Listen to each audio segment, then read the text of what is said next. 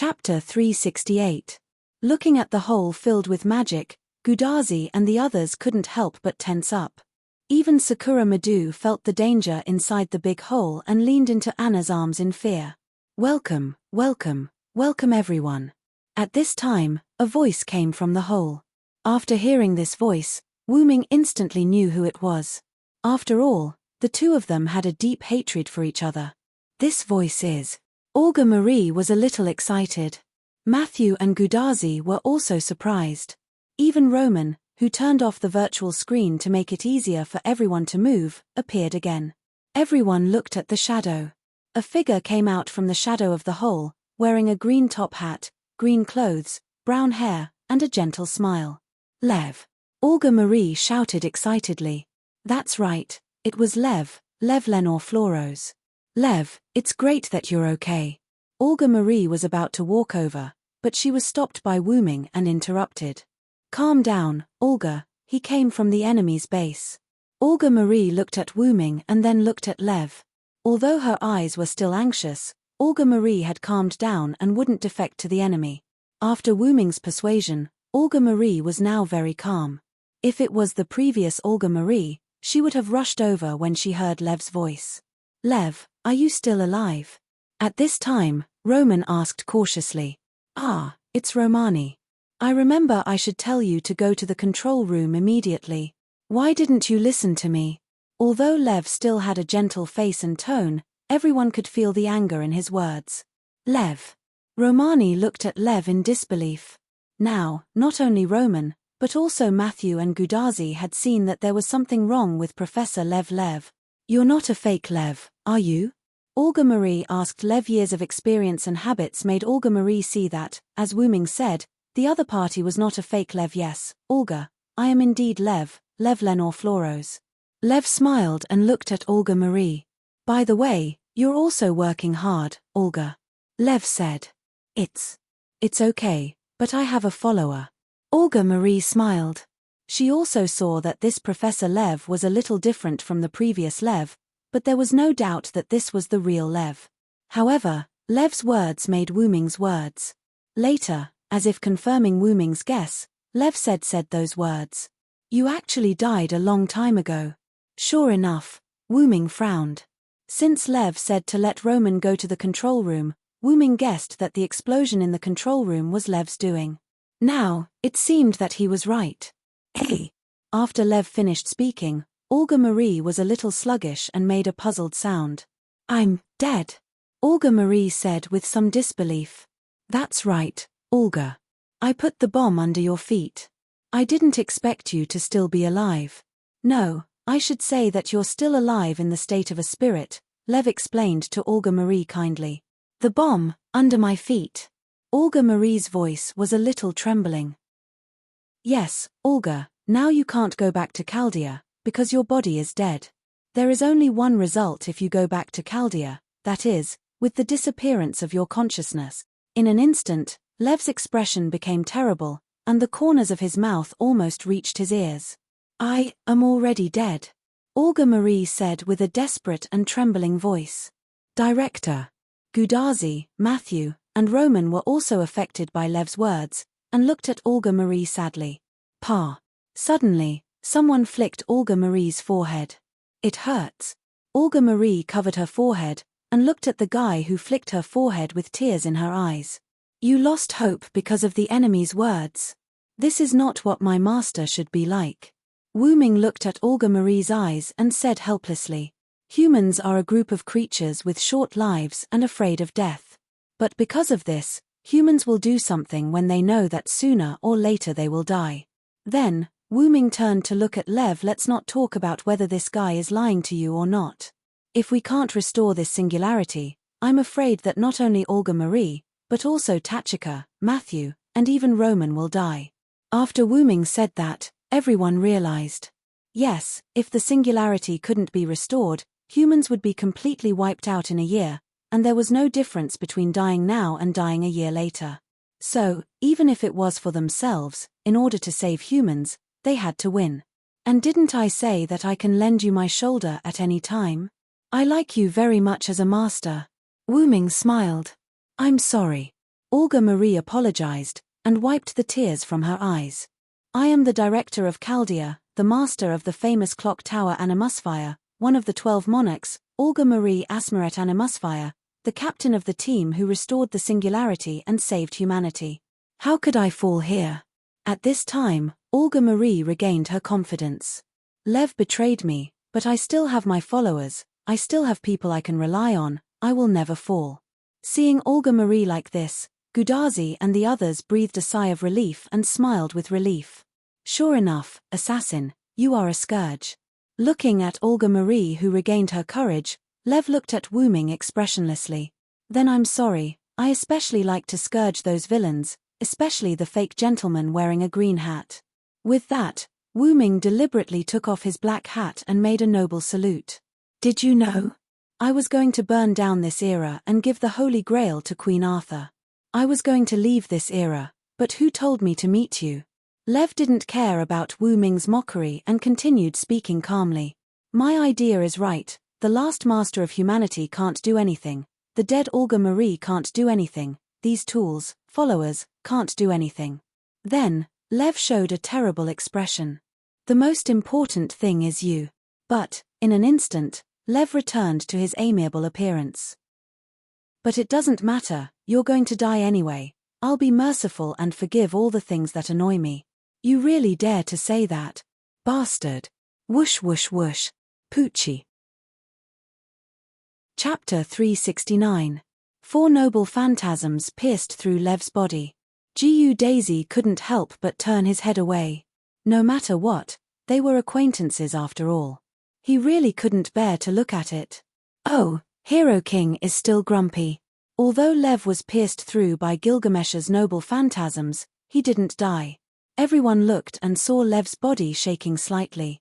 This was obviously a projection. I've been in Chaldea for so many years. I can use this kind of projection. Roman and Olga Marie frowned. Lev then looked at Gilgamesh, who was expressionless. Ignoring the fact that assassin is here, Hero King Gilgamesh is considered one of the best tools. I wouldn't dare to come alone. Bastard. Gilgamesh glared. Lev's word tool obviously angered Gilgamesh. I think so too. With your kind, it's unlikely that you'll face us. Wu Ming said sarcastically. Whatever you say. Now, enjoy the feast I've prepared for you. Lev smiled at Wu Ming's sarcasm. After that, Lev's figure disappeared like a screen without electricity. This king will crush that bastard. With that, Gilgamesh's spiritual form disappeared. It seemed that he had entered the Yuenzong mountain. That. Don't we need to take care of this king? Roman smiled awkwardly. Roman's intention was naturally to be careful. However, Wu Ming shook his head. She's not angry enough to need us to remind her. Gil can help us find the way. You're really relaxed. Gudazi smiled awkwardly. Anyone who had a willful follower like Gilgamesh would have a headache. However, Wu Ming was very relaxed. I think I know her the best in the world. Don't worry, nothing will happen. Let's go in quickly. Then, everyone entered the big hole. However, the moment they entered, Wu Ming felt as if he had passed through a layer of film. Then, he found that the people behind him had disappeared, and his surroundings had turned into a maze-like stone wall. Is this an enchantment? Wu Ming frowned. It was probably the enemy's noble phantasm. Wu Ming could feel that it was an enchantment, and its level was not low. This is troublesome. After all, Wu Ming and the others had the advantage of having more people and being able to work together. However, the enemy's unknown servant used a noble relic to separate them, which was quite a disadvantage. It seems that I have to hurry up. Saying so, Wu Ming looked at his gloved left hand. Then, Wu Ming began to explore the labyrinth. It was actually very easy to crack this type of noble phantasm, that was, to get out of the labyrinth. However, in Wu Ming's view, this labyrinth was quite difficult, and he was afraid that it would take a while to crack it. However, it was better to move forward than to wait in place, and Wu Ming could feel a slight connection with Olga Marie. Da. At this moment, the sound of footsteps in night boots could be heard. Wu Ming looked at the 2 figures in front of him, ready for battle. Altoria and Lev. Welcome, welcome, welcome to Chaos Labyrinthus. Lev was the first to speak, looking at Wu Ming with a pleasant expression. Chaos Labyrinthus? Is that the name of this noble phantasm? Wu Ming began to think. Yes, I'll tell you directly, this noble phantasm is held by a monster named Militornos, but then again, it's really easy to control a berserker. Lev directly told Wu Ming the servant who held this noble phantasm and laughed at him. So, your purpose of separating us is to defeat us one by one, Lev? Wu Ming smiled indifferently. That's right, but don't be mistaken, I don't want to use King Arthur's sacred sword. Lev admitted generously. I think so. Wu Ming sneered. The feeling between Wu Ming and Lev was comparable to life and death enemies, and they would not let go of the opportunity to kill each other. You didn't leave this era, but stayed. I'm afraid it's because of this, right? Wu Ming asked. Ah, yes, I don't know why, but when I think of killing you with my own hands, I feel very happy. Lev grinned and looked at Wu Ming ferociously. Speyer, you go and deal with the last master of Chaldea. I specifically left them behind. Lev ordered Altoria. Altoria did not say a word and left step by step. It seemed that as Lev said, she wanted to deal with Wu Ming with her own hands. Wu Ming thoughtfully looked at Artoria, who was leaving. He always felt that Artoria obeyed Lev's orders for another reason. Then, let's begin, assassin. Lev laughed ferociously, and his body began to squirm and change. As for the others, Gilgamesh looked at the empty space around him. This seemed to be the center of the labyrinth, and it was the size of a few football fields. Standing opposite Gilgamesh was a spearman in golden armor. A rat that escaped dares to appear in front of this king again? Gilgamesh looked at Kana with disdain. I have no choice. Only I can defeat you, so the master sent me here, Kana said emotionlessly. Then, are you ready to be cut into pieces? Instantly, countless golden ripples appeared behind Gilgamesh. Kana, who was opposite him, also raised the spear in his hand that was transformed from the Brahastra. Stheno and Uriel looked at the labyrinth where only the two of them were left, and looked around cautiously. At this time, a scarlet eye emerged from the shadows of the labyrinth beside them. Cuchulain put his staff on his shoulder and looked at the white-haired, red-clothed man with two swords in front of him. He smiled. You must be Archer. How ironic that you're using two swords. Didn't you want to fight me with your staff? The unknown heroic spirit said calmly. You're right. Cuchulain put his staff in a spear position and pointed it at the unknown servant. Come on, Archer. After that, Cuchulain rushed forward. The unknown heroic spirit also stomped his feet and faced Cuchulain. Anna raised her scythe, and the person behind her grabbed onto Anna's cloak in fear, not daring to look at Sakura Madhu. Opposite them, a man with two spears and a mole at the corner of his eye stood there. Dirty, Anna suddenly said. I'm sorry, but this is irresistible. Blame it on the fact that you're women. Gudazi and the others came to a huge underground cavern. I'm afraid this is the depths of the cavern. It seems that Assassin and the others were separated from us by some unknown means, Olga Marie analyzed. At this time, the sound of iron boots stomping on the ground was heard. The Dark Knight King appeared in front of everyone. Everyone's battle on every battlefield had begun. Chapter 370. Wu Ming looked at the giant flesh pillar with countless huge eyeballs in front of him and then looked at the black mud-like liquid that it was emitting. He was even more certain that it was related to the origin black mud. It's just like Darius, Wu Ming said in disgust. Although the shape was different, the feeling that this giant flesh pillar gave Wu Ming was the same as the black mud giant that Darius controlled back then. Ha ha ha, this is my true form, demon god pillar Flaulos. The giant flesh pillar made a sound from nowhere. Then, it was Leaf's voice, but it was filled with magnetism. I've already heard about you from the other demon god pillars. With just an assassin, you won't be able to defeat me, the demon god pillar Flaulos said confidently. I see. Are all of you demon god pillars a whole? Since Flaulos said we are waiting, and after learning about Wu Ming from the other demon god pillars, Wu Ming guessed that Flaulos and the other 72 demon god pillars were a whole. That's right. We are a group that is more advanced than an individual human. The demon god pillar swayed. The demon god pillar that pierced the sky gave off a feeling that it would fall. Then, let's begin. As he said that, Wu Ming's eyes turned red. In an instant, countless fog emerged from Wu Ming's body, blocking Wu Ming's figure and the giant demon god pillar Flaulos. The mist, dark mist city. On the other side, outside Yuanzhang Mountain, Iskandar carried Zhuge Kongming and drove the divine might wheel to the entrance of the Big Hollow. Oh. It seems that they have entered the Big Hollow, Iskandar said as he looked at the entrance with traces. But my noble phantasm can only sense Chaldea's master and a group of people. I can't sense the other servants. Zhuge Kongming frowned as he thought of something bad. You're right, it's my old enemy. Suddenly, a young female voice sounded. Judging from his tone, I see. Zhuge Kongming instantly knew who the visitor was. At the top of the mountain, an ancient China chariot was parked there.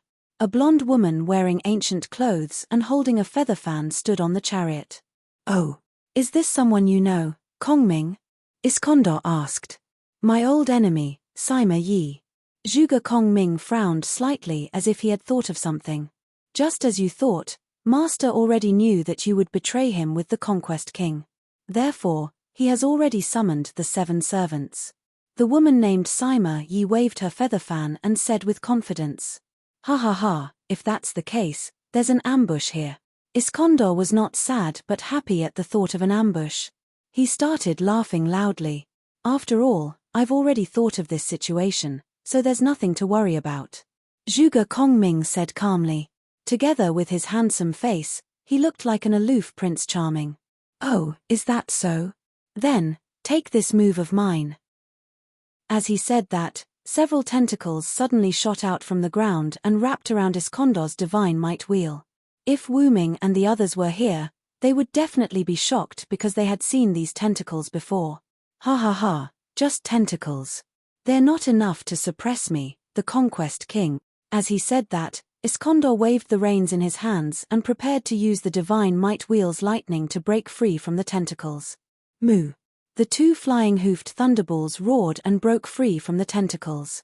However, countless tentacles appeared in an instant, and these tentacles were much thicker than the ones that wrapped around the divine might wheel. They were like giant trees that covered the sky, and the tentacles instantly trapped the divine might wheel that had yet to fly. It's not enough. Ha ha ha. Iskandar's arrogant laughter came from the tentacles. However, these giant tentacles could not trap the Conquest King. Moo. As the flying-hoofed thunderballs roared, the divine might wheel tore apart the giant tentacles and then rushed into the sky. When did you start to use these things, Sima Yi? Zhuge Kongming said calmly. Hihi, of course, you can use illegal means at the right time, and this isn't something that I would do. As if responding to Sima Yi's words, an entrance opened in the group of tentacles that were still dancing on the ground. A man wearing a wizard's robe with protruding eyes and pale skin appeared. Greetings, military advisor. As he spoke, the man bowed to Sima Yi. Let me introduce you, this is Caster, magician. His real name is the French Marshal Gilles de Rais of the British and French war species. Because he is addicted to alchemy, he has the caster profession. It seemed that this person was the one who controlled the tentacles. Sima Yi did not hesitate to tell Iskandar and Zhuge Kongming the real name of the man who came out from the tentacles. Gilles de Rais, on the other hand, appeared indifferent.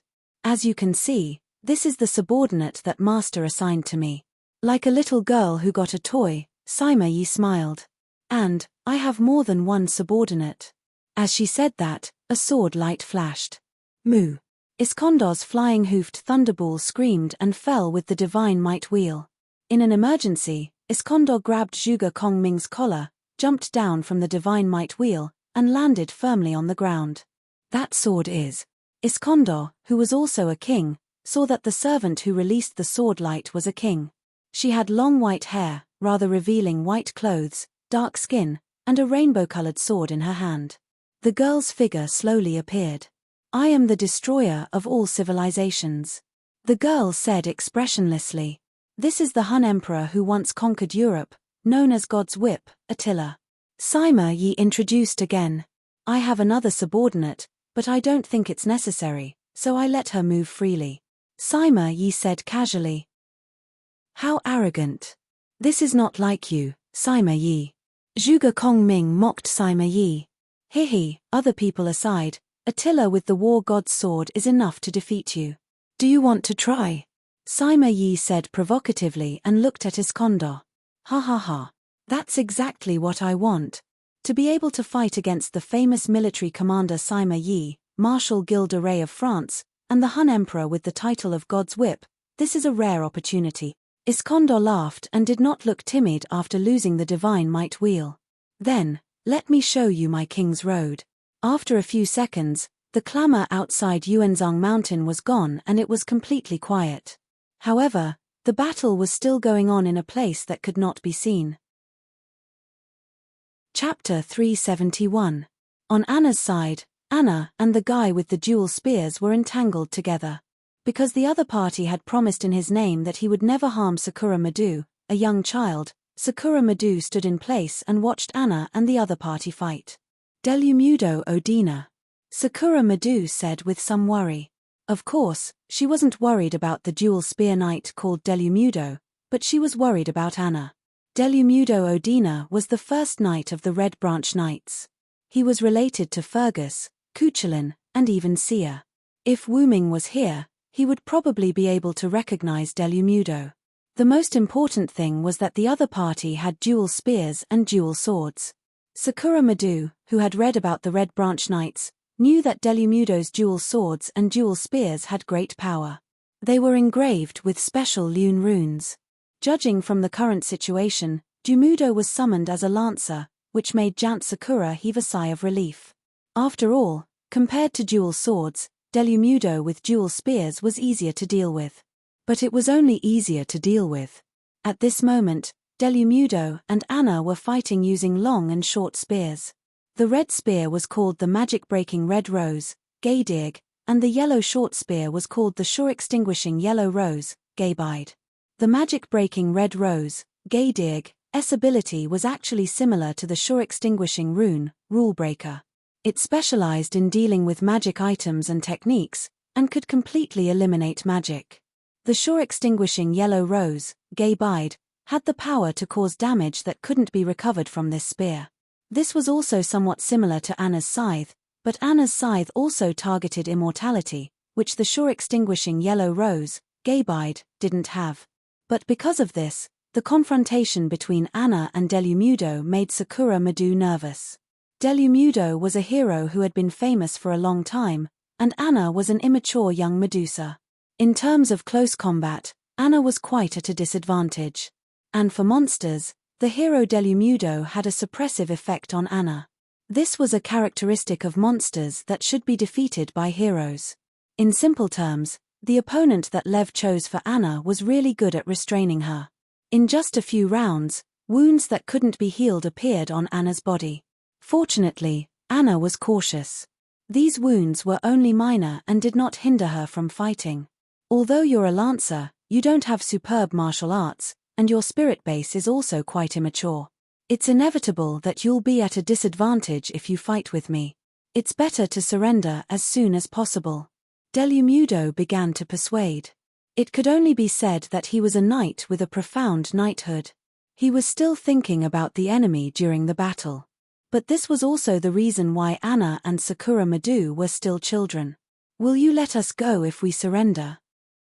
Anna just asked Delumudo back. This. Although my lord ordered to kill the enemy, but seeing that your master is still a child, I will plead for her. Delumudo said awkwardly. He really couldn't make the decision on behalf of his master, but he could still plead for mercy. No need to say more. Even if Anna was summoned as a child, she also understood that the weak were prey to the strong, and the weak were lambs to be slaughtered. If that's the case, then I don't need to hold back. As he said that, it seemed that Delumudo was really holding back. Whether it was the craftiness of his spear technique or the speed of his spear, it was more than twice as fast as before. In an instant, a few more wounds appeared on Anna's body. Gradually, these wounds began to affect Anna's performance. Bam! Anna was sent flying and fell in front of Sakura Madu. Sakura Madu quickly supported Anna. Sister Anna. Are you okay? Sakura Madu looked at the wounds all over her body that couldn't be healed. She couldn't bear it. You've already lost. After you kill yourself, I will bring your master away safely and plead for her. Delumudo walked in front of Anna and pointed the tip of his spear at Anna. Anna looked at Sakura Madu and seemed to have made up her mind. Suddenly, Anna's eyes became rectangular in pain. Then, Anna looked at Delumudo. What? After seeing Anna's glowing eyes, Delumudo knew that he was in trouble. This was at least a gemstone-level magic eye. However, just as he was about to shoot Anna, he realized that he couldn't move. I see, Gorgon's goddess. Delumudo gave up struggling. He looked at his body that was turning into stone starting from his legs and smiled. I wish you success. Although what I said was a bit disrespectful, but this time, the master can't let him go no matter what. Delumudo said with a determined gaze. He is a human, an enemy of our heroic spirits. Then, Delumudo completely turned into a stone statue. Then, Anna's wounds began to heal. Now, Anna understood that Delumudo wanted to be killed from the beginning, not because he betrayed the master, but because the master had to betray him. After Anna, who didn't like to use the magic eye, used the petrifying magic eye, Delumudo didn't resist and left the stage. After all, even if he couldn't move, he could still struggle. Anna felt that Delumudo gave up struggling after he felt that he couldn't move at first and accepted his defeat. As the military advisor said, Delumudo lost. The voice of a girl that didn't sound like a human's voice came. Then, Anna and Sakura Madu began to feel dizzy and fell to the ground. This is poison. Anna's eyes began to lose focus. It was a poison that could affect servants. Then Anna tried to look at Sakura Madu. To be able to affect servants, it was a poison that could kill Sakura Madu, who was just a human girl. Don't worry, I don't have the idea of poisoning my prey. With that said, the owner of the voice walked toward Sakura Madu. Anna tried hard to look at that person, but because of the poison, she couldn't concentrate. In short, it was like being short-sighted, she couldn't see that person's face. The only thing that could be seen was the other party holding up the cherry blossoms and smiling. What a delicious food, I won't be polite Tilda then. Anna's eyes turned black, and she completely fainted. The battle outside continued, but it had nothing to do with Lev, who was the master of the new 7 knights, and Wu Ming, who was the backbone of the joint forces of the old servants. Feeling the thick fog that constantly destroyed his body, the demon god Pillar Flaulos sneered. Do you think you can trap me with this enchantment alone? Too naive. Flaulos swayed and stood in the middle of the empty city of London full of harmful fog, and said wantonly, I do have the idea of cutting off the connection between you and your servants, but this enchantment is not omnipotent. It can't trap you for a long time. Wu Ming said calmly. In that case, this will be your hiding place, Dragon of Origin, Flaulos said, releasing the acid fog that corroded Wu Ming's enchantment. When the acid fog was about to approach Wu Ming smiled. Flaulos, I heard that you are the demon god Pillar in charge of intelligence, right? Wu Ming asked. So what? Flaulos said. His actions did not stop, and Wu Ming was completely wrapped in the black fog. Then have you heard of the Saver job class? Chapter 372. In the center of the city of London filled with white fog, on the towering demon god Pillar, countless eyes were blinking. At the same time, a black fog that represented an ominous color constantly emerged from the demon god Pillar, quickly diffusing in the city of London, trying to swallow everything. And at this moment, a little golden light vaguely flashed from the black fog. Boom! As if something had exploded, a gap was opened in the black fog, and a golden light shot straight up into the sky. What? Accompanied by Lev's magnetic voice, the demon god Pillar also made an indescribable scream. Let me praise your courage first. Demon god Pillar Flaulos, after knowing my identity, you should have run away immediately. After all, as an assassin, I can't chase you. Wu Ming's voice came from the golden light pillar. But you didn't. You thought that I am now a clone, and you can kill me. I have to say, you are extremely stupid. The golden light disappeared, and Wu Ming's figure appeared. She had short black hair, red pupils, pure white clothes with golden patterns, and a golden headband that looked like an olive branch was firmly placed on her head. That's right, this was Wu Ming's savior. This was also the reason why Wu Ming said that he was also a trump card in front of Olga, Marie, and the others. How is this possible? Without the Holy Grail, how can you change your class? Florose said with some horror. Indeed, Wu Ming needed the help of the Holy Grail to change his class. During the battle with Darius, because Wu Ming was a class card at that time, his nature was not the same as that of a servant's spiritual body, so Wu Ming's body in the root could affect Wu Ming at that time.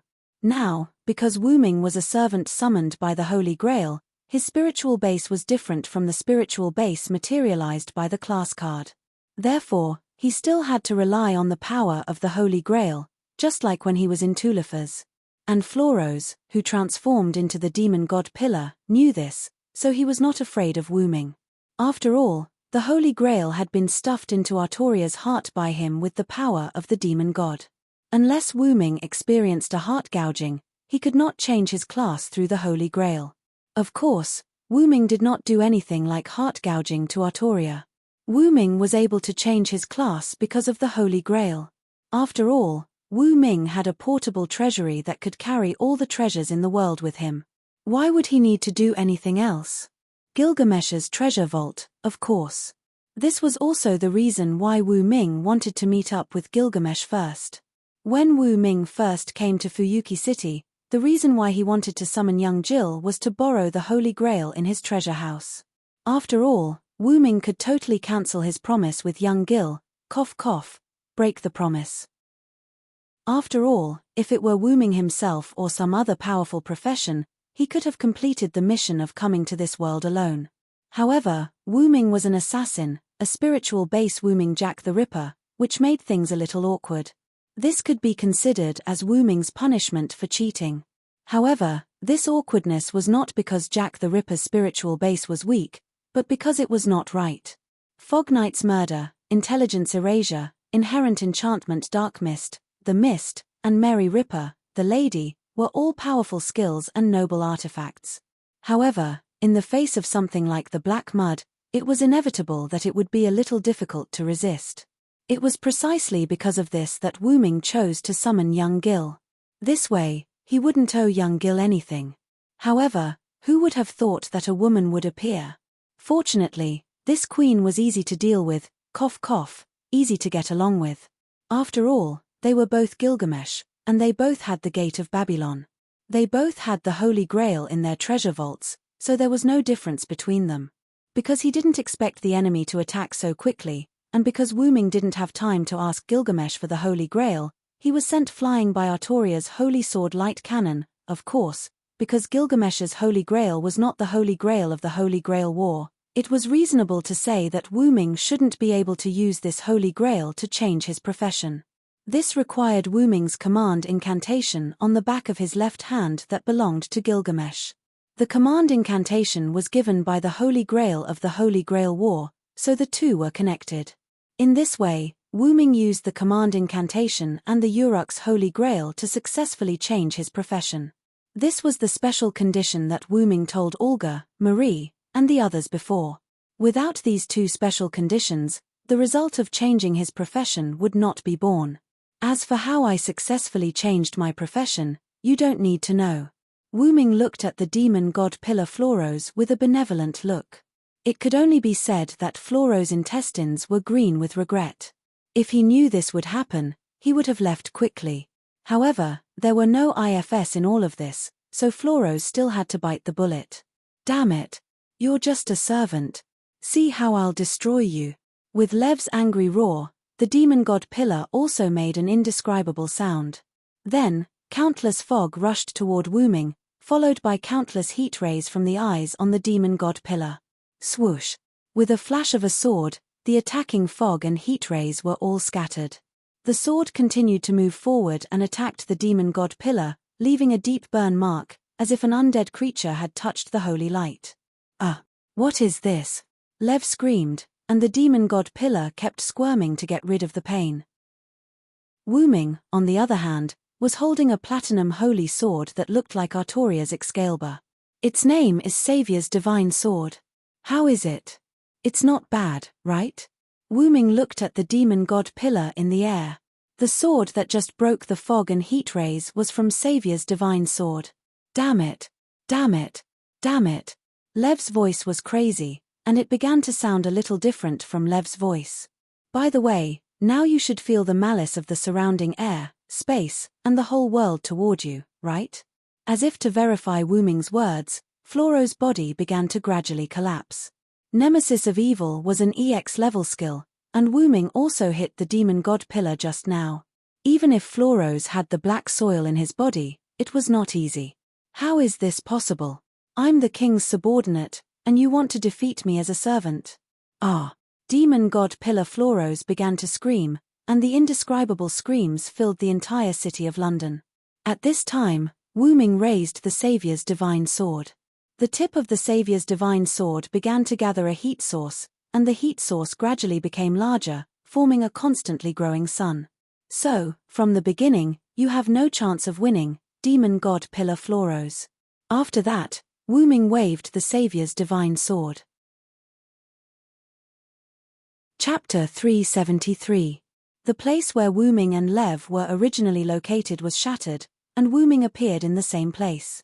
When Wu Ming first entered, he was wearing a black trench coat and a black hat, and when he came out, he was wearing a white coat with golden patterns and an olive branch headdress. Of course, the olive branch headdress was transformed by Collis. Wu Ming, who came out of the enchantment, was also holding a green figure who was struggling to survive. That person was Lev, who turned into the demon god pillar. At that moment, Lev's green hat was gone, and his green clothes were tattered, and he looked like he was tortured to death. But in fact, Lev just ate Wu Ming's attack.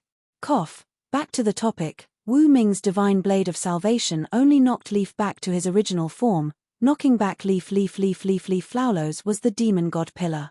It was not that Wu Ming was merciful, but it was as if the two were not completely the same person. After demon god pillar Floro's was defeated, Lev appeared automatically. Looking at Lev, his spirit had been completely collapsed by the world. Lev's human personality had disappeared, and now Lev was just a medium for demon god Floro's. Looking at Lev like that, Wu Ming shook his head. It's a disaster to keep him alive. Although his spirit collapsed like a vegetable, his body could still summon the demon god pillar with a specific summoning method. Noble and powerful, wise and kind, I will incarnate a miracle and lead the world to the dawn. After saying that, Wu Ming entered the magician's incarnation state. Immediately afterward, Wu Ming made a slight stroke, and several lune runes appeared. At that moment, Lev's whole body was burning. After being strengthened by the magician's incarnation, the flame produced by the lune runes was a holy white flame. In just a few seconds, Lev's body was burned out, leaving nothing behind. Since the master is here, I don't know if these servants summoned by Lev will disappear. After all, because of the mutation of the Great Holy Grail, even if the master disappeared, they would not disappear. At that moment, the entire labyrinth began to shake as if it was about to be shattered. Gil. Wu Ming looked in a certain direction. Wu Ming, who became the savior, could be said to be the closest to the master's strength. Wu Ming could clearly feel the destruction of the space. It seems that Gil is also serious. Wu Ming laughed. In truth, Gilgamesh should have done this long ago. The only reason he used the good separation sword now was probably because he saw that he couldn't take down Kana, and that Kana's frenzied attacks forced him to take him seriously. Wu Ming just waited. Originally, Wu Ming wanted to use the sword, but since someone else did it for him, he didn't need it anymore. Soon, along with a series of spatial transformations, the space around Wu Ming changed. The surrounding labyrinth turned into a super big underground hole, and in that big hole, there were more than a dozen servants, including Wu Ming. But because the big hole was too vast, some servants were far away from each other.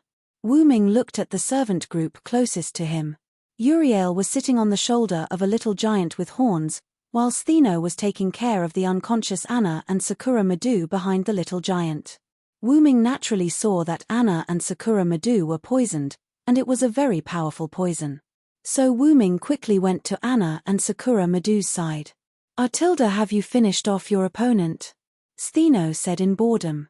Although Stheno's tone was light, Wu Ming could feel that he was worried about the unconscious Anna. So Wu Ming didn't say anything. Golden ripples appeared out of thin air, and 2 bottles of potions fell from it. It was an antidote from the Yggdrasil, world tree, and it was the highest level. "Let them drink it." Wu Ming quickly handed 1 bottle to Stheno and let Anna drink it. Then, he helped Sakura Madu up, opened her mouth, and poured it down little by little. Stheno also quickly poured the antidote into Anna's mouth. After seeing Anna and Sakura Madu's expressions soften, Wu Ming got up and went to the bull-horned giant. Because of Wu Ming's arrival, the bull-horned giant seemed a little irritable. "Quiet down, Astrios. He's one of us." Uriel, who was on the bull-horned giant's shoulder, patted Astrios's head. Then, Astrios calmed down. Wu Ming understood. This should be the Militaurnos that Lev mentioned. "I won't ask why this big guy is with you. You must be an enemy, right?" Wu Ming asked Uriel, who was sitting on Asterios' shoulder. He did not care about Asterios' situation. "Yes, that's right. She poisoned my sister and almost turned her master into food," Uriel explained. "Food?" In other words, she almost ate Sakura Madu. In front of Wu Ming and the others, there was a monster woman with long horns on her forehead. She wore a revealing thin dress and held a large blue wine gourd in her hand. "Artilda, looks like my master has failed." The monster woman wasn't nervous at all. She smiled casually. "Fear the one with wings. Evil people and powerful people are all afraid of me with wings. My wings will bring you curses. Evil people can't hit me." Wu Ming disappeared as soon as he finished speaking. This time, Wu Ming didn't stay behind at all. He instantly came to the monster woman's side. The divine blade of salvation appeared in his hand out of thin air. Wu Ming slashed at the monster woman's neck heavily. The monster woman's head was instantly lopped off. At this moment, the head flew towards Wu Ming, who was extremely close. It opened its bloody mouth and bit towards Wu Ming's neck. Bang! Wu Ming sent the head flying with a punch. The head fell heavily on the ground and made a loud noise. Wu Ming looked at the monster woman, who was still alive even after her head was chopped off. He had really become a monster. What a powerful skill. "It reminds me of Lai Guang." The monster woman's head smiled at Wu Ming. "You're the one who surprised me. You didn't die immediately even after your head was chopped off. I can only say that you're worthy of being Shutendoji, the great monster of Japan." That's right, the demon woman was none other than Shutendoji. A monster that used poison and didn't die even after its head was chopped off. It held a wine gourd in its hand and ate humans. The only one he could think of was one of the 3 great monsters of Japan, Shutendoji. "Ah, as expected, I'm too famous. I was actually discovered so quickly."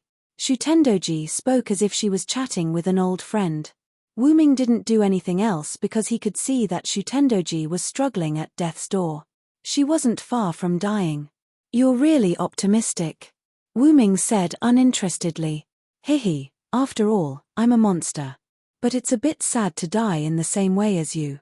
Shutendoji smiled and then moved her body. "This is an order that master gave a long time ago using the command seal. Run as much as you want." In an instant, countless amounts of poison wreaked havoc. Chapter 374. In an instant, Shutendoji's wine gourd exploded. The wine gourd was like a bottomless pit, releasing endless 7-colored venom. The 7-colored venom exuded a terrifying aura. Although Wu Ming could resist it, Wu Ming didn't think that the servants and masters inside the big hole could resist it. "Run as fast as you can." Shutendoji's head smiled, then disappeared with his body. Only the large amount of venom was left behind. The most important thing was that the venom was still spreading at an alarming speed. Wu Ming used his phoenix avatar that had not yet exited and came to Anna and Sakura Madu's side. "Let's get out of here quickly. Even servants can't resist this venom," Wu Ming said while carrying Sakura Madu. Stheno carried Anna, and Astrios stretched out his hand and let Stheno stand on it. Then Astrios grabbed Stheno and Anna in one hand, and carried Uriel on his shoulder, and began to escape toward the big hole's exit. Wu-Ming jumped on Astrios' shoulder, handed Sakura Madu to Uriel, and then took out an item from Golden Ripple and gave it to Uriel. Put it on Astrios, and then infuse it with magical power. It can speed up your movement. Silent Wonder didn't think that a big guy like Asterios could move that fast. In the end, Venom still caught up to him and forced him to leave the stage. Understood. Tilda then will go first. Uriel was serious, which was rare for her. After Wu-Ming left Astrios' shoulder, she activated the item. Astrilius seemed to have felt the blessing of this power, so he roared and quickly left the place. Wu-Ming looked behind him. Not only the venom, but the ground and even the air were dyed with 7-colored venom. As expected of a monster, it left a lot of trouble even after death. Wu-Ming looked helplessly at the circle behind him, then resolutely rushed toward Gilgamesh's position.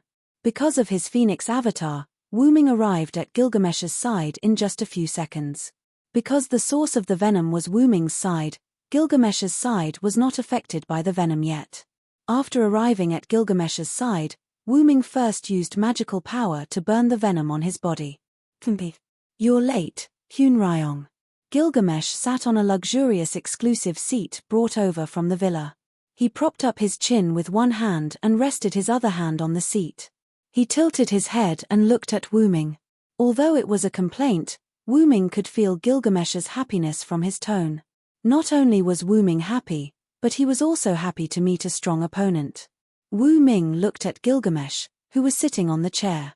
There was a hole in his chest, and the spirit core that was supposed to be his heart was gone. By relying on his skill to act alone, Gilgamesh wouldn't disappear immediately after his spirit core shattered. This king was a little careless and was stabbed by that guy's Godslayer spear.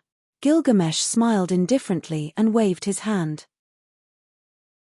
And Kana, who was nowhere to be seen, had undoubtedly left the arena. Really, I told you not to be careless. It seems that you can't do anything without me. Wu-Ming didn't feel sad. Sadness would be an insult to Gilgamesh, so he teased Gilgamesh. You really dare to say that, Hyun-Ryong. Gilgamesh glared at Wu-Ming. However, Gilgamesh's anger turned into joy. Forget it. This king was happy on this trip, so I won't argue with you. Gilgamesh smiled and closed his eyes. Clatter. At this moment, the sound of chains came.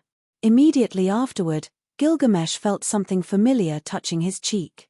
Gil-tilde, it was the voice of his best friend. Gilgamesh suddenly opened his eyes. A golden chain was on Gilgamesh's body, and the chain touched Gilgamesh's cheek. If it's you, this should be your wish. Wu-Ming stretched out his arm, and the chain stretched out from Wu-Ming's arm. Sure enough, you two know this king best. After that, Gilgamesh turned into pure magic and disappeared, leaving the chair behind. It's nice to meet you again. Goodbye, Gil. The chain made a pleasant female voice. To meet me and Enkidu again, this is your wish, Gil. The chain once again wrapped around Wu-Ming's arm, and with a flash of golden light, the chain was hidden. Then, Wu-Ming went to the place where Kuchulin and the unknown white-haired red-clothed servant were. When he came to the two, they were sitting down and chatting. Yo-tilde senior brother tilde seeing Wu-Ming's arrival, Kuchulin greeted him warmly. What's going on with you two? Wu-Ming was stunned by the scene. This guy is a traitor, and his purpose is to repair this singularity. Kuchulin pointed to the white-haired red-clothed servant. It's just for work reasons. The white-haired red-clothed servant said expressionlessly.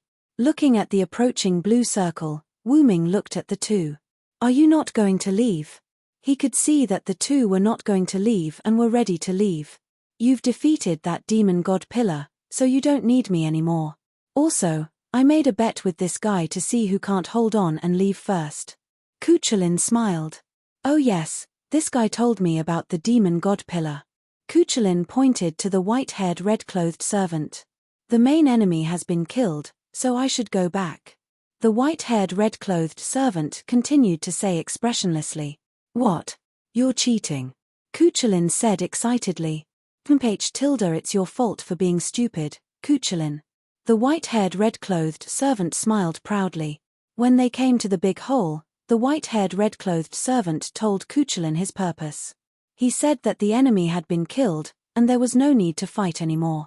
After that, he saw Shutendoji's wine gourd explode, and the whole big hole began to become a poisonous hole, so he made a bet with Cuchulainn to see who could hold on first. After knowing that the mastermind behind the enemy had been killed, Cuchulainn, who was not satisfied with the fight, said that of course, he could fight with him. That was what led to the current scene. Cough. You're bluffing. Cuchulainn spat out blood and looked at the white-haired red-clothed servant rather unhappily. The poison that had invaded here began to erode the two's spiritual base. Cough. I told you, it's your fault for being stupid. The white-haired red-clothed servant also spat out blood and said weakly. Soon, the two turned into blue magic particles and disappeared. What a bunch of idiots. Wu Ming shook his head helplessly and looked at the last servant's gathering place in the big hollow. The black holy sword slashed on the white holy shield, which was extremely harsh in this big hole with only a few people. Chapter 375. Matthew. Gudazi watched from a distance. The aftermath of the clash between the holy sword and the holy shield made her unable to get close. Olga Marie frowned and looked around worriedly. Venom was almost here. Damn it. King Arthur has been entangling Matthew. We can't retreat at all. Olga Marie had suggested that they meet up with the others as soon as they left Cho's Labyrinthus, the eternal maze of the inherent enchantment. However, Artoria was not one of them, and she would not let go of the prey in front of her. In this way, until Shutendoji's wine gourd was activated and began to turn the big hole into a poisonous area, Matthew was still resisting Artoria. Ah, that guy, does he want to drag us down with him? Olga Marie scratched her head and said irritably. Matthew has already taken 3 of King Arthur's noble phantasm, and now he's barely holding on. Gudazi looked at Matthew, who was already a little unstable, and said worriedly. Gudazi and Olga Marie were only humans, and they could not interfere with the battle between Artoria and Matthew. Just when the two were at their wits' end, a white gold figure rushed past Gudazi and Olga Marie. It was Wu Ming. Assassin. Gudazi and Olga Marie were both surprised, and then they were happy. Wu Ming nodded to the two, and then rushed to Matthew and Artoria in an instant, holding the sword of salvation and cutting them apart. Assassin. Senpai. Great. You're here. Matthew weakly leaned on his shield and looked at Wu Ming. Gudazi and Olga Marie saw this and quickly ran to Matthew's side, supporting the weak Matthew. Artoria, on the other hand, stood there quietly without saying anything. Wu Ming took out a red recovery potion from the golden ripple and tossed it to Gudazi. This is a recovery medicine. Give it to Matthew later, Wu Ming instructed. Gudazi caught the recovery potion in a panic and nodded solemnly. Olga Marie, who was supporting Matthew, shouted seriously and nervously. Assassin, this place is about to become a poison zone. We need to leave quickly. After all, Olga Marie was also a first-class magician. She could still see that the poison that was close to everyone was a noble relic poison that was effective against servants. You guys leave first, Wu Ming said, raising his hand in the direction of Olga, Marie, and the others. Gate. Following the recitation of the spell, a dark purple hole appeared under the feet of Olga and Marie. This was the long-awaited portal. Wah! Along with the sound of panic, the 3 of them successfully fell in.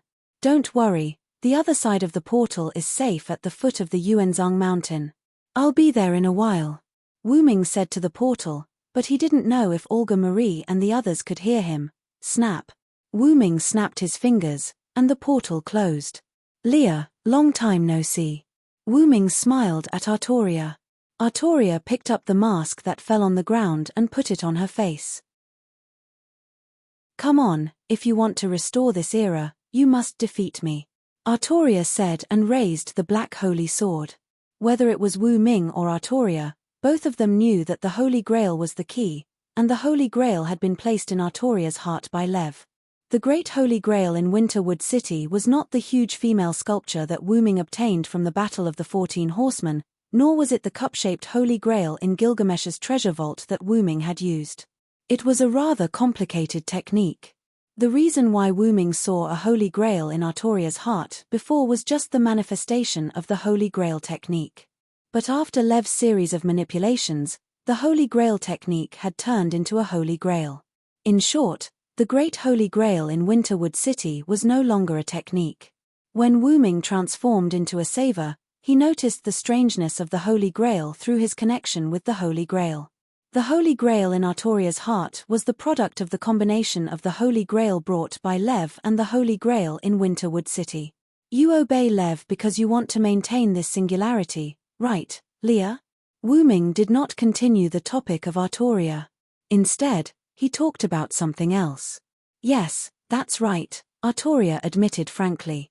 It was also when Wu Ming changed his class through the Holy Grail that Wu Ming realized this. This era was a singularity caused by the Holy Grail, but the Holy Grail would also maintain this singularity. This was also why Chaldea wanted to recover the Holy Grail. Because after the Holy Grail was recovered, this era would change back due to the self-recovery of the world. And the reason why they wanted to maintain this singularity, Wu Ming thought it was because of Lev. Even if I don't accept his identification, other servants will become the ones who hold the Holy Grail in this era. In that case, it would be better for me to protect the Holy Grail, Artoria said lightly. Sure enough, even if King Arthur became a Dark King, he was still the same King Arthur, just a little bit colder. This was also the reason why he kept chasing after Matthew. That child has not fully inherited Galahad's power. She is too young. She must be trained. I knew it. Wu Ming could not help but laugh. Sure enough, because he did not like Matthew, who had power but could not use it, King Arthur chose to train her. That was why he kept pestering Matthew and did not let them leave. Sure enough, the Holy Grail War is a sinful consciousness. The first meeting between you and me after a long time ended in this way, Wu Ming said as he raised the blade of salvation. In the big hole that had completely turned into a poisonous area, black and golden light shone. Outside Yuzo Mountain, Astrilis carried Uriel, Stheno, Anna, and Sakura Madu and met Olga Marie and the others at the foot of the mountain. But it was not really a meeting, because Astrilis did not plan to run down the mountain. Stop at last, Astelius. You are so naughty, Uriel reprimanded Astelius in annoyance. I'm sorry. Astrilis stuttered as she apologized. Because the item Wu Ming gave me was too useful, Astrilis could not stop at all. She only stopped when she was about to reach the foot of the mountain. She just happened to run into Olga Marie and the others who had been teleported by Wu Ming through the portal.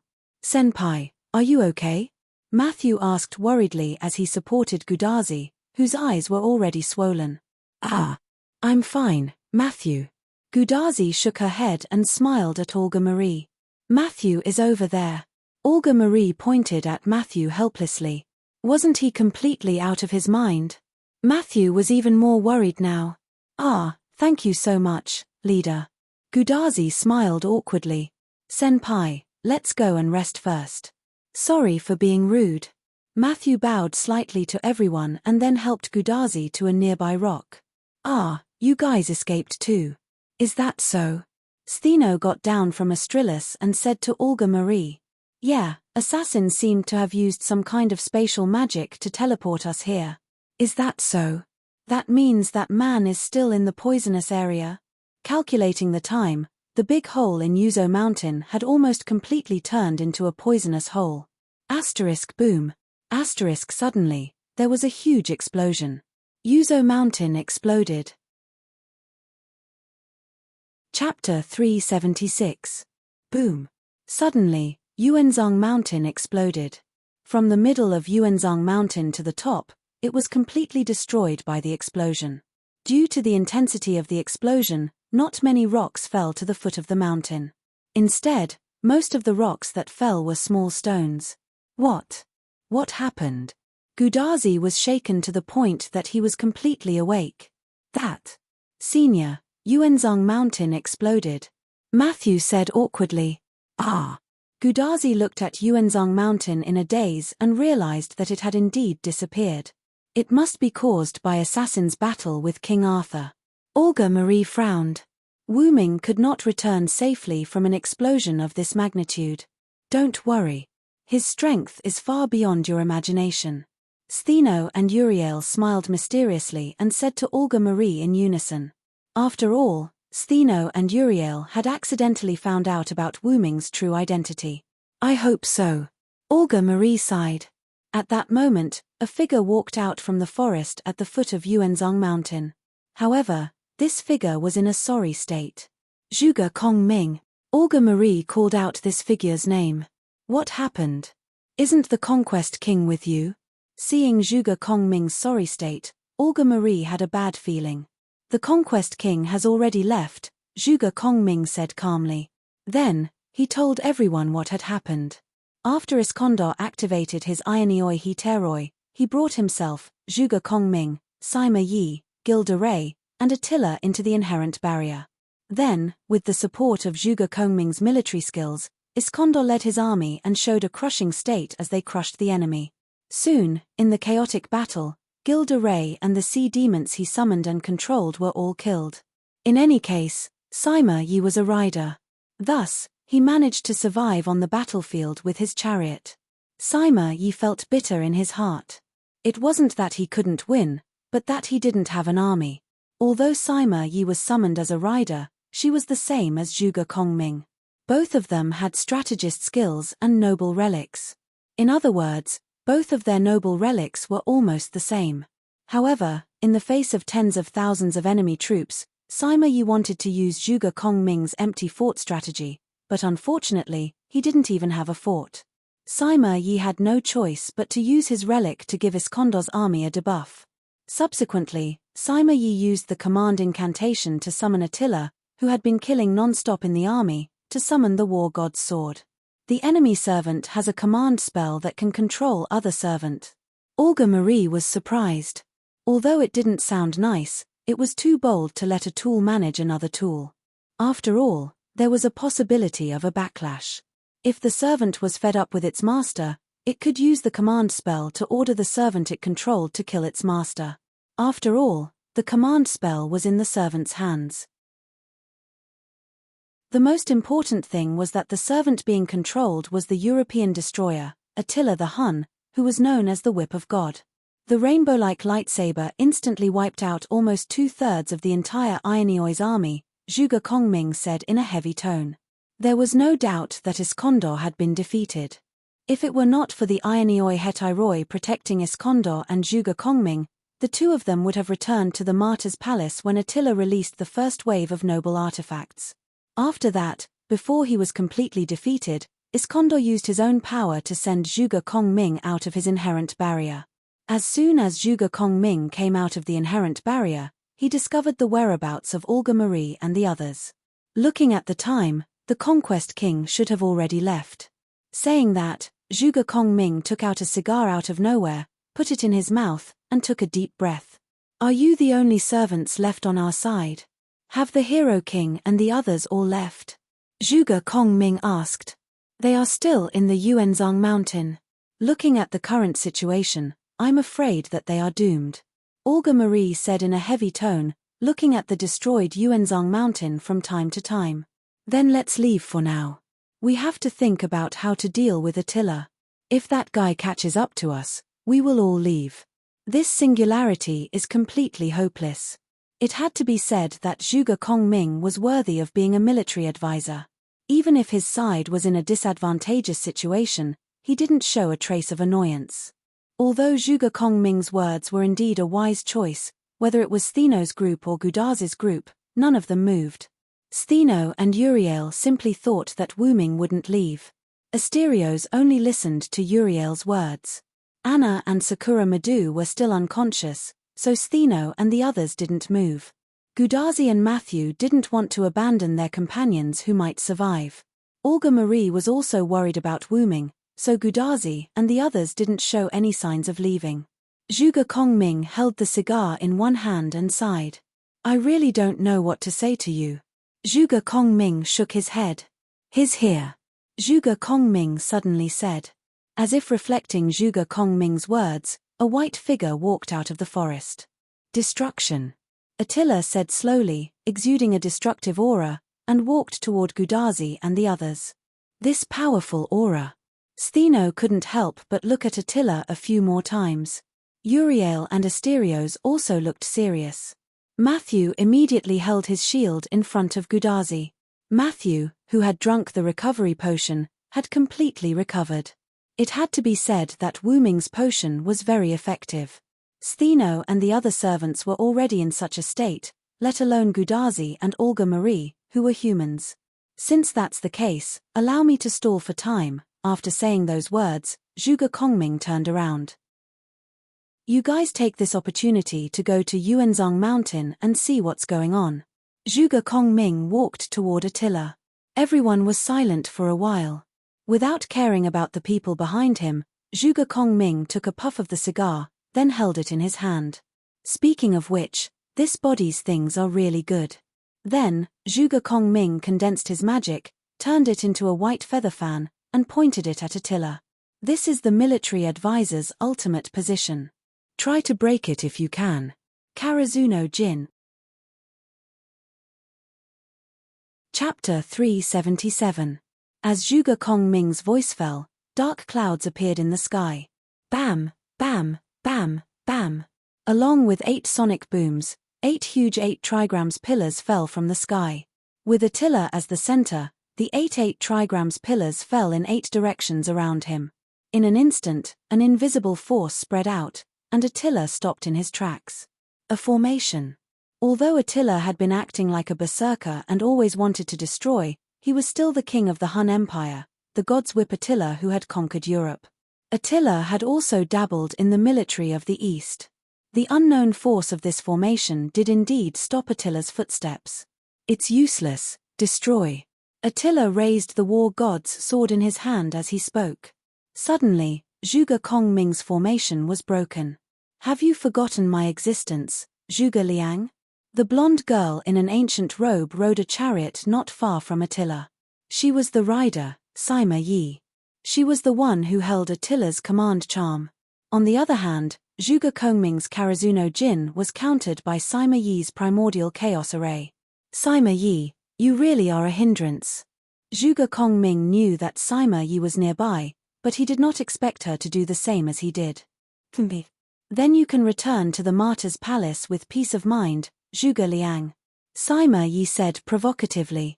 You should have sensed that our master has been defeated, and we are no longer restrained by him. Zhuge Kongming said calmly. You want to ask why I continue to follow orders, right? It's because you are here, Zhuge Liang.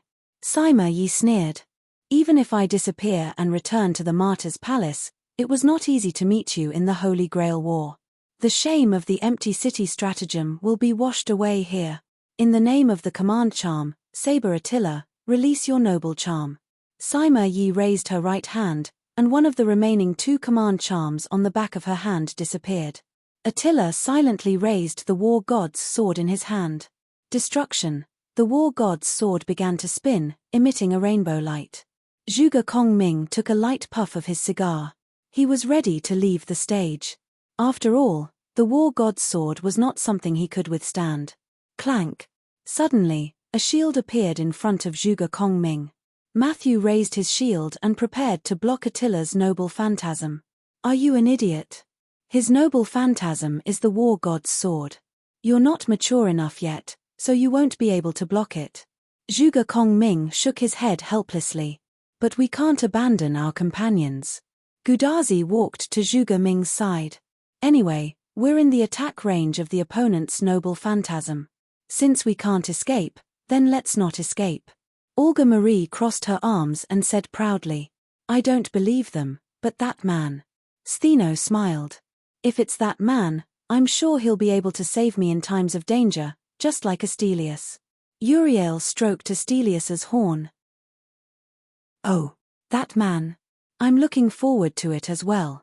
Zhuge Kongming took another puff of his cigar. With that, Attila swung the war god's sword, and a rainbow-colored stream of light rushed towards Gudazi and the others. Matthew. Gudazi shouted. Yes. Senpai. Marshu inserted the shield into the ground. Lord Chaldeas, simulating the beginning of humanity, in an instant, a huge wall of chalk appeared, protecting everyone behind it. Boom. The colorful stream of light hit the holy chalk wall, and Matthew struggled to resist it. Ah!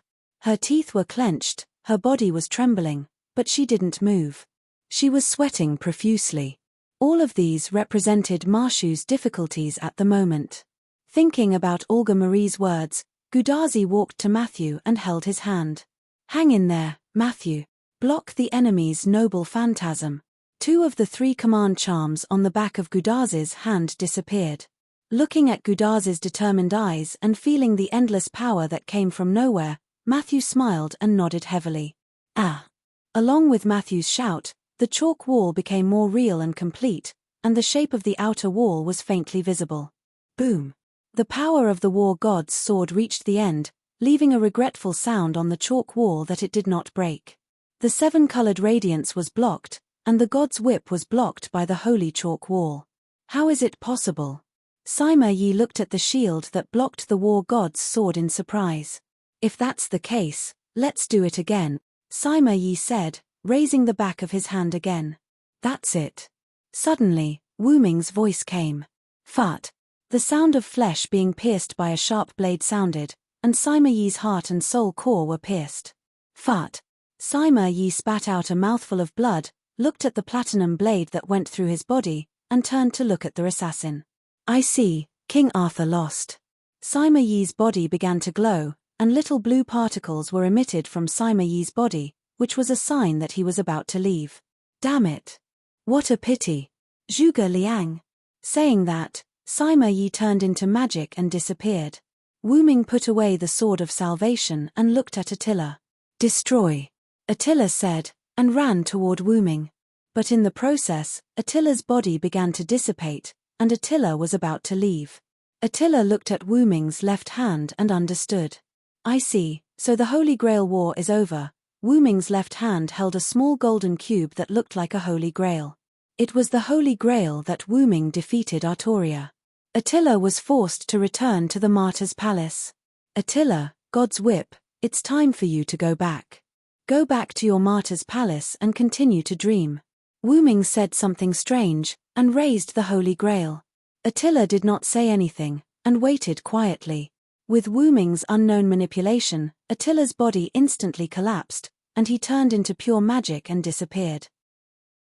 At this time, the holy chalk wall disappeared, revealing the faces of Gudazi and the others. Assassin! Olga Marie and Gudazi shouted in surprise. Senior assassin! Matthew was supported by Gudazi, and he said weakly, but Matthew's voice was full of joy. That man is finally here. Stheno smiled. That's too slow, Uriel said. Oh, cried Asterios, not knowing what was going on. He really came, but it's finally over. Zhuge Kongming breathed out a mouthful of smoke and relaxed. The chaotic Holy Grail War of the 21 Servants.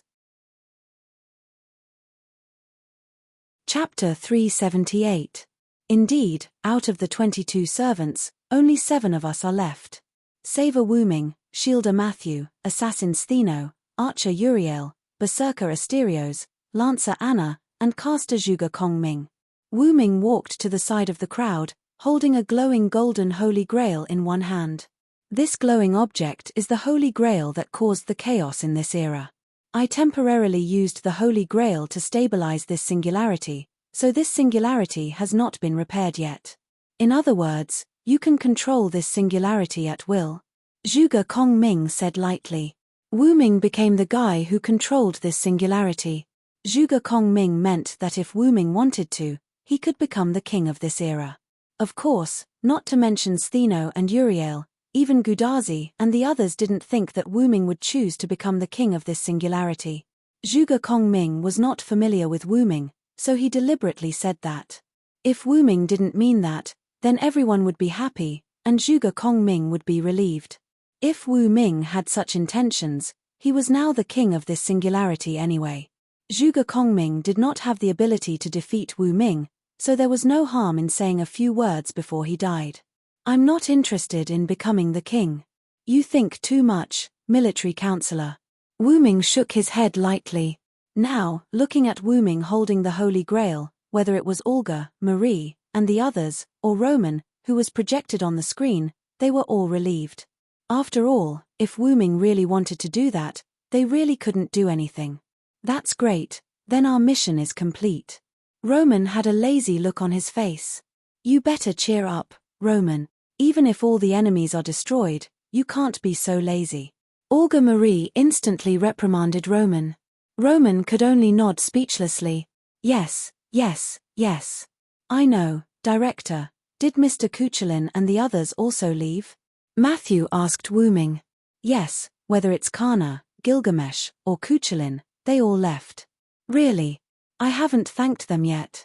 Matthew said with some regret. Haha, don't worry, Matthew. You have already formed a destiny, and you will meet again. Wu Ming smiled and comforted Matthew. Yes, Assassin Senpai. Matthew's sorrow turned into joy and nodded with joy. By the way, where is Professor Lev? Gudazi suddenly asked. Everyone then looked at Wu Ming. If it's Lev, he's dead on the surface. Wu Ming's words puzzled everyone. What did he mean by dead on the surface?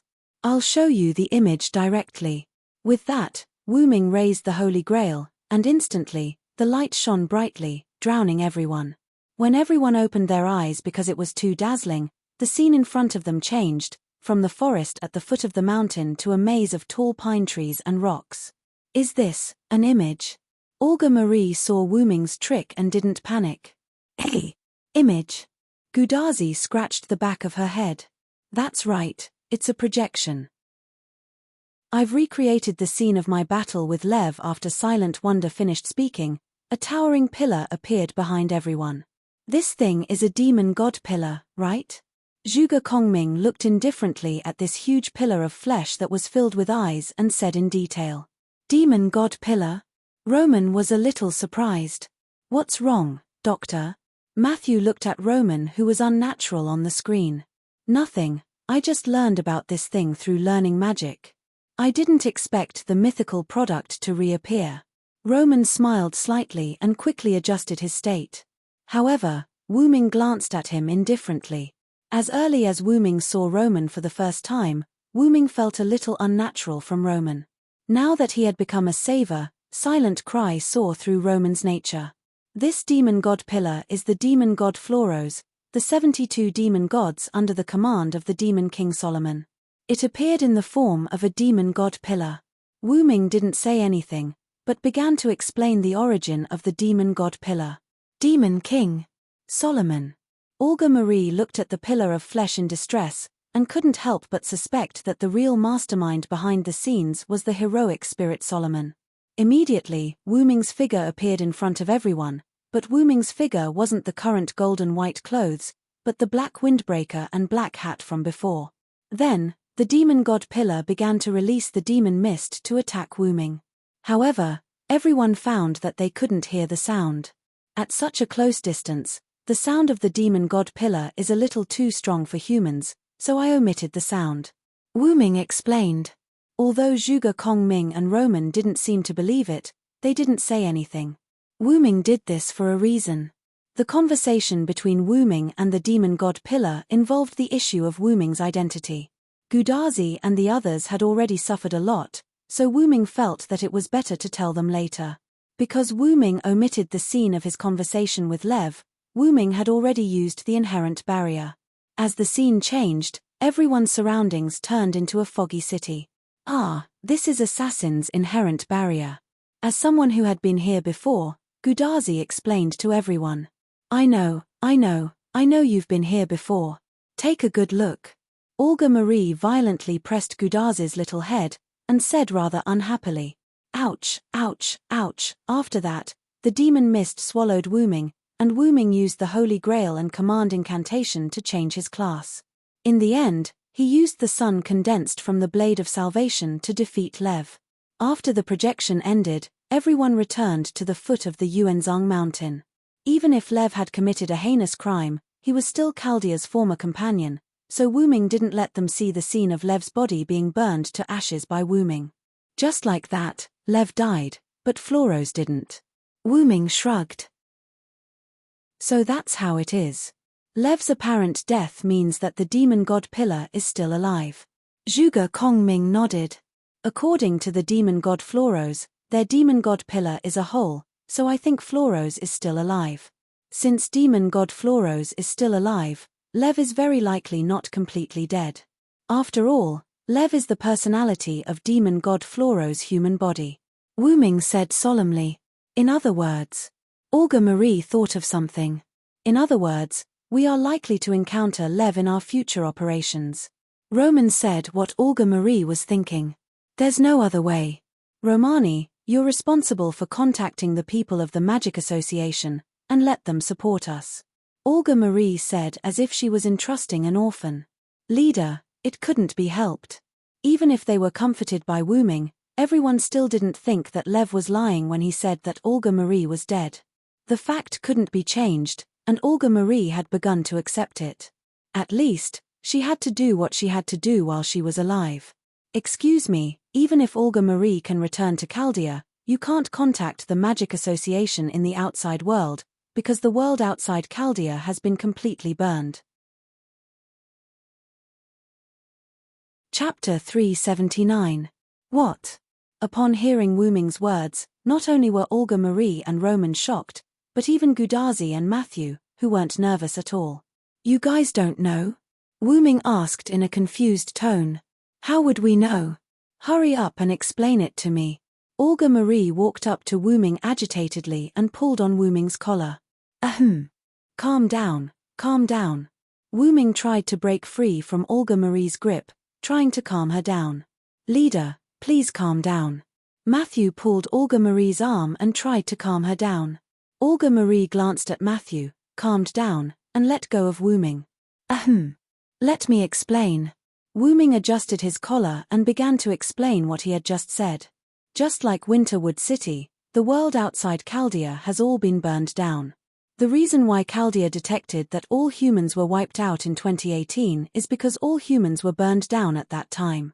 The mastermind behind this is what you think it is, the Magic King Solomon, who controls the 72 demon gods.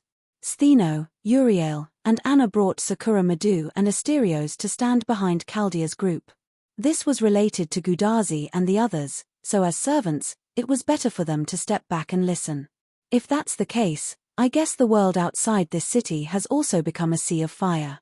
Zhuge Kongming lit up another cigar and explained in detail. After all, as a wise man, Zhuge Kongming and Chaldea's group listened to Wu Ming's explanation in the front row. Zhuge Kongming is correct. That's because this great fire started in the era of Kanagawa and continued all the way to the year 2018, which is when all of humanity was destroyed. The reason there was a delay is because Chaldea still exists. The reason why Chaldea is fine is because of the influence of its own magnetic field, which preserved the hair color of Chaldea. No wonder we couldn't contact the Magic Association, and no wonder none of the people sent to the Magic Association came back or contacted Chaldea. It's not that there's a problem with the equipment, but that the people sent were all burned. Roman said thoughtfully. That's right. Other than Winterwood City, there are 7 new singularities in history. Roman, go check Sheba and see if I'm right. Wu Ming then revealed another shocking piece of information. Excuse me for a moment. With that said, Roman's figure disappeared from the screen. After about 10 seconds, Roman's figure reappeared on the screen. Assassin is right. The singularities shown on Sheba didn't disappear. Instead, there are 7 new singularities. However, we can't analyze the locations of the singularities, so we don't know where they are, Roman said seriously. Romani, analyze the positions of the 7 singularities immediately, Olga Marie ordered, and Romani hurriedly went to carry out the task. Yes, Director. However, Roman didn't turn off the screen. Instead, he turned it on and analyzed the singularities with the rest of Chaldea's staff. 7 singularities, without any backup. Olga Marie bit her nails and thought about Wu Ming's words with a headache. She was also worried about Chaldea's future.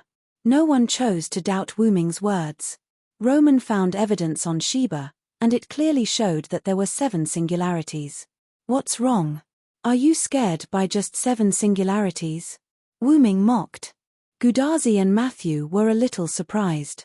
After all, Wu Ming wasn't the kind of person who would mock his companions.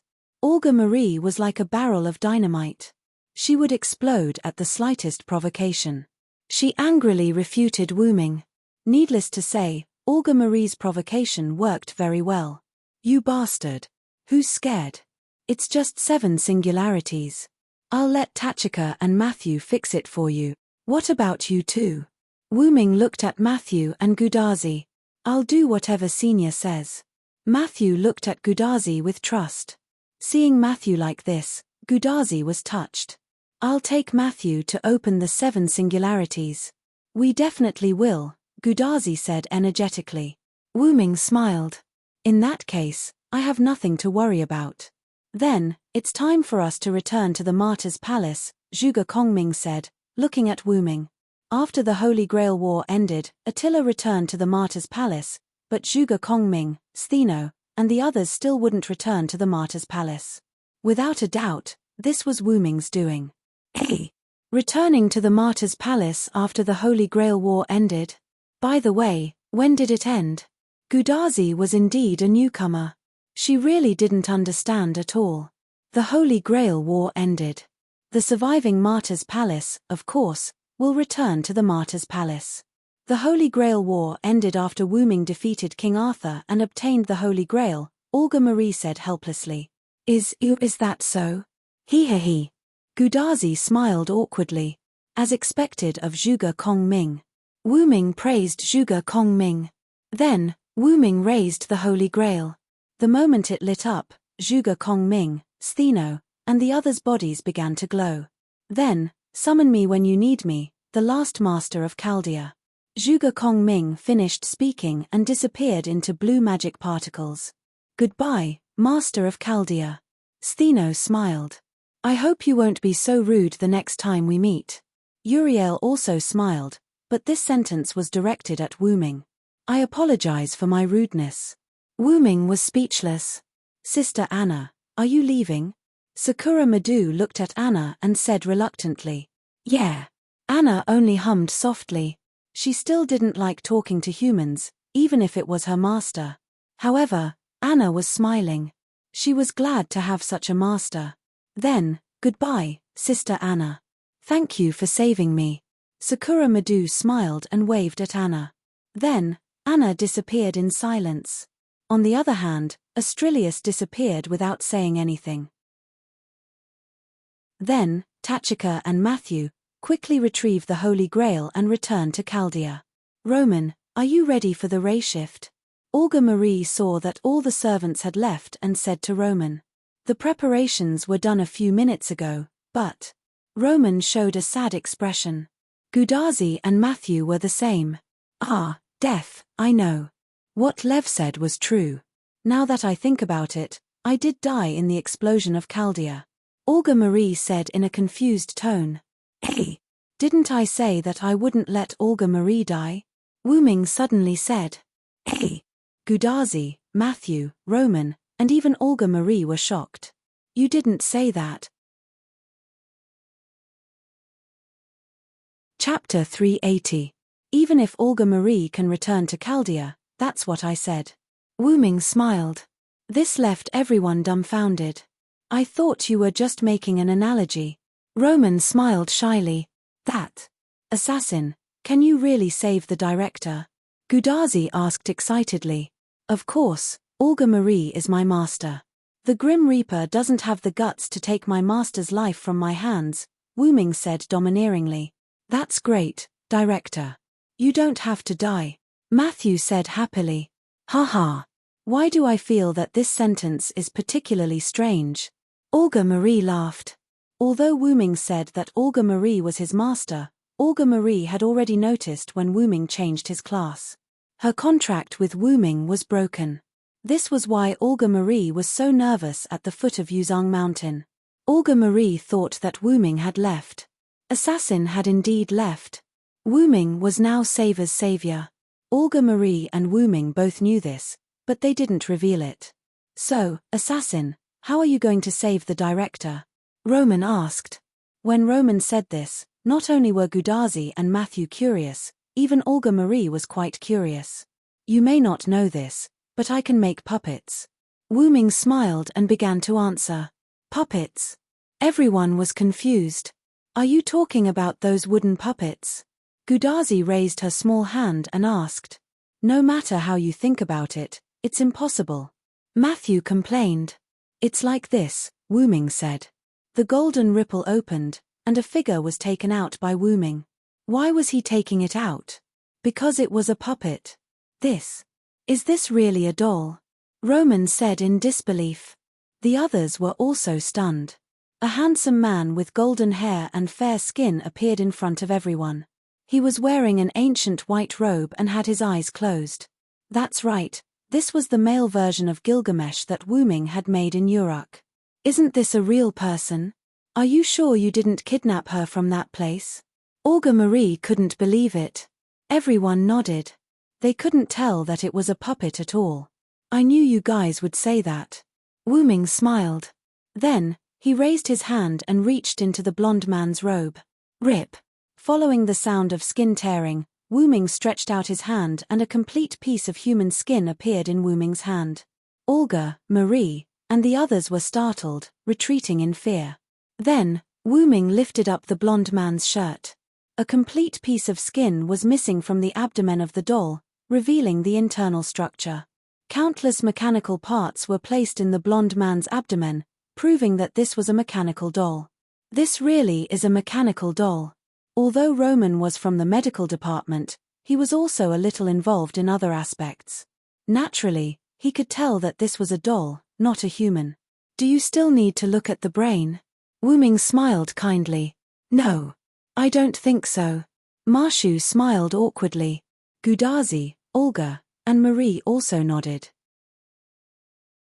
Of course, this is only a semi-finished product. I didn't replace the internal organs.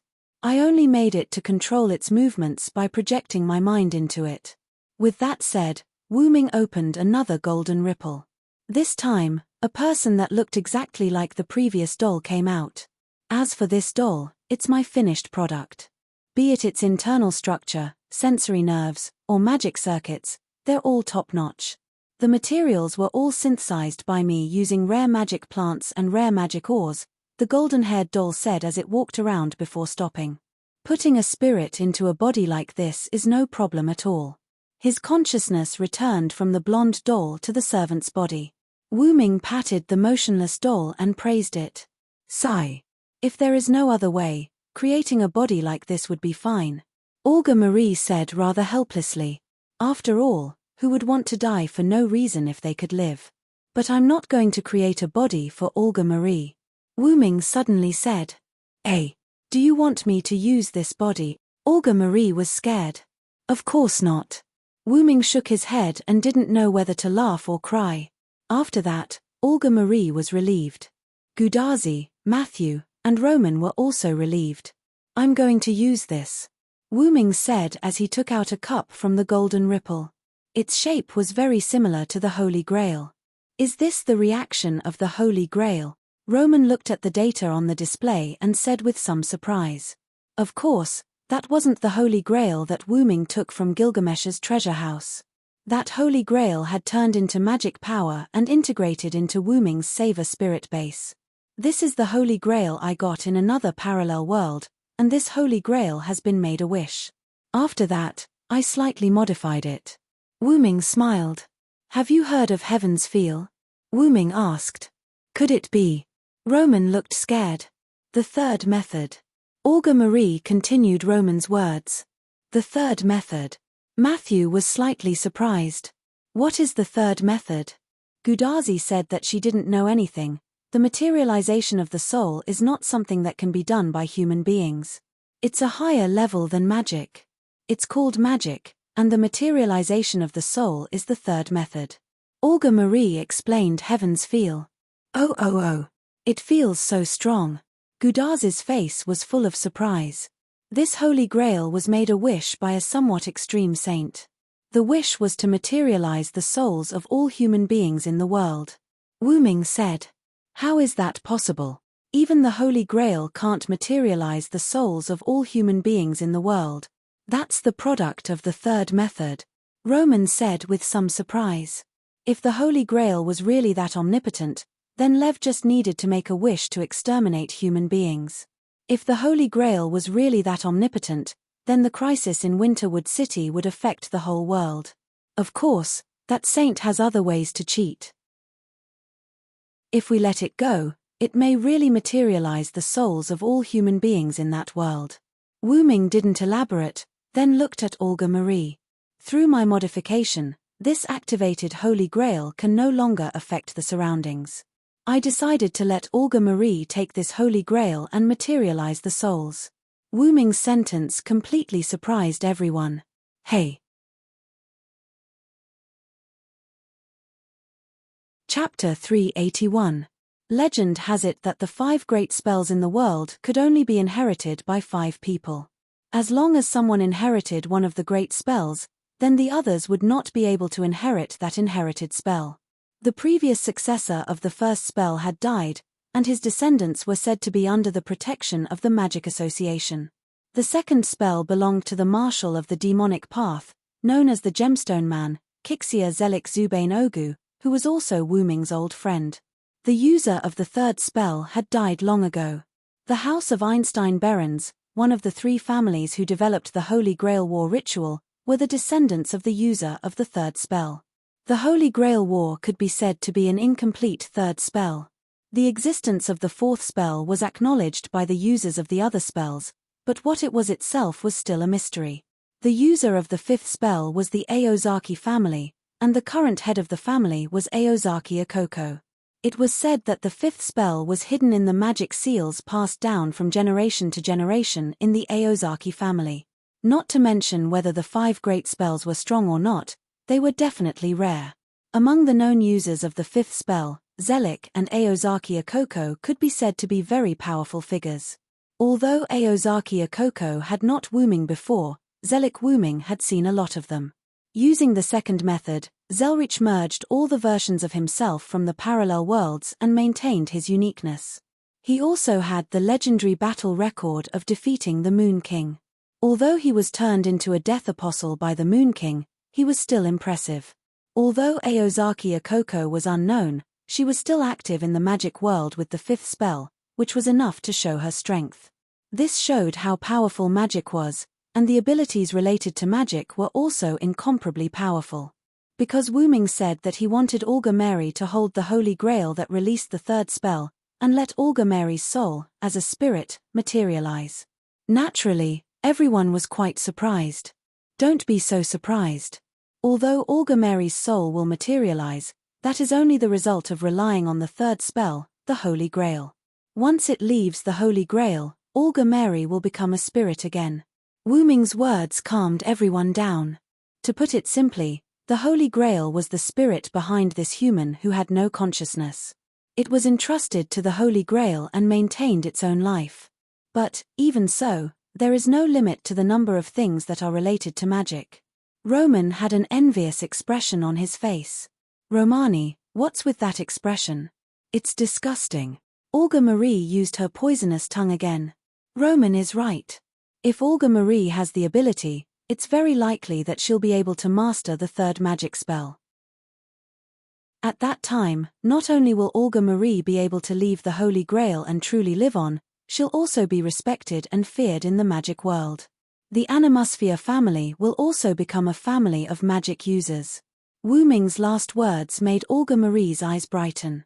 That's right, what's the point of working so hard? Isn't it just to inherit the family, not to embarrass my father, complete the protection of human rights, and promote the Animusphere family? Now that the opportunity was right in front of him, why should he hesitate? What do you think, Master?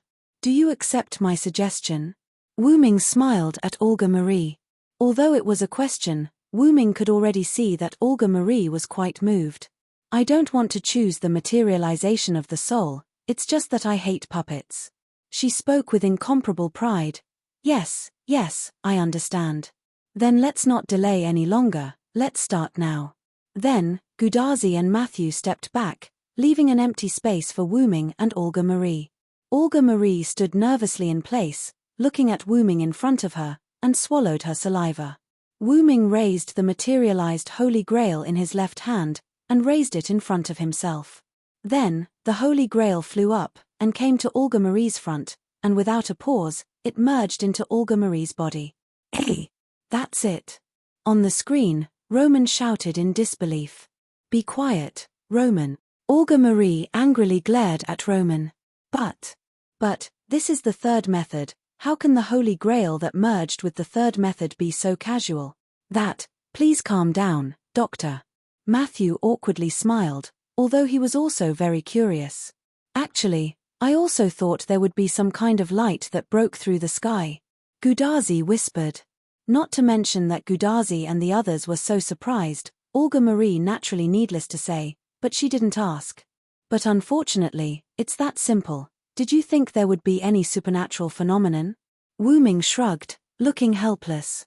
Olga Marie touched the place where the Holy Grail merged into her body and couldn't help but say, but I really don't feel anything. Did my soul really materialize? Olga Marie asked. It's not that simple. Wu Ming shook his head, walked in front of Olga Marie, and then put his hand on Olga Marie's chest. Ignoring the stunned Olga Marie, as well as the stunned Gudazi, Matthew, and Roman, Wu Ming continued. Now you're just a soul that relies on the Holy Grail, because the third method was limited by me, so you're now receiving the incomplete version of the third method, and the effect is only to maintain you and not dissipate when you return to Chaldea. Saying so, Wu Ming's hand on Olga Marie's chest suddenly lit up, and the Holy Grail in Olga Marie's body seemed to have sensed it, and through Olga Marie's body, it appeared at Olga Marie's heart. Like a real heart, the Holy Grail kept beating, and a burst of magic poured out of the Holy Grail like spring water, nourishing Olga Marie's somewhat weak soul. Let's leave it at that for now.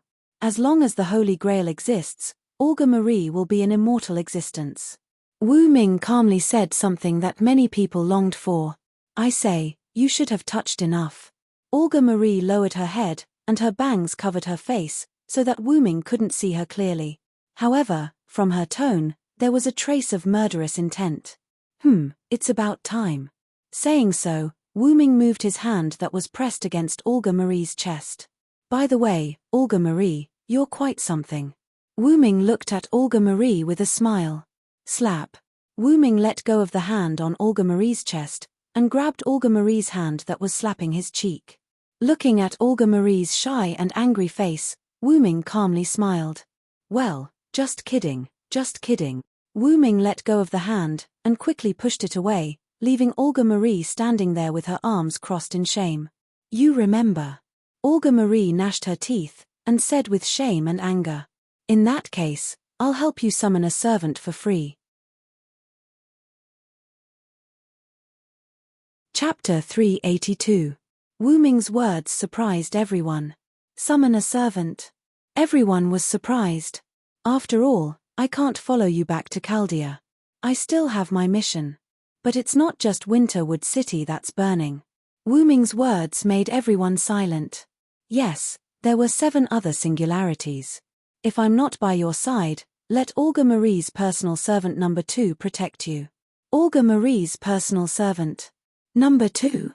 For this strange title, Gudazi and Matthew couldn't help but repeat it.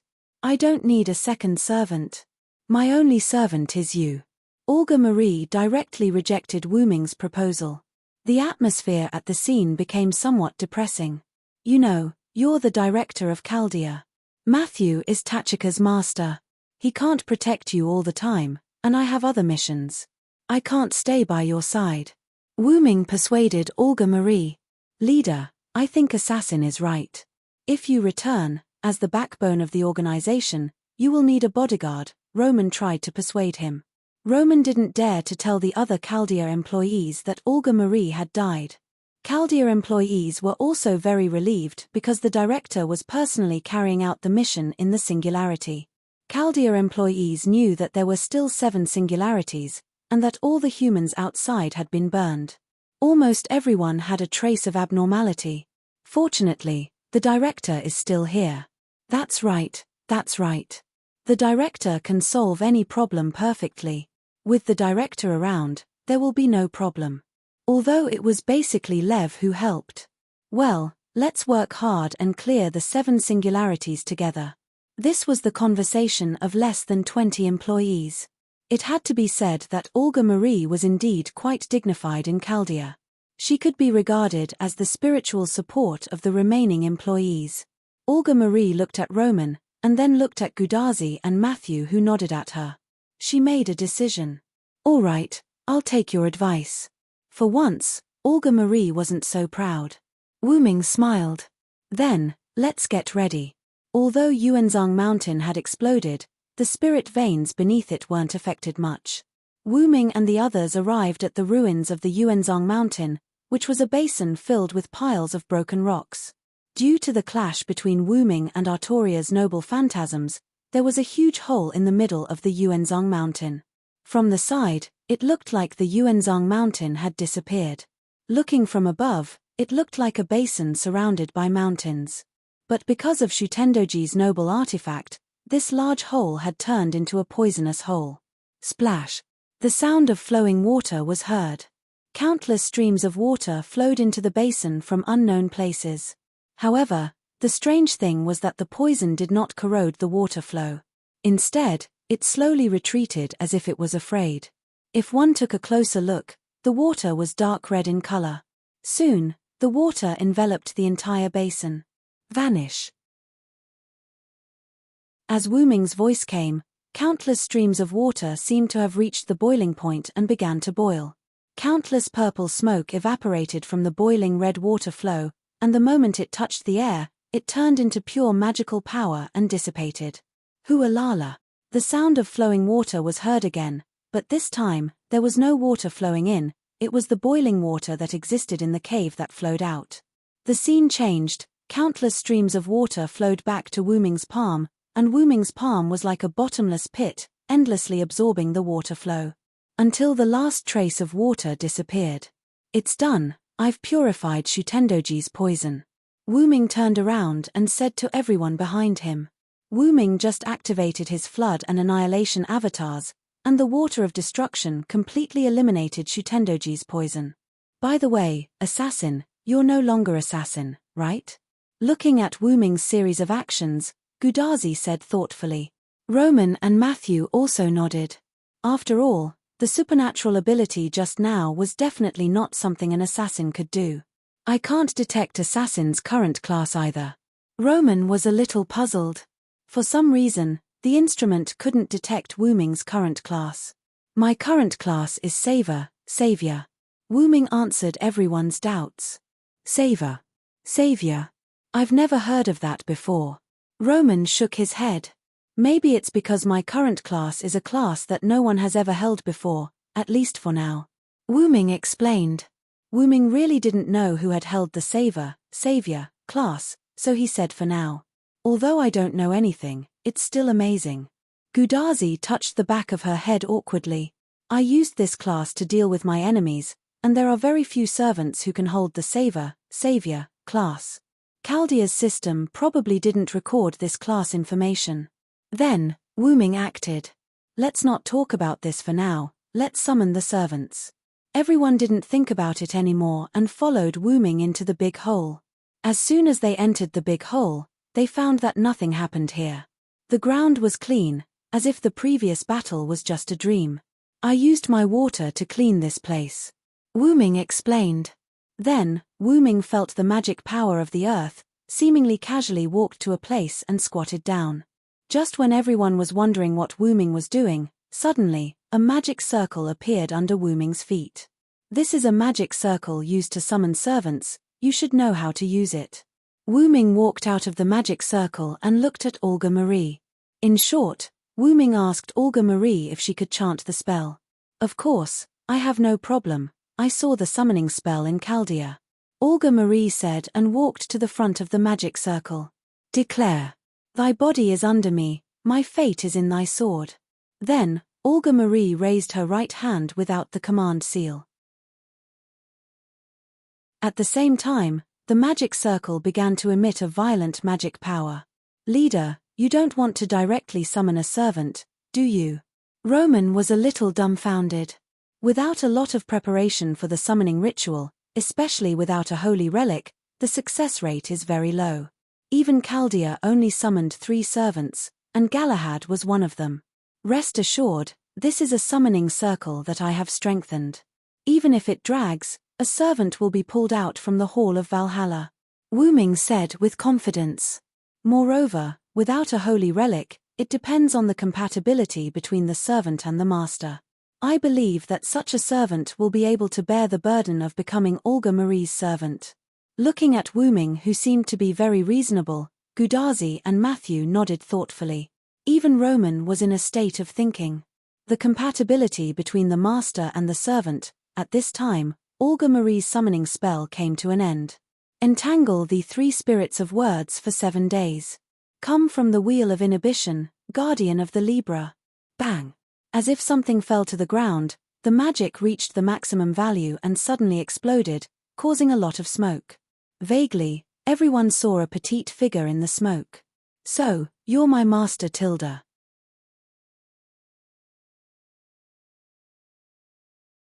Chapter 383. You are my master, Tilda. With the tender voice, the smoke gradually dissipated, and a young figure was revealed. She wore a small hat on top of her short blue-purple hair, scarlet eyes, canine teeth, a pair of petite bat wings, and a gorgeous aristocratic costume. Compared to a servant, more people would think that she was a young lady who needed to be pampered. I say, are you sure she is here to protect me, and not me to take care of her? Olga Marie looked at Wu Ming helplessly and pointed to the summoned servant floating in the air. She looked like a particularly troublesome fellow. That was what Olga Marie thought. Well, you summoned a servant without using a holy relic. It must be a servant with good compatibility with you.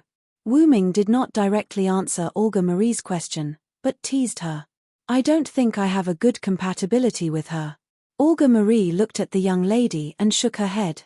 Get along for a while and see. Maybe you two can get along well.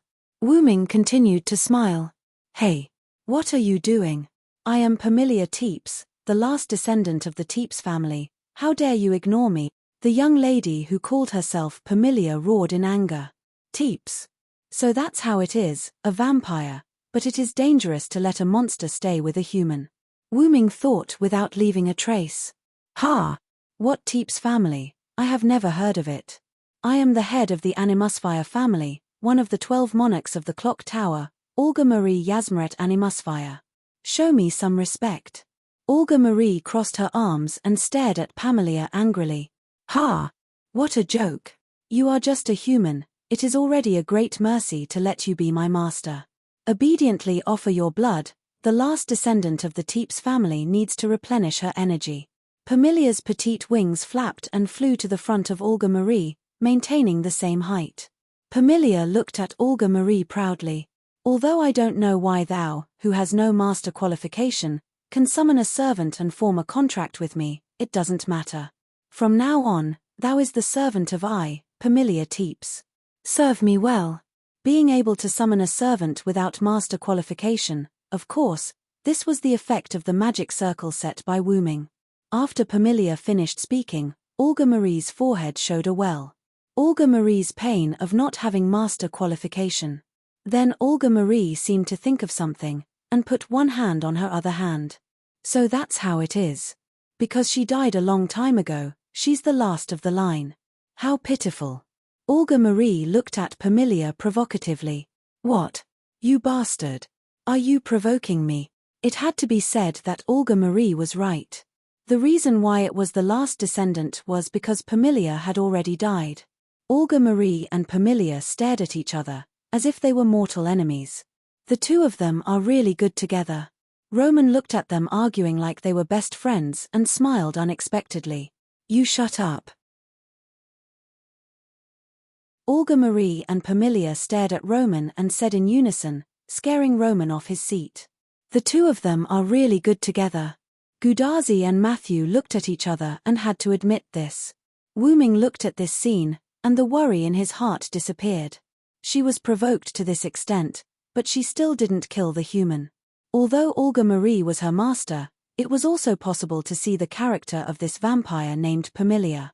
Although she is a monster, she won't casually kill people. She has her own principles, really like a noble. Wu Ming nodded. Miss Pamilia, right? Do you understand the current situation? Wu Ming suddenly asked Pamilia. Hearing Wu Ming's voice, Pamilia no longer stared at Olga Marie, but looked at Wu Ming with some fear. She could feel danger from Wu Ming. Of course I know. It's fine if your human rights are burned. You're not vampires anyway. If I didn't take a nap. Ahem. After all, I was merciful enough to accept your summons. Gudazi and Matthew looked at Pamilia helplessly. You just said you took a nap. Shut up. Pamilia interrupted and showed her small canine teeth as a threat. You're so cute, Matthew. Yeah, I think so too, senpai. Matthew and Gudazi hid on the side and whispered. As a servant, Pamilia naturally heard it, and then Pamilia's face was full of shame. Since you have accepted Olga Marie's call, then can you protect Olga Marie? Wu Ming looked at Pamilia with a serious expression. Seeing such a formal conversation, Pamilia no longer cared about Matthew and Gudazi's ridicule, but looked at Wu Ming. Since I've been summoned by my master, I won't let my master and servant be in danger. I swear in the name of Teeps. After saying that, Pamilia turned her head away and floated on the spot with her arms crossed in front of her chest. Then, I'll leave Olga Marie to you, Pamilia Teeps. Wu Ming looked at Pamilia with relief. Leave it to me. Pamilia waved her hand casually. Wait a minute. What's with the atmosphere of entrusting your daughter to me? You're making it sound like I can't live without you guys. Have some self-awareness. Olga Marie yelled frantically. In that case, I will start the ray shift. Everyone get ready, Roman said, and everyone, including Gudazi and Matthew, nodded. Roman, you bastard. Olga Marie glared angrily at Roman, who ruined the atmosphere. Well then, everyone, have a safe journey. I will go to the other singularities to explore. You must hurry. Wu Ming waved his hand at the group of people who were beginning to spiritualize. Okay, assassin, see you later. Gudazi waved at Wu Ming. Assassin senpai, please take care. Matthew also bowed slightly. Fu tilde, a little beast appeared out of nowhere and jumped on Matthew's shoulder. Ah, it's Fufu. As expected, Fufu is very smart. Matthew hugged the little beast named Fufu and said happily. Wu Ming took a few more glances at the little guy named Fufu. But after seeing Matthew's happy smile, Wu Ming didn't say anything. I will remember you, powerful and mysterious existence. Pamilia said. Wait a minute. Following Olga Marie's sad cry, Gudazi and the others disappeared. You have to take responsibility for the trouble you caused, Dr. Roman. Wu Ming said to Roman, who was still on the screen. As expected, you saw through it. Roman smiled bitterly. Well, as compensation, I will accept this holy grail of the singularity. Wu Ming said as he raised the cup of light in his right hand. Ah, oh no. I forgot to retrieve the holy grail. Wu Ming pointed with one hand and the screen disappeared. Then, Wu Ming held the holy grail and merged it into his body. So, where is the next singularity? Wu Ming said as he turned into spirit particles and disappeared along with the holy grail in his body. Gradually, Winterwood City began to repair itself. Chapter 384. Wu Ming dispelled his servant form and returned to the root. He opened his gem-like red dragon eyes and looked around. Wu Ming could see that there were traces of the root black soil around him, and the root black soil was naturally destroyed by Wu Ming's ability and the defense mechanism he set up. After checking other places in the root, Wu Ming was relieved. At least the root black soil did not launch a general attack. Then, Wu Ming took out the Holy Grail luminous object that he brought back from the singularity. Wu Ming didn't bring this Holy Grail back for no reason. Wu Ming's purpose was to use this Holy Grail to explore the location of other singularities.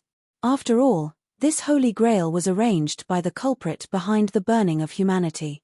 Since there were other singularities, there must be a Holy Grail among them. Wu Ming didn't think that these Holy Grails were irrelevant. Wu Ming looked at the black dragon-shaped mark on his dragon claw. Through the mark related to the Holy Grail and the black soil, plus the power of the root, it was not difficult to find the 7 singularities. With these thoughts in mind, Wu Ming began to explore the singularities.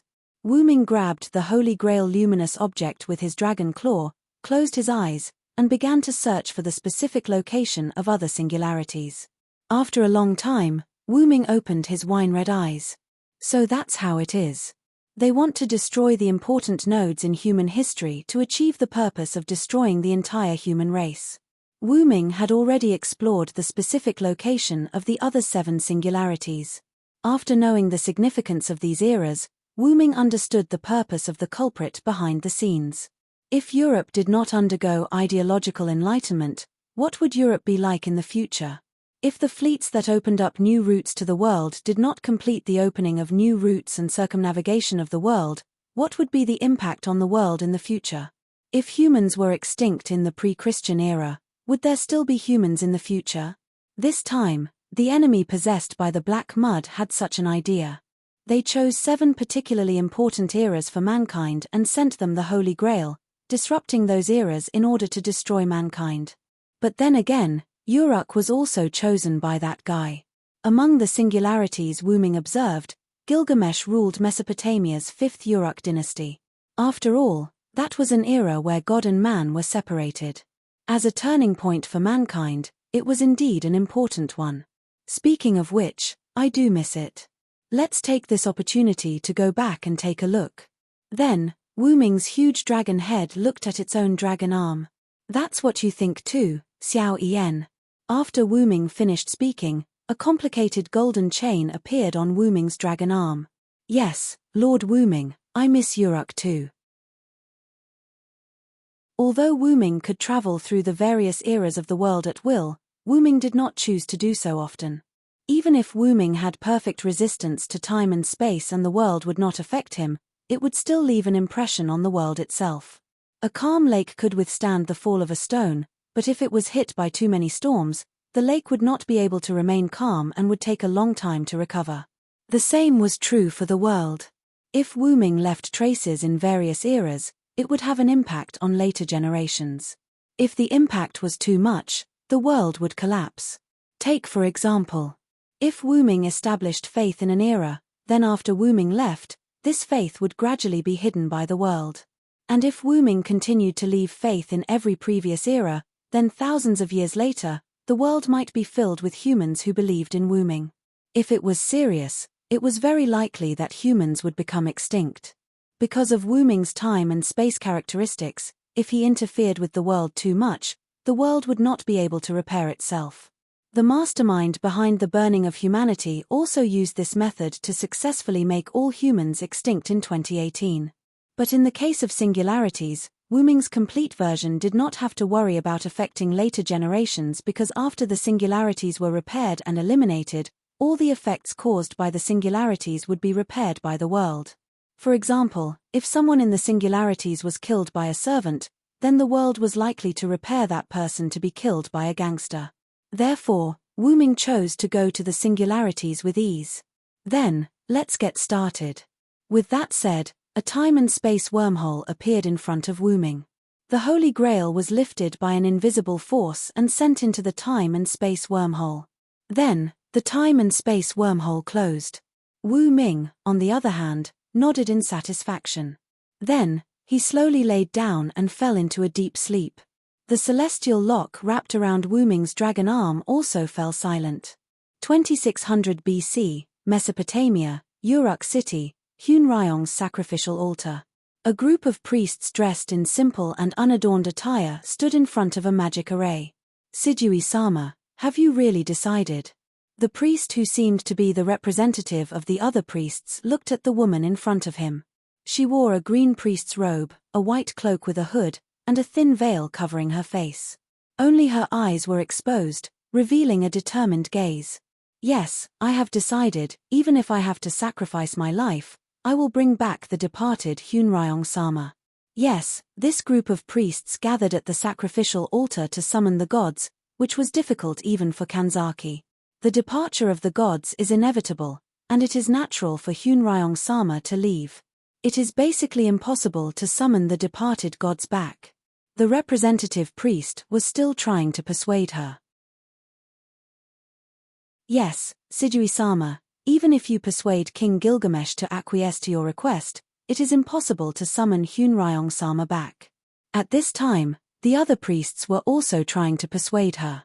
After all, that lord has the highest level of divinity. Even summoning the clone of the god Ishtar exhausted the life force of the priestess. Sidui-sama, you have to think twice. Listening to the constant persuasion from the people around her, Sidui smiled. I know that everyone is thinking for me, but there are more and more demonic beasts. If Hunryong-sama returns to the surface, then more people in Mesopotamia will be saved. I have made up my mind, there is no need to persuade me anymore. Looking at Sidui like this, everyone fell silent. Then, please allow us to assist Sidui-sama. The representative priest spoke. That's right, please allow us to assist Sidui-sama, we also want to contribute to summoning Hunryong-sama, please allow us to do so, Sidui-sama. The others also followed suit. Sidui, who originally wanted to refuse, nodded happily when she saw the same light in everyone's eyes. Then, let us begin. Sidui placed a stone in the center of the magic circle. This was a corner of the Hunryong shrine. Because the gods were beginning to fade, the divinity in the shrine was almost exhausted, and it was beginning to be eroded by nature. Hunryong-sama, please respond to our summons. Sidui put her hands together and began to inject magic into the magic circle. Everyone knelt in front of the magic circle, and Sidui was at the front. After an unknown amount of time, gradually, one priest after another fell to the ground unconscious after exhausting their magic power. Only a few elderly priests merely fell to the ground and did not faint. These people looked at Sidui, who had exhausted her magic power and replaced it with life force, and fell into deep silence. May Hunryong-sama bless you, Sidui-sama. They prayed. At this moment, a voice spoke. Let's not talk about the others first. I don't remember teaching you to waste your life like this, Sidui. Chapter 385. What's this voice? The few priests who were still conscious were puzzled. To maintain a sense of mystery, Wuming's voice was thickened. Only the other gods, Gilgamesh, Enkidu, and Sidui, who was the chief priest, heard Wuming's real voice. Lord Hunryong, Sidui shouted in an old voice. At this time, the few priests who were still conscious realized that Sidui had become very old. Buzz. An indiscernible sound was heard. The magic circle glowed, and countless streams of pure life energy surged out of the magic circle. They were infused into Siduli and the priests who were lying on the ground. Sidui's life force was replenished. Her wrinkled skin recovered and became smoother than before. Her dry and lifeless hair was like new hair, full of vitality. This is. The priests who were unconscious also woke up. The priests felt the endless life force in their bodies, and felt this incomparably familiar power. The few priests who were not unconscious already knew who the owner of the voice was.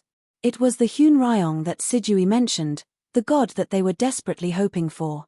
A light appeared in the center of the magic circle, and a white figure appeared. He wore a pure white robe and had a handsome face. A golden chain was wrapped around the white figure like an ornament. There were also 4 dragon horns on his head. If one looked closely, one could see that one of the dragon horns was definitely an ornament. It's been a long time, Sidui. Wuming smiled at Sidui who was kneeling in front of him. His smile was extremely dazzling. Lord Hunryong, congratulations on your return. Sidui knelt down and congratulated Wuming. The other priests did the same and knelt down to Wuming. Congratulations on your return, Lord Hunryong. After all, it was the first time that Lord Hunryong appeared in human form, so the priests were especially respectful. The invisible dragon god was revered, and the dragon god in human form was even more revered. Being too mysterious would cause a distance. This was also why Sidui insisted on summoning Wuming. After Sidui became the chief priest, Wuming revealed his true form. Although I have already replenished the life force that you lack, it's better to rest a little. Wuming ordered the priests under him. After all, strictly speaking, these priests were all under his command and were his subordinates. Yes, we will follow your instructions, Lord Xianlong, everyone said in unison. Then the priests left, and only Sidui was left. "What's wrong, Sidui? Aren't you going to rest?" Wu Ming asked. "Lord Hunryong, Mesopotamia is in danger now, and we need your help." Sidui maintained her kneeling position and waited for Wu Ming's answer. "I know, but your health is the most important thing. You go rest first. I will personally look for King Gilgamesh to understand the situation," Wu Ming said gently. Looking at Sidui, who was about to refute, Wu Ming's expression suddenly became serious. "This is an order." After all, Sidui was extremely stubborn. She would not listen to anything unless it was an order. "Understood. I will go back and rest, Lord Hunryong." Then, Sidui left Hunryong's temple without hesitation. "Where's Gilgamesh? I don't think it's the female Gilgamesh I know." With that, Wu Ming went to the divine tower in the center of Uruk. Wu Ming walked on the road and looked at the modern business atmosphere with interest. As expected, no matter which Gil it is, they can all become the wise king. "It's Lord Hunryong. Lord Hunryong is back. Lord Hunryong." In an instant, countless people knelt in front of Wu Ming. Wu Ming had just started to look at everything on the street when he was recognized. As a result, the scene of countless people kneeling and worshipping Wu Ming appeared. "There's no need for such formalities. Just put your right hand on your chest and bow slightly in the future." After saying that, Wu Ming immediately took advantage of the moment when everyone had yet to react and instantly ran away. Wu Ming arrived at the divine tower and began to walk towards the top of the divine tower. "Lord Hunryong!" The soldiers at the bottom of the divine tower shouted at Wu Ming. Because they were on duty, the soldiers did not kneel. "Millimeter," Wu Ming replied faintly, then walked up the divine tower. "That shouldn't be. Even the priests wouldn't release my portrait immediately. How did the people recognize me?" Wu Ming walked on the divine tower, puzzled by the situation. "Are you an idiot? Your return made Hunryong's temple shine brighter. The divinity that belonged to you has returned to you. You're as dazzling as a flame in the night. How can the people not recognize you?" Suddenly, a voice full of disdain came. This tone, although it's not a female voice, it's quite nostalgic. Wu Ming smiled. He knew who was talking. Wu Ming was not in a hurry. He walked slowly on the steps of the divine tower. When he came to the room at the top of the divine tower, because there was no door, Wu Ming directly saw the scene inside. The blonde man was wearing a rather simple but kingly clothes. He was sitting in front of a wooden table dealing with government affairs on a clay tablet. Seeing Wu Ming coming here, the blonde man put down the clay tablet in his hand and looked at Wu Ming with a proud smile. "It's been a long time, Hunryong." Although the tone was quite disdainful, the hidden happiness in it could not be concealed. "You too, Gil." Like two old friends, Wu Ming and Gilgamesh greeted each other. "What's wrong? Because you came here as a servant, your brain is a little stupid. If you show your divinity like this, that annoying woman will come." It was still a vicious speech, but Wu Ming was quite nostalgic. In any case, every Gilgamesh was Wu Ming's disciple. Yes, I'm sorry," Wu Ming said. He controlled the divinity that he had been emitting. The reason why he didn't control it before was because Wu Ming had never had divinity. Therefore, because of the rank, divinity was attached to Wu Ming's body. "Oh, I didn't expect Sidui to summon you. It seems that the summoning ritual of the servant has to be rushed." Gilgamesh's red eyes casually glanced at Wu Ming, and then Gilgamesh began to throw himself into the clay tablet's government affairs. "I heard Sidui say that there is a large number of demonic beasts invading. Explain it to me specifically." Wu Ming walked to Gilgamesh's side, and with one hand, a rather gorgeous and quaint chair was made by Wu Ming out of thin air, and then Wu Ming sat down in front of Gilgamesh. This chair was the style that Queen Sparkle liked in Winterwood City, and now it was directly made by Wu Ming using magic. At this moment, a Tsunda female voice sounded. "Hunryong, come out. Why can't I find my father? Is it because of you?"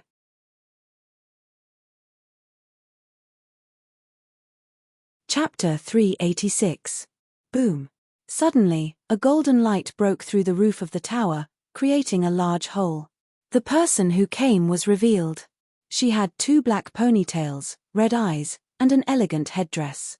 She wore revealing clothes and was driving a boat that was the size of 2 people. "See, I told you, you would definitely attract this troublesome woman." Gilgamesh looked at the person with disdain. "This shameless dress, this bow, and this rude tone. Are you Ishtar?" Wu-Ming suddenly realized and looked at Ishtar. Hey, what do you mean shameless dress and rude tone? I am Ishtar, the mistress of the heavens." "Wait a minute, I almost got fooled by you. First, tell my father if you are the one who made them disappear." Ishtar refuted Wu-Ming's words, but she quickly realized that she was here to question Hun Ryong. "Then you are wrong, Ishtar. I was just summoned here in my servant form." Wu-Ming shook his head and denied Ishtar's words. At this time, Gilgamesh also said impatiently, "I've already told you that the disappearance of your god is inevitable. Not only me, but even Xianlong didn't do anything. Yet, you relied on your willfulness to barge into this king's palace. You no longer have the protection of your father. Don't even think of leaving without leaving half of your family's property." Although he spoke righteously at the beginning, he began to feel that something was amiss towards the end. "Don't even think about it. Don't even think about getting a penny from me."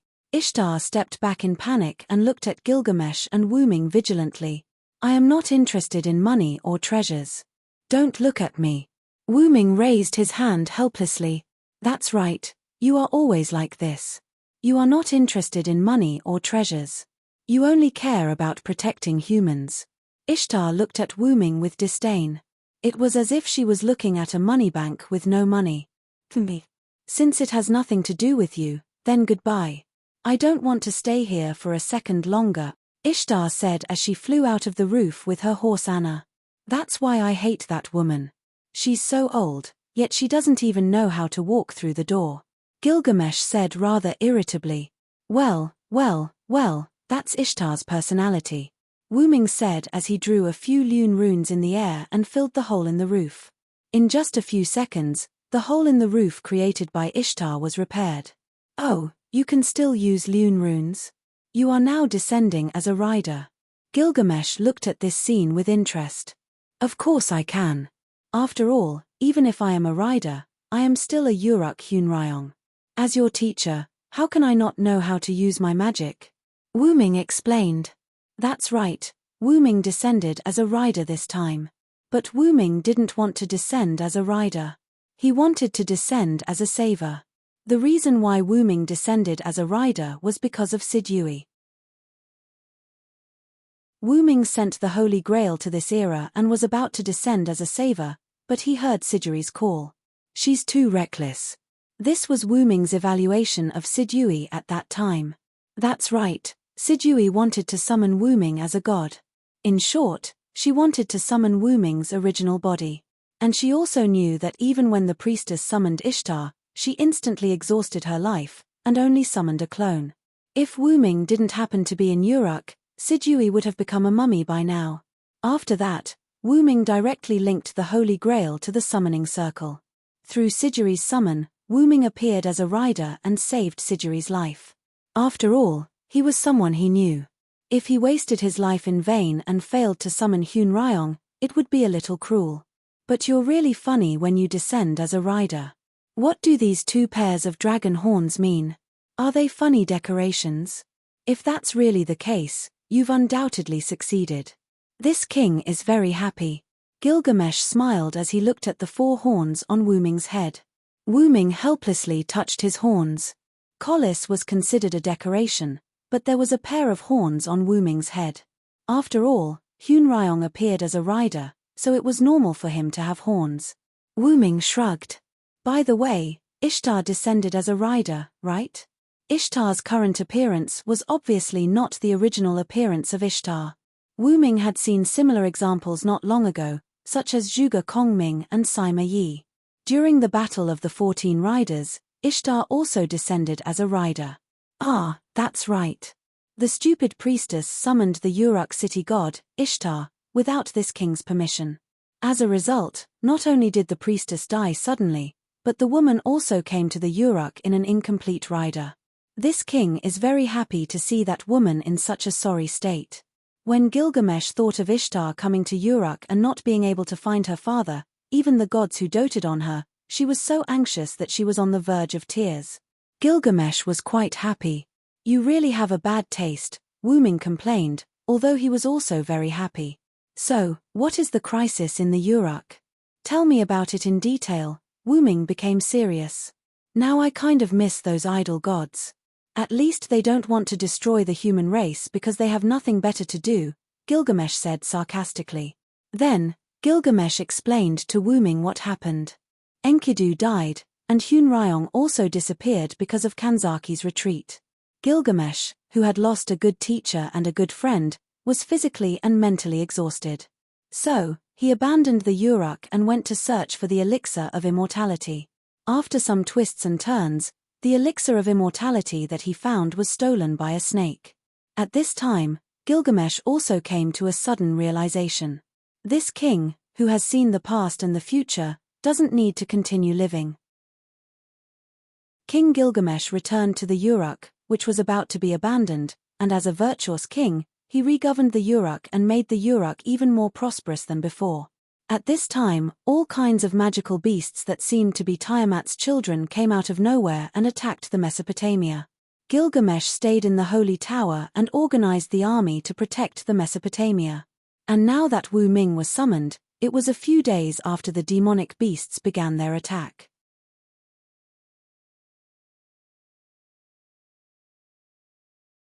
Chapter 387. The enemy is Tiamat, and these beasts are undoubtedly the products of Tiamat, Gilgamesh explained. And I have received information that including Tiamat, a total of 3 goddesses have formed an alliance with the purpose of attacking the Uruk, but the other 2 goddesses are temporarily unknown. That is to say, it is likely that they are not gods of the Sumer pantheon, Wuming asked. It is not impossible, but except for Tiamat, the other 2 goddesses have not done anything, Gilgamesh said while arranging the clay on his desk. I have begun to form a front against the beasts, and now I have begun to build a defensive barrier behind Nippur city. With that, Gilgamesh handed a clay board to Wuming. Wuming took the clay board, and there was a map engraved on it. The map clearly indicated that there was a barrier blocking the rear of Nippur. The 2 sides of the barrier extended to the nearby mountains. It was impossible for magic beasts to attack from the mountains where movement was difficult, but Gilgamesh had also sent people to guard it. And the clay board indicated that the beasts were now approaching Babylon city. As long as the place is occupied by the magic beasts, it will be completely turned into a wasteland. This is what happened to these places before. The people who didn't have time to evacuate all disappeared. Gilgamesh pointed to the north of Babylon city.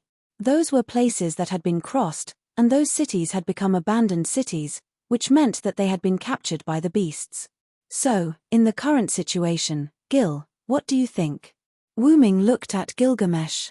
Not to mention Gilgamesh's combat power in the state of the Sage King, Gilgamesh was a powerful figure with the Pariah sword. Now Gilgamesh was in the human state, not the servant state. Some people may think that Gilgamesh in the human state was weak, but don't forget, how could Gilgamesh, who dared to go against the gods in Kanagami, be weak? The current Gilgamesh was at least stronger than Gilgamesh in the servant state. This king's opinion is a defensive battle, Gilgamesh said. This king told the Uruk people a few days ago that the 5th Uruk dynasty will be destroyed, and humans will be destroyed in half a year, Gilgamesh said while looking out the window. This king is no longer afraid of death, and the people are very active in living, didn't you see it? Gilgamesh was right. On the way here, Wuming saw a prosperous scene. Prosperous. There was no despair on the people's faces, only hope for tomorrow. The 5th Uruk dynasty is destined to be weak, but the humans of the 6th dynasty will be active, so I will not take the initiative to attack. In addition, Gilgamesh had another reason. If he used all his strength to eliminate Tiamat and the other 2 pillar goddesses, the mastermind behind the burning of humanity would arrange new enemies and even new plans. Cracking the singularity too early would alert the enemy. After all, Chaldea and the others were now working on the first singularity. According to the difficulty of the singularity, The Uruk was likely to be the last singularity. If this singularity was rescued by Wu Ming and the others, after Chaldea cleared the sixth singularity, it was likely that new singularities or even more would appear. Wu Ming and Gilgamesh both understood this, so Gilgamesh chose a defensive battle, and Wu Ming gave up the savior title and accepted Sijiri's summon. But even if he accepted Sijiri's summon, Wu Ming's master was not Sijui, but the Holy Grail that remained in Wu Ming's body. After all, the fifth Uruk dynasty will eventually come to an end. This is an irresistible history. Gilgamesh said indifferently. That's also true. After all, we haven't figured out the true identity of the other two pillar goddesses. It's not wise to act rashly. Wu Ming also nodded. But, we can't let the Uruk fall too early. Then, Wu Ming stood up. Gil, you should know about the Holy Grail War, right? Wu Ming asked Gil. Of course, this king knows about it. I accidentally saw it with my clairvoyance. This king originally intended to summon 7 servants to help fight against the demonic beasts. Gilgamesh waved his hand and smiled a little uninterestedly. After all, it's better than nothing. There's no time to lose. Follow this king's summon in this tower. Gilgamesh didn't leave the room and directly engraved the summoning circle in the room. Don't you need my help? Even for you, summoning multiple servants as a human is not a small burden. Wu Ming asked. Wu Ming was now using the Holy Grail in his body as a medium. If possible, Gilgamesh could also let Wu Ming summon servants. No, this king can do it. Don't underestimate this king, Hunryong. Gilgamesh smiled and refused Wu Ming's proposal. Wu Ming smiled helplessly. Then, holding the divine axe and the claybook, Gilgamesh stood in front of the circle and began to chant. Heroes of all ages, respond to this king's summon and seek refuge under this king. Buzz! The magic circle lit up. Because it was an unusual summoning ritual of the Holy Grail War, Gilgamesh didn't use a special spell. He just injected magic into the magic circle. In an instant, 7 figures appeared from the magic circle. Saber, Okita Soki, I will serve you sincerely as a samurai. Pua, a young woman who looked like a samurai, held a sheathed Japanese katana and respectfully knelt in front of Gilgamesh, and then she spat out blood.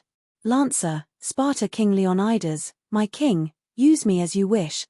Oh. A muscular man with a red cloak and a golden helmet whose face could not be seen clearly and a spear in his hand began to roar angrily. Archer, B.A. Gozen, at the king's service. A woman wearing a cloth armor, a long sword, a long bow, and a long sword also knelt on the ground behind Minamoto Yoshitsuga. Caster Merlin, in response to the king's summon, I come here, oh, isn't this a villo? A white-clothed old man smiled at Wu Ming. Assassin, Fuma Kotaro, please take care of me. A young man wearing a ninja outfit and a wide scarf knelt beside B.A. Gozen. Berserker, Ibaraki Dojo, is there anything delicious here? He tilde. The ghost named Ibaraki Dojo made a strange laugh and looked at everyone with a smile. Ruler Amakusa Shiro Shurjan, I have arrived here in response to the summons. You are. So that's how it is. What an ill-fated relationship. Amakusa Shiro Shurjan saw Wu Ming and instantly recognized him. Rider, Uruk Hunryong, welcome to Mesopotamia in 2600 BC. Wu Ming also reported his rank. Welcome to your arrival, now you are lucky to be under this king's command and witness the end of the Uruk. Gilgamesh looked at everyone with a smile. At this point, a total of 8 riders of 7 ranks, including additional ranks, descended to Uruk.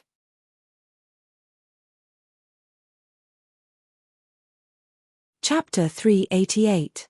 8 servants descended on Uruk. Among them, Okita Soki, Leonidas, B.A. Gozen, Fuma Kotaro, Ibaraki Dojo, and Shiro Amakusa. A total of 6 servants were sent to the front line by Gilgamesh. Leonidas and B.A. Gozen were both generals, so they were sent to the front line to lead the troops. Okita Soki, although she was like an assassin, she could also destroy the enemy's elite units, so she was also sent to the front line. As a berserker, Ibaraki Dojo naturally went to the battlefield to kill the enemy. Fuma Kotaro was responsible for collecting information and passing it back and forth between the front line and the rear. And Shiro Amakusa was responsible for the command work. After all, Shiro Amakusa was also a sage. Whether it was Leonidas, B.A. Gozen, Soki Soki, or even Fuma Kotaro, they were just generals. Although some of these generals also had some commanding ability, it was better to send a commander to command them.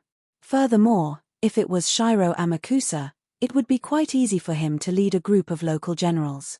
And Shiro Amakusa had another task, which was to monitor Ibaraki Dojo. Among the summoned servants, Ibaraki Dojo was the only one who was difficult to restrain. Moreover, Ibaraki Dojo was a ghost. If he was sent to the front line, it was inevitable that Ibaraki Dojo would rebel.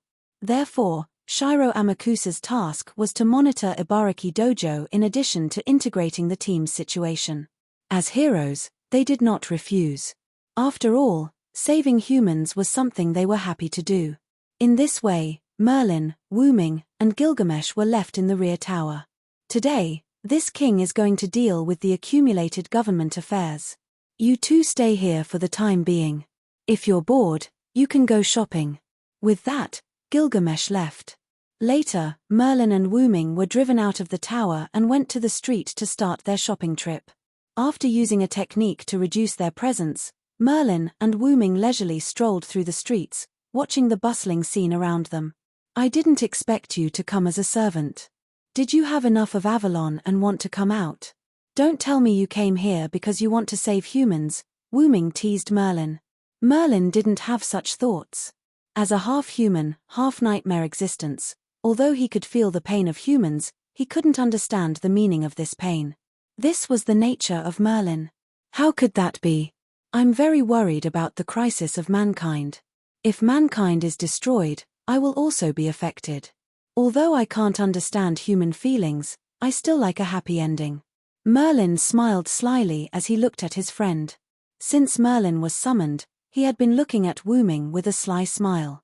Wu Ming even suspected that Merlin wasn't summoned by Gilgamesh, but appeared as a servant on his own initiative. You already know I'm here, but you still came as a servant. You came out of Avalon, who would believe that you're not looking for fun? Wu Ming said casually, Don't say that. We're old friends who haven't seen each other for many years. I came here to see you. Merlin still had a smile on his face. Since you can travel through time and space, you should go to other singularities to help mankind. When you're at the sixth singularity, remember to take care of the queen. Although she has grown, she has gradually lost her love. Although Merlin was still smiling, Wu Ming heard a trace of pleading in his tone. Merlin had always treated Artoria as his daughter. On the other hand, Wu Ming, cough cough, as the one who captured the heart of my daughter, you have to take responsibility, my friend. Merlin begged. If Artoria is here, of course, I will go back and take care of her. No matter how much she grows, she is still a little girl. Wu Ming said matter-of-factly. By the way, you have the clairvoyance, and you also saw the last master of Chaldea. So, what do you think of Tachika? Wu Ming stopped looking at Merlin's sly face and talked about other things. Tachika, although she is still a little immature, I have seen her performance in Winterwood City. As for now, she is already very good. Merlin nodded with satisfaction. But, by the way, what's the situation with the woman who was once your master? You took care of her so much. Did you abandon her and fall in love with someone else? Merlin said teasingly while looking at Wu Ming. Merlin looked at Wu Ming with a smile on his face. He wanted to keep the goodies within the family. Olga Marie is just a little girl who lacks love. As a servant, I should care about her. Wu Ming said casually. What was the so-called pure bond? He and Olga Marie were, well, not accepting any rebuttals. Artilda, even our king did not receive such care from you. Let me tell you in advance, the sixth singularity has our king, and it is a grown-up king. This made Wu Ming a little surprised. Merlin's eyes could only see what happened in the present, but not the future or the past. In other words, the sixth singularity had something to do with the Knights of the Round Table. I always feel that you have done something bad. Wu Ming looked at Merlin with some contempt. How could that be? I just gave that person a little help. Merlin continued with that sly smile. It would be strange if I believe you. Wu Ming no longer looked at Merlin. Well, then, I will leave for a while. After all, the identity of the two pillar goddesses has not been investigated. Wu Ming stopped and said to Merlin. Gilgamesh said before, if you have the ability, you can explore the southern part of Mesopotamia. The north has been invaded by magical beasts. Even if the three goddesses alliance, they will not act together.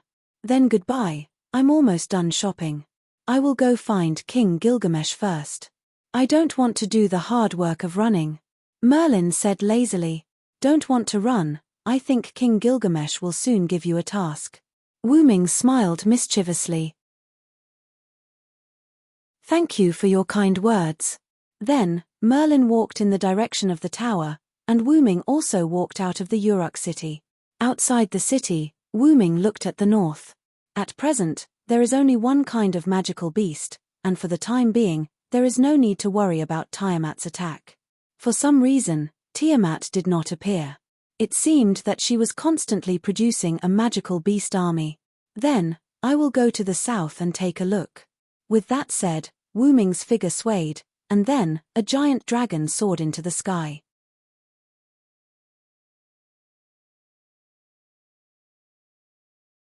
Chapter 389. Flapping his wings, Wu Ming looked down at the land of Mesopotamia. Along the way, he even killed a few lone demonic beasts that came out of nowhere. However, Wu Ming noticed a problem. Like mass-produced clones, not only did these demonic beasts look the same, they were all wild beasts similar to the red-furred lion. Through his own senses, Wu Ming noticed that these demonic beasts had abnormally short lives. It was as if they were soldiers born for war, Wu Ming said as he looked at the corpses of the demonic beasts.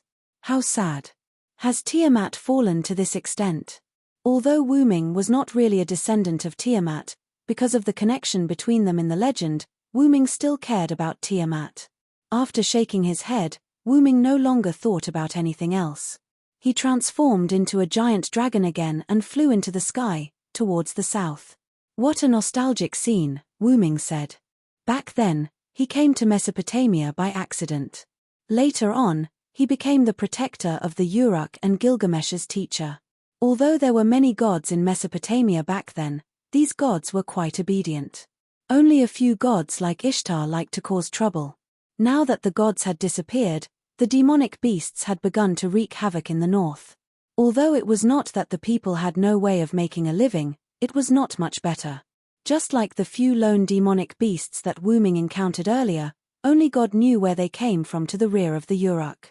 If a normal person encountered them, there would only be one outcome: Mesopotamia was not small. Wu Ming could not protect all the people of Mesopotamia all the time. Therefore, Wu Ming could only eliminate the demonic beasts that he encountered.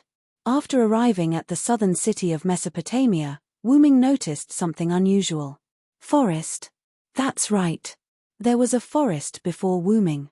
In the south of Uruk, the land that was originally flat in Wu Ming's memory had now become a forest. The original southernmost city, Elidu, had been completely swallowed by the forest. Of course, it was not impossible for the environment to have changed after Wu Ming left for so long. However, this was the barren land of Mesopotamia. Although the Euphrates River and the Tigris River ran through the land of Mesopotamia was still barren. Although it was possible to plant crops that could survive normally, it was rare to see a forest like this in Mesopotamia. Only the northernmost part of Mesopotamia, which was close to the border of Mesopotamia, had large fir forests. Other than that, there were no forests in Uruk or any other place. Not to mention, Wu Ming could tell that the forest in the distance was not a local species. It's a bit like a tropical rainforest, Wu Ming said as he flew in the sky and looked at the forest in the distance. Apart from that, the rainforest also contained an extremely strong mana. If Wu Ming was not close to it, he would not have noticed it. This place is just giving away 300 taels of silver. Wu Ming sneered. If Gilgamesh were here, he would definitely attach great importance to this place. Due to the high concentration of mana in the atmosphere, ordinary people in this era did not pay much attention to forests with strong mana. If an ordinary person were to approach this forest, they would instantly feel that something was wrong and would choose to escape, not to mention whether they could adapt and survive in this era. This was because this forest with a high concentration of mana was like a poisonous forest to them. The genes engraved in their bones would urge them to leave, and they would die if they continued to go deeper. However, such a forest was like swimming in water to Wu Ming. It did not affect him at all. Wu Ming looked down at your city. The people in the south were the furthest away from the front line of the magical beasts in the north, so they seemed to be the safest. Wu Ming then flapped his wings and flew towards your city, ready to gather some information. After about 10 minutes, a figure walked out of your city. This person was Wu Ming. Wu Ming revealed his identity. The mayor of your city did not suspect him. In his opinion, Hunryong's holy aura could not be faked. The mayor of your city immediately received Wu Ming and told Wu Ming the news. It appeared suddenly. Wu Ming looked at the rainforest in the distance thoughtfully. According to the mayor of your city, this forest appeared a few days ago, and the border city in the south, Eridu, had stopped contacting your city. The mayor of your city had also sent a message to the Uruk city where Gilgamesh was and asked for help. Unfortunately, the communication technology was outdated in BC, and it seemed that their message had not reached Uruk yet. After that, Wu Ming directly revealed his dragon form outside your city. He ignored the cries of surprise and worship of the citizens of your city behind him and flew straight towards the rainforest. When he flew above the rainforest, the mana that hit him was like the hot air that hit him when he walked out of an air-conditioned room. Wu Ming frowned. There's a trace of divinity in the mana. It seems that this place is the residence of a certain goddess. Divinity was a mysterious thing. It could be said that people without divinity could not sense it through their physical bodies. They could only rely on instruments. There's a city called Eridu to the south of your city. It's very likely that the goddess has directly occupied Eridu and treated it as her own territory. Wu Ming analyzed. He did not know which goddess this was, and he did not know if the citizens of Eridu were still alive. However, he could confirm that the goddess of this rainforest was not a local goddess. The gods of Mesopotamia would not have anything to do with rainforests. When it came to rainforests, the easiest place to think of would be Latin America.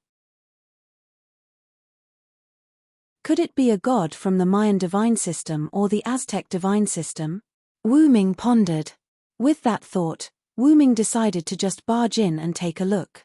With his strength as a rider, even if he could not defeat the other party, he could still escape. At this moment, creatures flew out from the rainforest one after another. When he took a closer look, he realized that they were ancient pterosaurs. Ancient pterosaurs? Seems like I've been underestimated. Wu Ming said helplessly. Roar.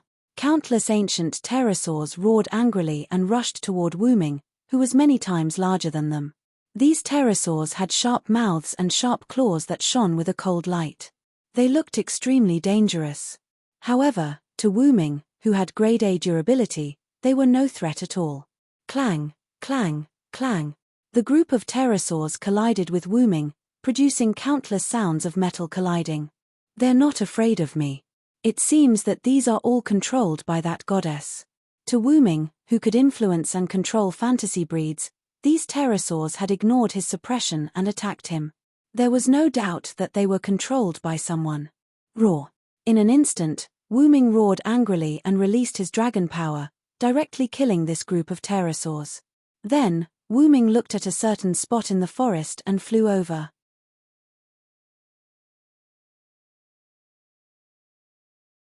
Chapter 390. Wu Ming landed, and what he saw was a city surrounded by countless vines and trees. There was no one in the city, but there were traces of human life in the surroundings. It seemed like it had been there for the past few days. Sure enough, Eric Metropolis has become the territory of that goddess. Wu Ming said as expected. Because his dragon form was somewhat restricted in Eric Metropolis, Wu Ming removed his noble phantasm and turned into his human form. Then, Wu Ming looked at the vines that were in the way and thought of something. Come out, Fen Barber. Wu Ming waved his hand, and a white spear jumped out of Wu Ming's sleeve and merged into the ground. Wu, following a whimpering sound, A green creature that looked like a bear or a deer with 2 horns on its head emerged from the ground. Just like climbing up from the water to land, Fen Barber's appearance did not have any effect on the ground. Woo woo woo. After coming out, Fen Barber rubbed against Wu Ming like a spoiled child, and softly whimpered. Although Wu Ming's dragon form was much bigger than Fen Barber, with Wu Ming's current human form, Fen Barber would swallow Wu Ming in one bite. Moreover, with Fen Barber's love for Wu Ming, if he was not careful, Fen Barber might really swallow Wu Ming in one bite. Sorry, I haven't seen you in a long time. It's my fault, forgive me. Wu Ming touched Fen Barber lovingly and said with a bitter smile. Business is more important, I'll make it up to you in the future. Wu Ming touched Fen Barber's head again and became serious. Woo woo, Fen Barber reluctantly called out, but it didn't bother Wu Ming anymore. Fen Barber gently lifted its leg, and an invisible force spread out. The vines and trees that were in the way moved away as if they had grown legs. Fen Barber was the mythical beast of the forest. Something of this level was still possible. Let's go, Fen Barber. Wu Ming jumped onto Fen Barber's huge head. Fen Barber whimpered and began to move towards the inner part of Eldo. After entering Eidolon, Wu Ming noticed that there were not many trees or vines on the streets. Do they not want these people to go out, or are they simply guarding against my arrival? Wu Ming was more inclined to the former. After all, the obstacles could not stop Wu Ming from moving forward. However, Wu Ming felt that the other party's goal was the latter. After all, there were traces of human activity at the entrance of Eldo. At this time, people started to poke their heads out of the houses in Eldo. The people of Eldo are all fine? Wu Ming was surprised. However, this also explained why there were traces of human activity at the entrance of Eldo. This is Master Hyun Ryong. It's Master Hyun Ryong and the mythical beast Fen Barber. Master Hyun Ryong, are you here to save us? Master Hyun Ryong. In an instant, countless people of Eldo who saw Wu Ming and Fen Barber ran out and knelt before Wu Ming, begging for Wu Ming to save them. However, most of these people were women and children. Only a small portion of them were men. Could it be that they were sacrificed? Wu Ming thought. Everyone, please calm down. Then, Wu Ming opened his mouth. His voice was filled with light as it entered everyone's ears. In an instant, everyone calmed down. Wu Ming directly used his holy aura to calm the people's unstable emotions. Master Hyun Ryong, you are right, Master Hyun Ryong. Master Hyun Ryong, you must save us. Everyone calmed down. Although they were still begging for Wu Ming to save them, their tone was very calm. So, what happened here? Wu Ming jumped down from the Fen Barber and asked. After a while, everyone told Wu Ming everything that happened. King Gilgamesh had returned and ruled Uruk as a wise king. Their vassal cities were able to benefit from this and develop well. Not long after, news of a magical beast invasion came from the north. King Gilgamesh organized an army to fight against the magical beasts. Since they were in the southernmost region, they didn't have to worry about being attacked by demonic beasts. Although they would occasionally encounter 1 or 2 demonic beasts that came to the south, the people of Eidolon were still able to subdue and kill them. However, at some point in time, the whole of Eldo was surrounded by forests overnight. Vines and trees also appeared in Eldo. After that, a woman who claimed to be a goddess came. She said that she was the feathered serpent god. After the people of Eldo witnessed the power of the feathered serpent god, she announced that this place had become her territory. However, to Wu Ming's surprise, the feathered serpent god did not do anything evil after ruling Eldo. The people of Eldo continued to live their lives. However, good things did not last long. Magical beasts would attack from time to time. Although the people of Eldo were able to subdue and kill them, there were still casualties. Moreover, the number of magical beasts had increased over the past few days. Therefore, the feathered serpent god made a deal with the people. I can protect you from the magical beasts, but you must send a man to my temple every day. In order to survive, after weighing the pros and cons, the people agreed to the feathered serpent god's request. In the following days, the people would choose a man and send him to the feathered serpent god's temple in Eldo. Eldo was not attacked by magical beasts again. However, The people found that none of the men who were sent to the temple returned. No one knew if they were dead or alive. Gradually, the people of Eldo became afraid. However, because of the magical beasts outside, they did not dare to break the contract until Wu Ming arrived. I understand. Everyone, go back to your houses. I will talk to the feathered serpent god. Don't worry. Using his holy aura again, Wu Ming persuaded the people to go back to their houses. Otherwise, as Wu Ming expected, the men would have been used as sacrifices. However, if it was really the feathered serpent god, the sacrifice would be a joke. The feathered serpent god hated living sacrifices. Therefore, either the feathered serpent god was not the feathered serpent god, or there was something else going on. Let's go, Fen Barber. Let's go take a look at the temple in Eldo. Wu Ming jumped on Fen Barber's head and patted Fen Barber's head. Woo woo, accompanied by the sound of Fen Barber's footsteps and cries, the huge green beast headed towards the temple built by the feathered serpent god.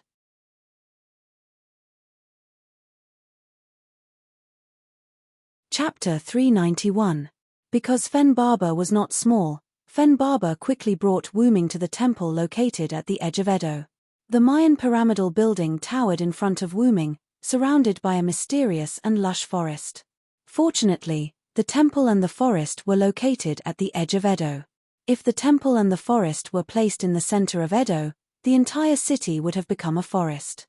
Fen Barber stopped and did not move forward. Woo woo, Fen Barber stopped in front of the forest.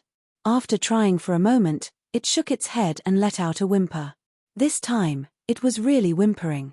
Fortunately, Wu Ming quickly stabilized himself when Fen Barber shook its head. Otherwise, he would have fallen. Fen Barber also knew that it had made a mistake. Coupled with the fact that it could no longer control the trees, Fen Barber's whimpers became even deeper. Okay, just be careful next time. Wu Ming patted Fen Barber's head. After stabilizing himself, Wu Ming looked at the pyramid-shaped temple and the surrounding forest. As expected, these trees are no longer under your control. Wu Ming also guessed that there would be times when Fen Barber would not be able to control them. The feathered god was known as the god of agriculture. It was easy for her to hasten the growth of plants. Regardless of whether or not the other party was the real feathered god, at the very least, she had the ability to hasten the growth of the forest overnight. From the location of the other party's temple, the forest must be under her control. It was reasonable that Fen Barber could not control it. After all, Fen Barber was a mythical creature of the forest, and the feathered god was a god-level existence in Aztec mythology. Wu Ming jumped off Fen Barber's head and said to Fen Barber, "In that case, wait for me here. If this is the real feathered god, I believe that as a good god, she will not choose to fight with me." After all, the feathered serpent god was a kind deity. As someone who loved humans as much as Wu Ming, the two of them should not attack.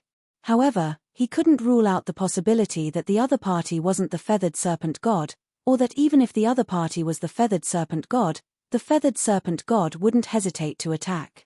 Wu Ming was also confused about this. The Quetzalcoatl seemed to be on the opposite side of the people of Mesopotamia. Therefore, Wu Ming wanted to talk to her after learning that the goddess here called herself the Quetzalcoatl. Wu Ming wanted to figure out what exactly the three goddesses' alliance was and what their respective objectives were. Wu tilde Fen Barber responded and nodded. Then, "Can the leopard over there come out? You've been following us all the way," Wu Ming said casually to a certain spot in the forest. Rustle, rustle. As soon as Wu Ming finished speaking, the forest in the place he was looking at shook, and the leaves rustled. It was just that this voice gave people a feeling of being startled. What? You actually found the super hidden leopard man, damn it, looks like he's a strong opponent. With a swoosh, a guy wearing a yellow-spotted leopard suit scurried out. Then, he looked at Wu Ming as if he was facing a formidable enemy. This made Wu Ming feel a little helpless. In fact, Wu Ming had felt that someone was watching him ever since he came to Elidu, but until now, Wu Ming had not found out where the person who was watching him was. After that, Wu Ming just wanted to trick the person who was watching him, but he did not expect that it would actually work. Are you still a god?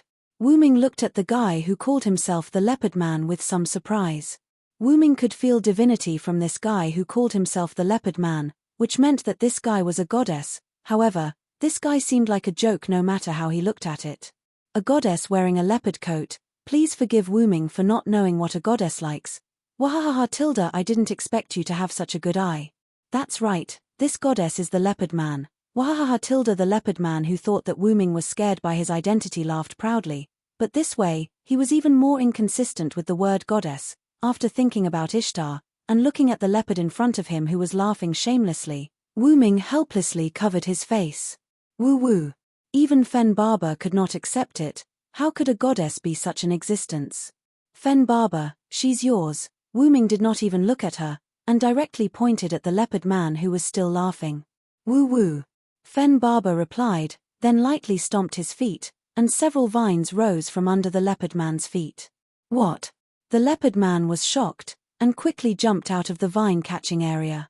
It had to be said that although as a goddess, the Leopard Man was not qualified at all, as a warrior, the Leopard Man was undoubtedly qualified. In terms of monitoring prey in the dense forest, the Leopard Man was also an impeccable hunter. Although the density of magic in the dense forest was too high, and the detection of magic was affected, even with Wu Ming's vigilance, he still did not find the Leopard Man's position, which was enough to show how powerful the Leopard Man was. And the reason why Wu Ming gave such a powerful Leopard Man to Fen Barber to deal with was because Fen Barber was also not a weak existence. According to the legends, Gilgamesh and Enkidu worked together to defeat the divine beast of the forest, Fen Barber, and obtained countless treasures. From this point of view, Fen Barber seemed to be very weak. But don't forget, if Gilgamesh and Enkidu worked together to defeat it, how could it be weak? The answer was naturally no. Fen Barber had been using this stance, but in fact, Fen Barber also had other stances, but because of Wu Ming, Fen Barber did not use any other stances. Even Gilgamesh and Enkidu would find it difficult to deal with it. Seeing that the attack did not hit, Fen Barber quickly released another attack, and several vines once again appeared under the Leopard Man's feet. This time, the vines were controlled by Fen Barber at an extremely tricky angle, and ordinary people would not be able to dodge them. You're really fast, but you're still not as fast as me. The Leopard Man unexpectedly dodged the attack again, and this time, the Leopard Man's expression became serious. Woo woo. Fen Barber was not to be outdone and cried out. Wu Ming looked at the Leopard Man in surprise, but because of his trust in Fen Barber, Wu Ming directly entered the forest. Try to capture Fen Barber alive. Wu Ming instructed. Woo woo tilde woo woo woo tilde Fen Barber replied, and at the same time, said a few words to the Leopard Man. What? You actually dare to say take me down in 5 rounds, then I'll let you see how powerful I, Leopard Man, am. Wu Ming did not expect the Leopard Man to be able to converse with Fen Barber, and he felt a little helpless. I always feel that this Leopard Man is actually a funny character, Wu Ming said as he walked through the forest. And just as Wu Ming walked through the forest, he was greeted by a big sister's hug. Let's wrestle.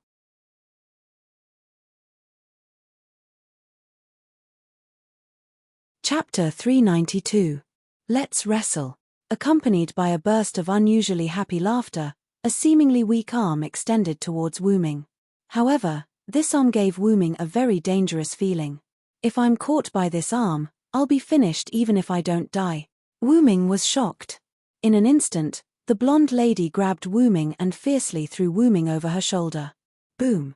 Wu Ming's body slammed into the ground. The ground around Wu Ming cracked and made a loud noise. Tilde, it's a substitute. The blonde lady let go of Wu Ming who had fallen to the ground. Then, Wu Ming who had been thrown to the ground by the blonde lady changed. At a speed visible to the naked eye, Wu Ming's body turned into wood. Using his clothes as a medium, Wu Ming successfully escaped Quiz's fatal fall. I don't dare to be caught by that move of yours. Even if my durability is B grade, I wouldn't dare to try. At this time, Wu Ming's voice came from behind the blonde lady. After all, it would be troublesome if he died. The blonde lady turned her head and saw Wu Ming standing not far away, unharmed. His upper body was naked. Oh, you've taken off all your clothes as soon as we meet. It really makes me a little embarrassed. The blonde lady said happily without any embarrassment. Because the density of magic in the dense forest was too high, and the blonde lady was too fast, Wu Ming did not notice her approach until he saw her. Now, Wu Ming looked seriously at the blonde lady who was exposed in front of him. Wu Ming felt a high level of divinity from her. In this case, presumably, this goddess was not lying. With such a high level of divinity, no one could impersonate her except a god of the main god level. She was probably the Quetzalcoatl. You must be the feathered serpent god. Wu Ming did not beat around the bush. That's right, big sister, I am the Quetzalcoatl. You can call me Quetzalcoatl, the Uruk Hun Ryong. Quetzalcoatl smiled at Wu Ming. Although Wu Ming was a little surprised by the feathered serpent god's gender, he could still accept it. After all, there were so many examples. It seems that the pterosaurs outside the rainforest were controlled by you. Coupled with the greeting gift just now, it really surprised me. Wu Ming said with a smile. After all, I don't really want to see you, Uruk Hun Ryong. In an instant, Quasar's face looked as if she had put on a performance that transcended the horizon. She was abnormally terrified.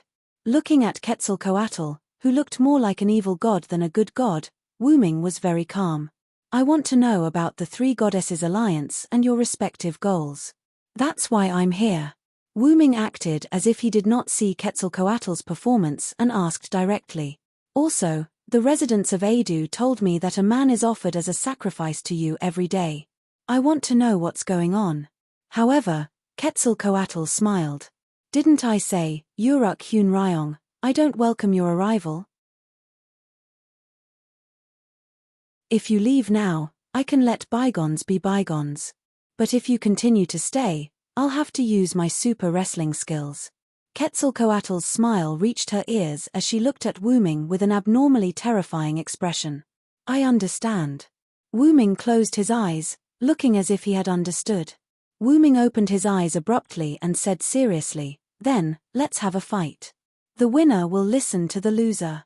Whether it's killing, trampling, enslaving, or toying with the loser, it's all up to you. How about it? Oh, it's quite interesting, isn't it? I accept, big sister. Quetzalcoatl instantly cancelled her performance and reverted to her loving big sister appearance, agreeing to Wu Ming's suggestion. Then, in less than a few seconds, Quetzalcoatl used her performance again and smiled maliciously at Wu Ming. In that case, you'd better be prepared to die, Hun Ryong. Then, as if he had achieved his goal, Wu Ming's lips curled up into a smile. With this, the contract is established. As soon as Wu Ming finished speaking, the sound of chains could be heard. Clatter, what? The shimmering golden chains wrapped around Quetzalcoatl, causing her to cry out in surprise. Quetzalcoatl looked at the center of the cracked ground behind her. The pristine white robe seemed to be worn by an invisible person, hovering above the ground like a ghost. Several chains shot out from the robe and extended to Quetzalcoatl's body. The chains that bound Quetzalcoatl came from this robe.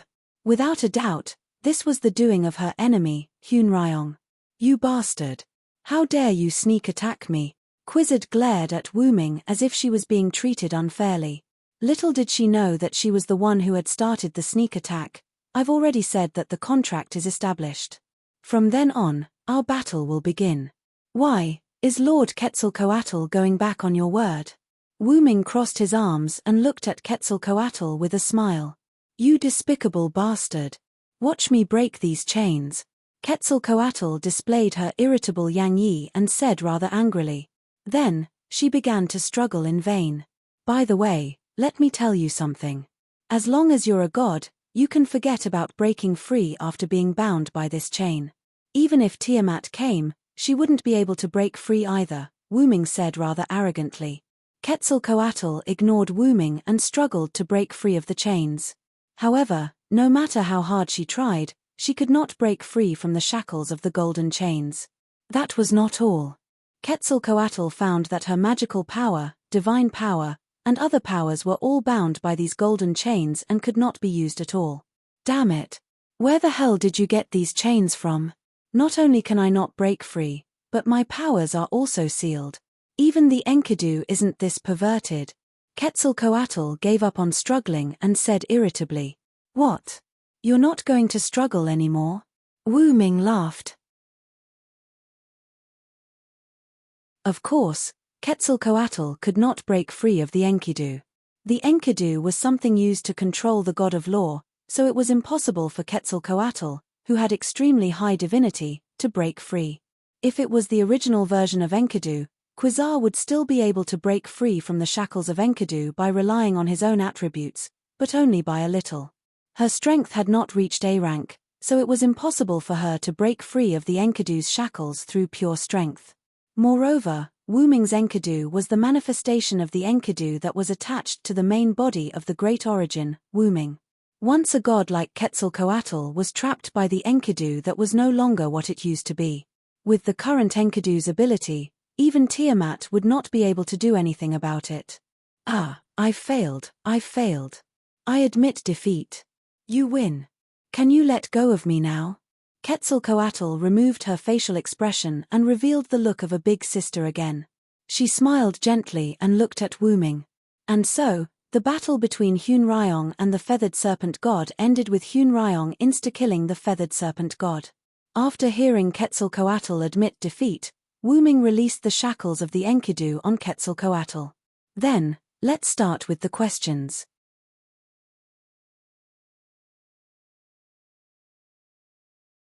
Chapter 393. Wu Ming was not worried that Quetzalcoatl would go back on her word, because the agreement between Wu Ming and Quasar would be upheld by the world. Most importantly, this was the end of the gods' era, and both Wu Ming and Quasar were gods, so there was no need for them to sign any contract. They only needed to make a verbal agreement. Both Quasar and Wu Ming were well aware of this, so Quasar directly admitted defeat and let Wu Ming untie.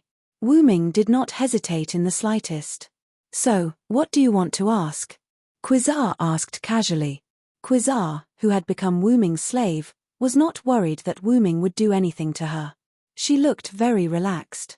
"Then let's talk about the disappearance of men in Adu first. After all, if Quasar was really the feathered serpent god, then the disappearance of men would become a point of suspicion.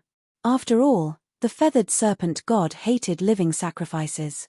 They, of course, are wrestling with me," Quasar said matter-of-factly.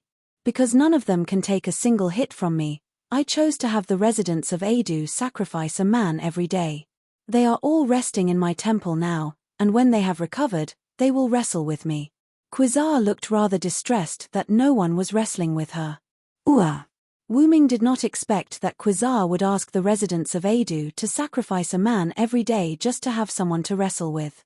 Although Wu Ming did not know much about wrestling, Quasar seemed to have used wrestling techniques when she attacked Wu Ming at the beginning. How much did she like wrestling? Wu Ming remembered that the feathered serpent god did not seem to have any wrestling attributes. How did her hobby of wrestling come to be? Seriously, it's rare that you don't fall, but you can't live on? Wu Ming helplessly covered his face. Of course. Wrestling is a religion. If possible, I want to become the god of wrestling. Quasar did not have the slightest bit of self-awareness. Instead, he wanted to become the god of wrestling. Next question. What is your relationship with the mother of magical beasts in the north, Tiamat? Wu Ming asked. After all, one of the two pillar goddesses was in the south and the other was in the north. One was waging a war against the magical beasts, while the other was secretly expanding her territory. Wu Ming didn't believe that the two of them had nothing to do with each other. How could it be so coincidental that they were doing it at the same time? You've really hit the nail on the head. Quasar smiled in surprise. I'm in an alliance with them, Quasar said. After a while, Quasar told Wu Ming everything. The mastermind had set up the Holy Grail at this singularity and used it as a medium to summon himself and Tiamat in the north. He left a message that whoever obtained the Uruk's Holy Grail first would become the new goddess of this era and control the fate of this era. Therefore, the two pillar goddesses competed separately. Tiamat started from the north, while Quasar started from the south. One kept producing magical beasts, crushing the northern cities with their numbers and pushing towards the south. The other relied on the concealment of the dense forest and the rapid and fatal attacks of the magical beasts in the north as cover. Quizhar slowly expanded towards the north. The goal of the two pillar goddesses was the Uruk in the middle of Mesopotamia because the Holy Grail they were fighting for was in Gilgamesh's hands. However, compared to Tiamat, who was producing magical beasts and killing humans, Quizhar was much milder. After all, I still quite like humans. This was Quizhar's statement. The protection that Quizhar mentioned was true. She loved humans from the bottom of her heart. Therefore, her method was to occupy the Uruk and obtain the Holy Grail from Gilgamesh to become the new goddess of this era. Therefore, with the protection of the pterosaur, no humans in Quizhar's territory were killed by magical beasts that came out of nowhere. This was especially so for wrestling. Although those who wrestled with Quizhar were covered in wounds, they did not die. Moreover, Quizhar would provide them with treatment and water to survive. Other than exchanging a few blows with Quizhar every day, the rest of the time was quite comfortable. At the very least, their lives were not in danger. Why do I feel like a gigolo? Wuming complained in his heart. Tiamat and Quizhar established an alliance to conquer the Uruk together. At the same time, they also established a contract. No one was to hinder the other, attack the other, or harm the other. Once this contract was broken, one would receive a backlash from the world. It could be said that the damage would be doubled for those of the same level. Perhaps, the moment before they attacked, they would be killed by the heavenly punishment of breaking the oath. However, a new goddess appeared not long ago, Quizhar said. The new goddess also knew that she would become the goddess of the new era if she obtained the Holy Grail. Therefore, she also wanted to cooperate with Tiamat and Quizhar and join their alliance. However, in reality, although it was called cooperation and joining the alliance, it was actually just joining a contract with the other goddesses not to harm each other. After all, it would be terrible if Tiamat and Quizhar joined forces to deal with her. Because this goddess was the last to join, and because of her uniqueness, she was not assigned any offensive tasks. Instead, she was in a standby state. In other words, the three goddesses are in an alliance. Wuming pondered over Quizhar's words. He did not suspect that Quizhar was lying. She could not lie because of the restrictions of the contract. That's right. It's the situation of the three goddesses fighting for themselves in the alliance. Quizhar smiled. So, who is the third goddess? Wuming asked. After all, the contents of the three goddesses' contract did not state that they could not disclose information about the other goddesses. Therefore, it was fine for Quizhar to reveal information to Wuming. It's the native goddess of Mesopotamia, the mistress of the underworld, Ereshkigal. Quizhar said the goddess name. It's her. Wuming was a little shocked. Wuming finally understood why the third goddess was not assigned an offensive task. Ereshkigal was born to manage the underworld. No god liked to manage it, and she could not leave the underworld for the rest of her life. She could only stay in the underworld. Therefore, Ereshkigal could not attack the Uruk on land. However, because Ereshkigal could not leave the shackles of the underworld, she had more powerful authority. Even if she was in the underworld, she was invincible. No god or human who came to the underworld could resist her. Even if she could not be on land, Ereshkigal could still operate from below the city. She could pull the souls of humans on the ground into the underworld in an instant. This created a terrifying scene. The bodies of humans were cold in their sleep, and the entire city became a ghost town. This is really useful information. Wuming nodded. This trip was not a waste. Since you have no intention of killing humans, how about we stop here? Wuming looked at Quizhar. If he could solve the problem of Quizhar before she was in danger, Wuming's trip from the Uruk to the extreme south was not in vain.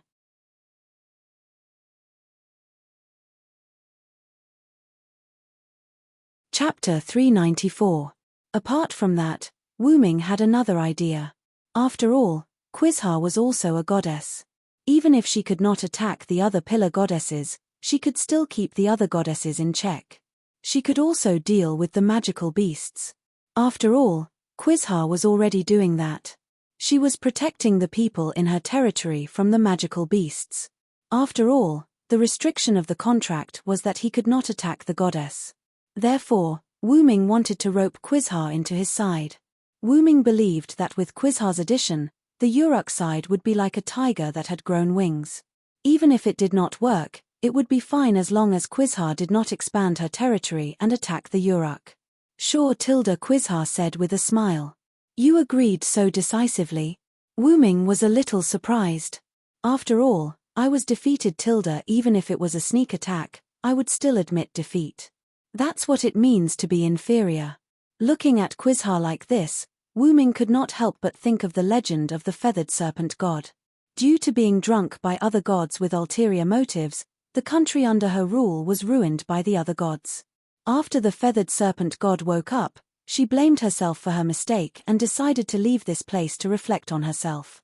In other words, the feathered serpent god was a god who accepted defeat and admitted defeat. Judging from this point, the feathered serpent god was really a good god. However, in the eyes of humans, she was still a strange god. If you want to contribute a man every day, you should make it clear. If it's just wrestling, it's not a big deal. You can also let them go home. They can come over and wrestle with you every day. You can also hold a wrestling tournament and train these people who don't know how to wrestle. That's too unbecoming of a goddess. Quizha responded to Wu Ming with a smile. In that case, let these men go. I'll ask King Gilgamesh. You can hold a wrestling tournament and train these people to wrestle. I'll show them to you. For people who loved wrestling, it was good to be able to watch an exciting wrestling competition. Yes, you win. You have the final say. Quizha waved her hand, indicating that she agreed with Wu Ming's words. Wu Ming looked at the regretful Quizha and pondered for a moment before speaking. If it's wrestling, I can actually play along with you. After all, it's more interesting if the opponent is a god of the same level, isn't it? Wu Ming smiled. After all, Wu Ming and Quizha had only exchanged a few blows before Quizha was bound by Wu Ming's Enkidu. There was no fight at all. It wasn't just Quizha. In fact, Wu Ming also felt rather regretful. His opponent was the legendary feathered serpent god. If he didn't fight, he would be letting down this fated encounter. Really? Good. Let's wrestle first. Quizha was overjoyed and rushed towards Wu Ming. Hey, wait. I'm not talking about now. Come. I'll be very gentle. Dong. Wu Ming walked out of the temple's jungle strangely. Fen Barber, who was waiting outside, was lying there obediently. Woo seeing Wu Ming come out, Fen Barber cried out in joy. She sat up and rubbed her upper body against Wu Ming. Yo, Fen Barber. Wu Ming greeted Fen Barber, who was once again rubbing against him enthusiastically. However, Wu Ming's movements were slightly stiff. Woo. Fen Barber tilted her head in confusion. It's okay, I've already solved the feathered serpent god's problem. It's just that I was chatting with the feathered serpent god just now and she was a little excited. Wu Ming said with a fake smile. Thinking of Wu Ming just now, Wu Ming felt helpless. Because he had aroused Quizha's fighting spirit, no matter how Wu Ming persuaded her, she couldn't calm down. Therefore, Wu Ming fought with Quizha. Then, it turned out that Wu Ming really didn't know how to wrestle and was repeatedly thrown by Quizha. Wu Ming always felt that this was Quizha's revenge for him using Enkidu to plot against Quizha. She didn't show any mercy at all. Fortunately, Wu Ming's own martial arts skills were good. After learning Quizha's wrestling skills, he successfully made a scene with Quizha. As a result, the jungle and even the land around the temple seemed to have been ravaged by a storm. What a good fall. I didn't even dare to use my strength against a human. Indeed, it's more comfortable to fall against a god of the same level. This was Quizha's face full of joy after the incident. In that case, I'll go make arrangements for the pterosaur first. I'll send all the men in my temple back to Eric Metropolis. Then, Quizha entered the temple and Wu Ming walked out. Wu Ming smiled at Fen Barber and touched his lower back. This guy really can't be merciful. Ouch. Wu Ming touched his lower back that was injured by Quizha's fall and said with some pain in his heart. By the way, where did the leopard man go? After all, Wu Ming had initially left the leopard man to Fen Barber to deal with. Now, Fen Barber was lying here and resting comfortably. Then, where did the leopard man go? Wu Wu tilde Fen Barber indicated that he didn't slack off and then pointed to his butt with his head. Then, Fen Barber lifted his butt and left this position. Then, what appeared in front of Wu Ming was a long cylindrical object that was constantly squirming. It seemed to be a person entangled in vines. After squirming twice and feeling that the thing pressing down on him was gone, a head popped out from the long cylindrical vine. Unsurprisingly, this was the leopard man's head with the jacket. The person in the vine was the leopard man Phut. Damn it! How dare you press the honorable leopard man under your butt? I don't think I'll forgive you. The leopard man, who only had his head exposed, roared frantically and kept squirming his body that was tied in the vines. He looked like he would rather die than submit. Looking at the leopard man like this, Wu Ming remembered what Quizha said. When Wu Ming wrestled with Quizha, he asked her what was the relationship between the leopard man and her. Tilde that leopard, you can play with him as you wish, just don't kill him, Quizha said with a smile. When he thought of Quizha's words, Wu Ming wanted to laugh. This leopard is really pitiful. Then, Wu Ming had the heart to tease the leopard. Did you know? Quizha Coyatel told me that your meat is of the highest quality among the gods. As a friendly meeting between us two gods, she gave you to me. Wu Ming squatted down and looked at the leopard man, who was in a daze. In other words, you're my slave. By the way, I haven't eaten the meat of a god before. I'm in for a treat today. Wu Ming looked at the leopard man with a smile, but this smile looked like the smile of a demon no matter how you looked at it. How is that possible? How could Kuka betray me? You must be lying. The leopard man said, somewhat shaken. Oh, is that so? Then do you need me to prove it to you personally? With that, Wu Ming stood up, and then a flame and a knife appeared in his hand, as if he was really going to cook the leopard man. Wu Ming looked down at the leopard man condescendingly. Wait a minute. Don't eat me, my meat isn't delicious at all. The leopard man's face was pale, and he was so scared that his eyes rolled back. That's not up to you. Help. Kuka.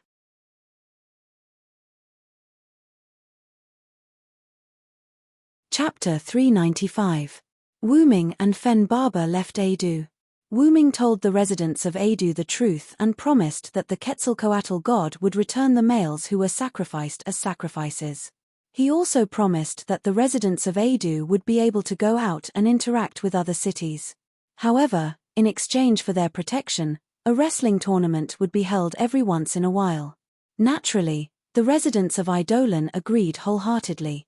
If they could obtain the protection of a god just by doing this, it would be a win-win situation. Now, the residents of Adu were relieved. After all, even if they were safe, it was still quite uncomfortable to not be able to rest in peace. Wu Ming also warned Quetzalcoatl not to continue spreading the jungle. Thus, your city, which was supposed to be Wu Ming's next target, was not swallowed by Quetzalcoatl's jungle. If possible, he also hoped that Quetzalcoatl would send out the pterosaur to eliminate the lone magical beasts that somehow came to the south. Quetzalcoatl naturally agreed. After that, Wu Ming and Fen Barber began their journey back to Uruk. At the same time, Wu Ming also told the mayor of your city about the feathered serpent god.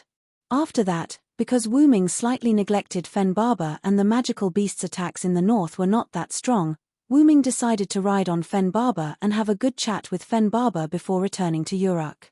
Because of the journey, Wu Ming and Fen Barber arrived at the wilderness near the Persian Gulf. It was now night time.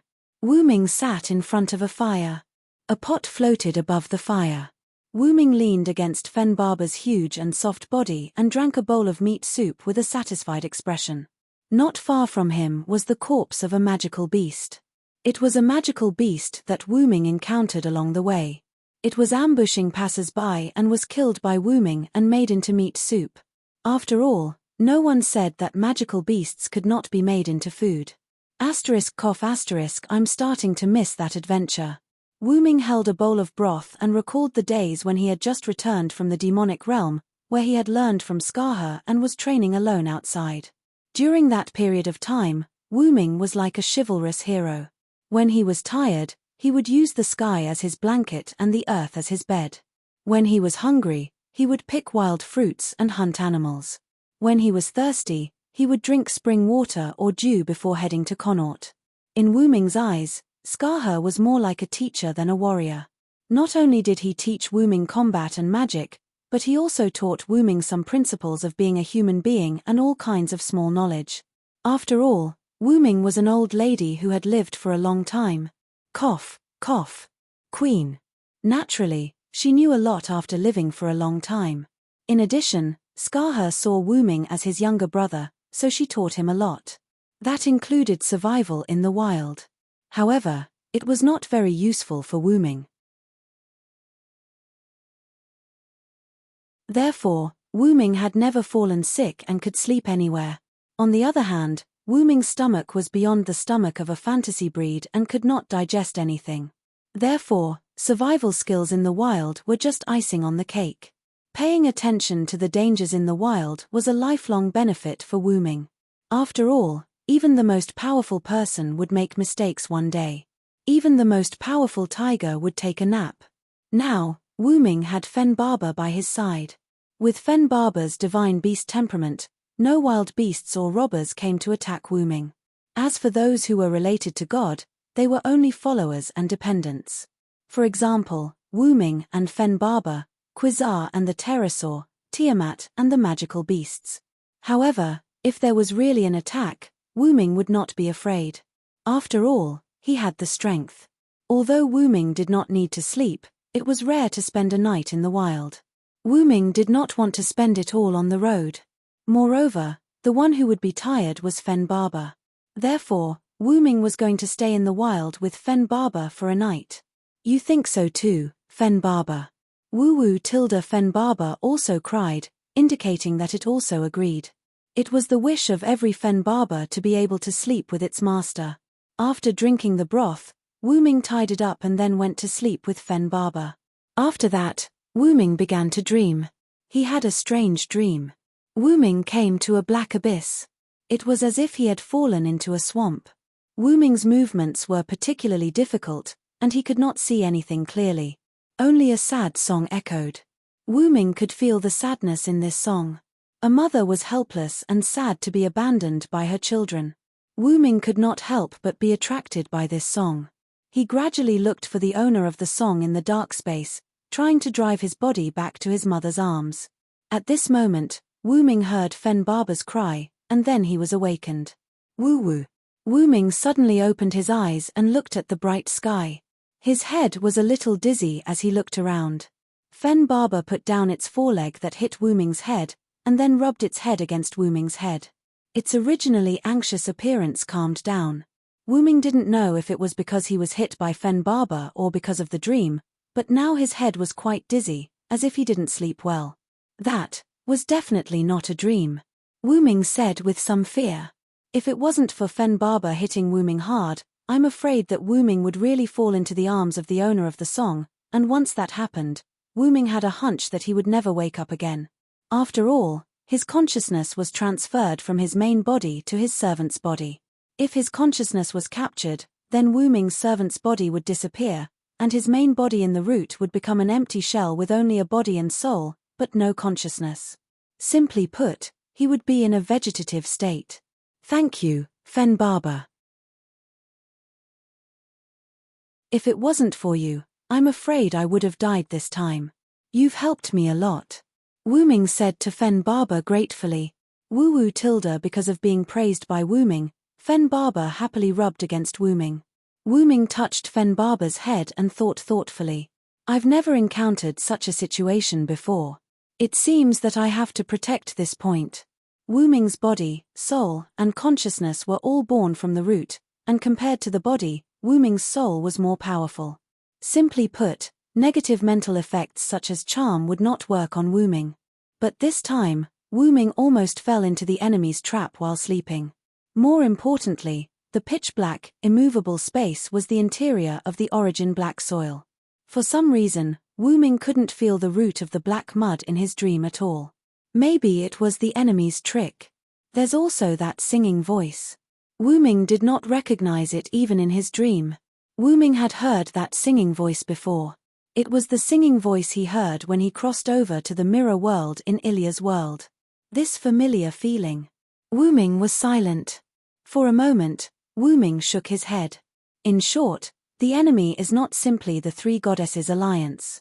There are more powerful enemies in the dark. As long as it has something to do with the black mud, it can't be underestimated. This time, Wu Ming almost fell into the trap of the song. Sorry, Fen Barber, things have changed again. I have to fly back to the Uruk. You come back first, Wu Ming said to Fen Barber. Wu tilde, although somewhat reluctant, Fen Barber still knew that something unusual had just happened, so it nodded.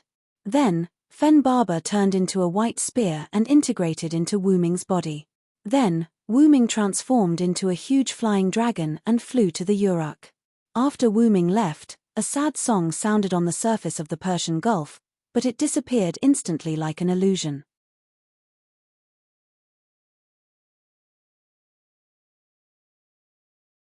Chapter 396. After leaving the vicinity of the Persian Gulf, Wu Ming did not delay any further. He flapped his wings and flew all the way to Uruk in less than an hour. Wu Ming's wings made a whistling sound. Then, Wu Ming slowly landed in front of the Uruk city gate. Sir Hyun Ryong, you're back. The soldiers guarding the city respectfully greeted the giant dragon in front of them, which was comparable to half of the Uruk city. Gilgamesh had already informed the people of Hyun Ryong's arrival, so the soldiers guarding the gate were not surprised by Wu Ming's arrival. Wu Ming nodded and transformed into his human form. He did not communicate too much with the soldiers. Wu Ming directly went to the Tower of God at the fastest speed. After all, if he was entangled with the Uruk residents, he would not be able to get away for a while. After arriving at the Tower of God, Wu Ming happened to meet Sidui, who was walking down the Tower of God. It seemed that Sidui was Gilgamesh's assistant, helping Gilgamesh deal with government affairs. Therefore, it was not strange to meet Chief Priest Sidui in the Tower of God. Sir Hyun Ryong, you're back. Sidui bowed slightly and greeted Wu Ming. Oh, it's Sidui. How is it? Is your body all right? Wu Ming asked with concern. After all, it was because of him that Sidui's vitality was reduced.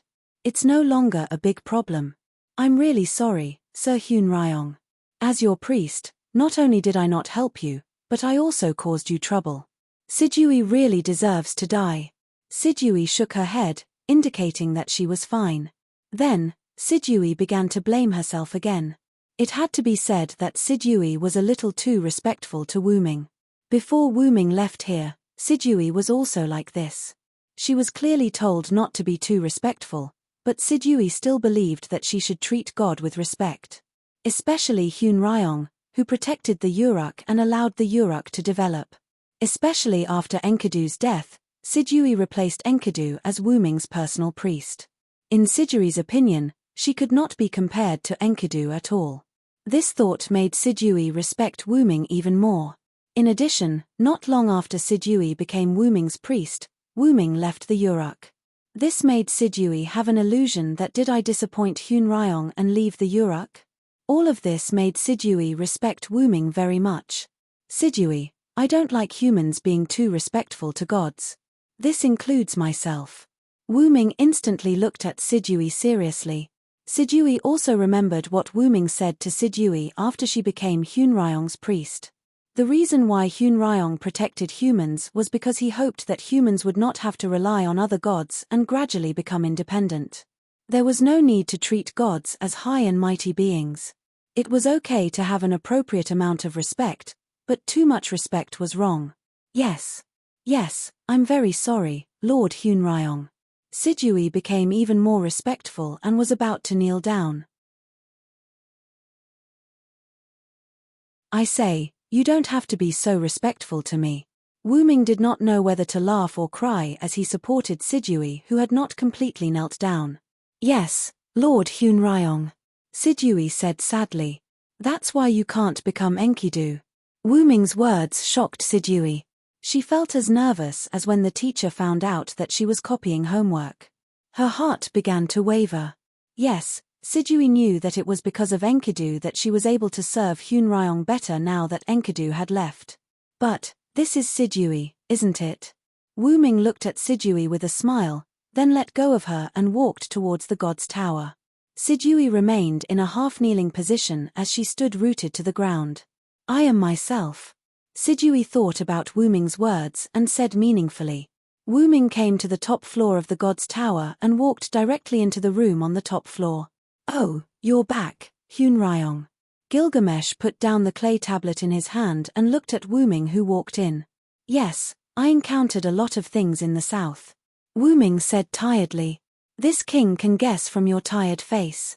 Tell this king the good news first. Gilgamesh smiled and said to Wu Ming. Other than Tiamat in the north, there are 2 other pillar goddesses. They are the Quetzalcoatl of Central and South America and the goddess of the underworld of Mesopotamia. They also have the intention of attacking the Uruk. For this reason, the 3 pillar goddesses have formed the 3 goddesses alliance. Wu Ming sat on the chair beside Gilgamesh and reported his news. This king wants the good news, Hunryong. Gilgamesh was a little unhappy. Gilgamesh also saw that Wu Ming deliberately kept him in suspense. Well, good news must be set off by bad news. Next is the good news. Wu Ming waved his hand and smiled mischievously. Tiamat is only active in the north. With the obstruction of the servants, there is no big problem for the time being. Ereshkigal is unable to leave the underworld and was pushed to the east by the other 2 pillar goddesses. For the time being, there is no sign of an attack. Wu Ming took out the map and pointed to the demonic beasts in the north and the remote areas in the east. As for the Quetzalcoatl in the south, she used the dense forest to protect the city and nibbled away Mesopotamia little by little. Then, Wu Ming pointed to Erech Metropolis in the south. About this king has just received news from your city. Erech Metropolis is surrounded by dense forest and can no longer be contacted. Gilgamesh said. It seems that the news from your city has just reached Uruk. But fortunately, when the enemy only occupied Erech Metropolis and did not have time to approach your city, I broke into the temple of the Quetzalcoatl and made a bet with the Quetzalcoatl and won. Wu Ming smiled and looked at Gilgamesh. Oh, you want to test the content of this king's bet? It is nothing more than the winner obeying the loser's words. Gilgamesh said disdainfully. As expected of Gil. That's right, just like that, I used the heaven lock and defeated the Quetzalcoatl effortlessly. At this point, Gilgamesh was silent. Because the Quetzalcoatl's divinity is a kind deity, I pulled her to our side. She will be in charge of cleaning up the lone magical beasts in the south and will help us when the magical beasts attack.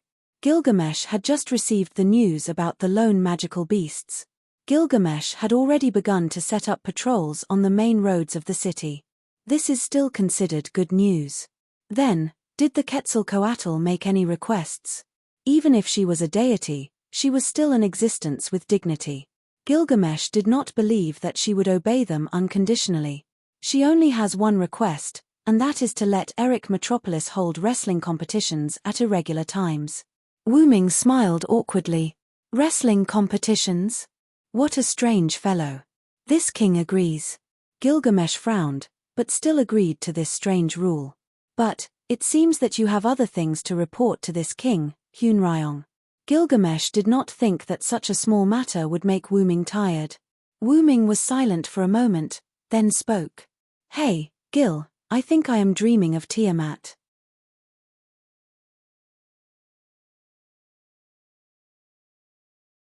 Chapter 397. Wu Ming told Gilgamesh about his experience in the dream. It was definitely not a simple dream. Gilgamesh also took Wu Ming's dream very seriously. This was not the first time Wu Ming had heard this song. When he was traveling through the void, and when he was dreaming last night, these 2 experiences, coupled with Wu Ming's current identity, and that sense of familiarity, made Wu Ming suspect that it was Tiamat. Although Tiamat is constantly producing monsters, this king suspects that Tiamat has not appeared in Mesopotamia. She is still in the void, Gilgamesh said thoughtfully. Tiamat had indeed been producing monsters, but this did not mean that Tiamat was in the northern mountains. In the original myth, Tiamat was jointly exiled to the interlayer of the world by her children. In the void, Tiamat had been sleeping like this until modern times. Tiamat was awakened by the mastermind behind the fire, and she began to produce monsters to invade the cities in the north. The inaccessible space you dreamt of, coupled with that strange singing voice, it's very likely that Tiamat hasn't escaped. Gilgamesh pondered. But according to what you said, the Quetzalcoatl, Tiamat, and Ereshkigal have met and formed a contract. This does not make sense. Wuming listened to Gilgamesh's words, and he was quite distressed. If the three of them had met, it meant that Tiamat was indeed in the northern mountains. If Tiamat was in the void, why would Quetzalcoatl say that he had met with the other two pillar goddesses? And if Tiamat had really come out of the void, why did she not directly destroy the Uruk? Why did she continue to produce monsters to invade Mesopotamia? I did not ask about Tiamat's appearance. What a blunder. Wuming shook his head helplessly. However, no one would have thought that Tiamat's whereabouts had become a mystery. Tiamat's body was huge. In theory, Tiamat was comparable to a small island. Even if she was hidden underground, it would be difficult to move. Moreover, they had to consider if they could hide her first. In that case, it is very likely that Tiamat's true body did not come out of the void. The one in the north is Tiamat's clone. Due to lack of power, she could only produce monsters to invade the cities in the north. Wuming thought came to the most likely came to his mind. This king thinks so too. Gilgamesh agreed. Speaking of which, the number of demonic beasts in the north is getting more and more. Although they are all red lions, with the passage of time, these demonic beasts have grown a lot. If there were no servants, I'm afraid the demonic beasts would have attacked us. Gilgamesh took out a new mud tablet and opened a new map. The monsters will rest at night. Although some of them look for food at night, it can be said that it is a very safe time to retreat at night. Then, Gilgamesh pointed to the passages between each town in the north to Wuming. This king's soldiers will let some of the residents in the north retreat through these passages every night. Although there are servants to protect them, the efficiency is too low. Wuming looked at the towns in the north. The roads between the towns were uneven. Some of the surviving towns were not only difficult to travel through, but the residents in the towns were women and children. It was difficult for them to keep up with the rapid retreat at night. Moreover, the map showed that some monsters had appeared even near Nipper City. It could be said that the entire north was no longer safe. So far, with the help of the servants, the north wall established in Nipper City has developed rapidly. But if the reproduction speed and quality of these monsters are improved, they will soon break through. Gilgamesh said calmly. The hidden danger in the south has been solved. There is no more worry in the rear. I can restore my real body to deal with the monsters in the north. The most difficult thing to deal with now is the goddess of the underworld, Ereshkigal, in the east. After all, the enemies on the surface were not terrible, but the enemies in the dark were terrible. As the saying goes, it is easy to dodge a spear in the open but hard to defend against a stab in the dark. For Wuming and the others, Ereshkigal, who could not come to the surface and could only do things in the underworld, was an incomparable headache. That guy has the ability to pull people's souls into the underworld, and Suma's god like me can't exert my power in the underworld. Wuming was a little distressed. As mentioned before, Ereshkigal could only be born in the underworld. She could not leave the underworld, but she had obtained the power to be invincible in the underworld. As long as the gods were in the underworld, they could not fight against Ereshkigal. This king knows that guy. Although it is a bit unsuitable for her to become the new ruler of the Suma, but for the time being, she should not do anything. Gilgamesh said, the purpose was to make Wuming feel at ease. Then, there is no time to lose. I will go to Elysium first and inform Quizhar, and then I will go to the north. Wuming said, stood up. These things are not urgent. My soldiers are not so weak that they can't even defeat the current demonic beasts. Gilgamesh stopped Wuming's action. What happened, Gil? As Gilgamesh's teacher, Wuming naturally saw Gilgamesh's intention to stop him, but he still had other things to say.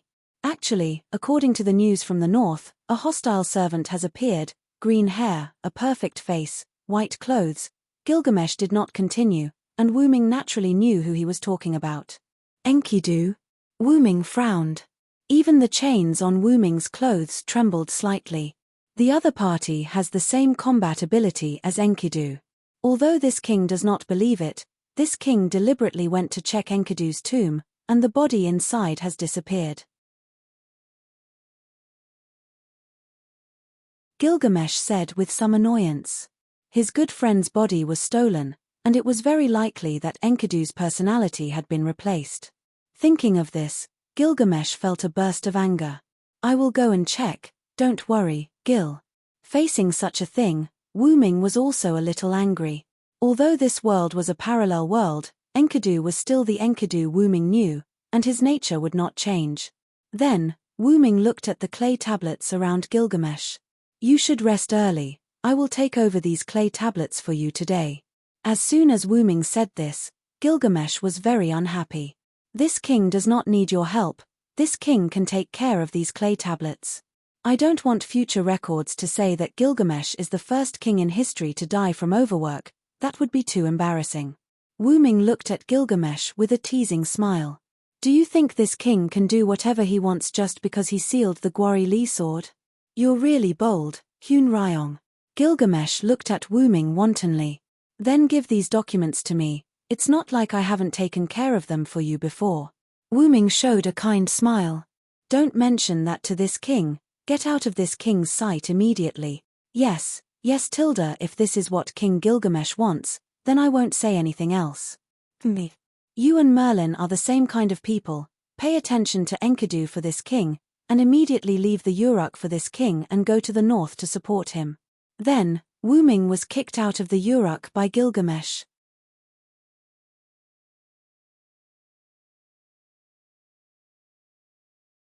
Chapter 398. After all, this was Gilgamesh, the most ancient proud king. Wu Ming could not outlast him. In the end, Wu Ming was driven out by Gilgamesh. Oh, isn't this Lord Hun Ryong? As soon as they left the tower, Merlin's frivolous voice could be heard. On the street, Wu Ming met Merlin, who seemed to be heading to the tower. As expected, Merlin, sometimes I really need to give you a good punch. Wu Ming looked at Merlin rather unhappily. Then, Wu Ming raised his fist.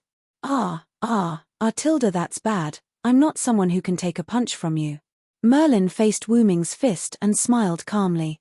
I see that you've been running a lot of errands these 2 days, Merlin. Wu Ming looked at Merlin gloatingly. You're right, King Gilgamesh arranged a lot of things for me. But even so, Merlin still smiled. Speaking of which, I heard that you dreamed of Tiamat. Wu Ming looked helplessly at Merlin. Needless to say, this guy used clairvoyance again. Wu Ming did not tell anyone about his dream of Tiamat.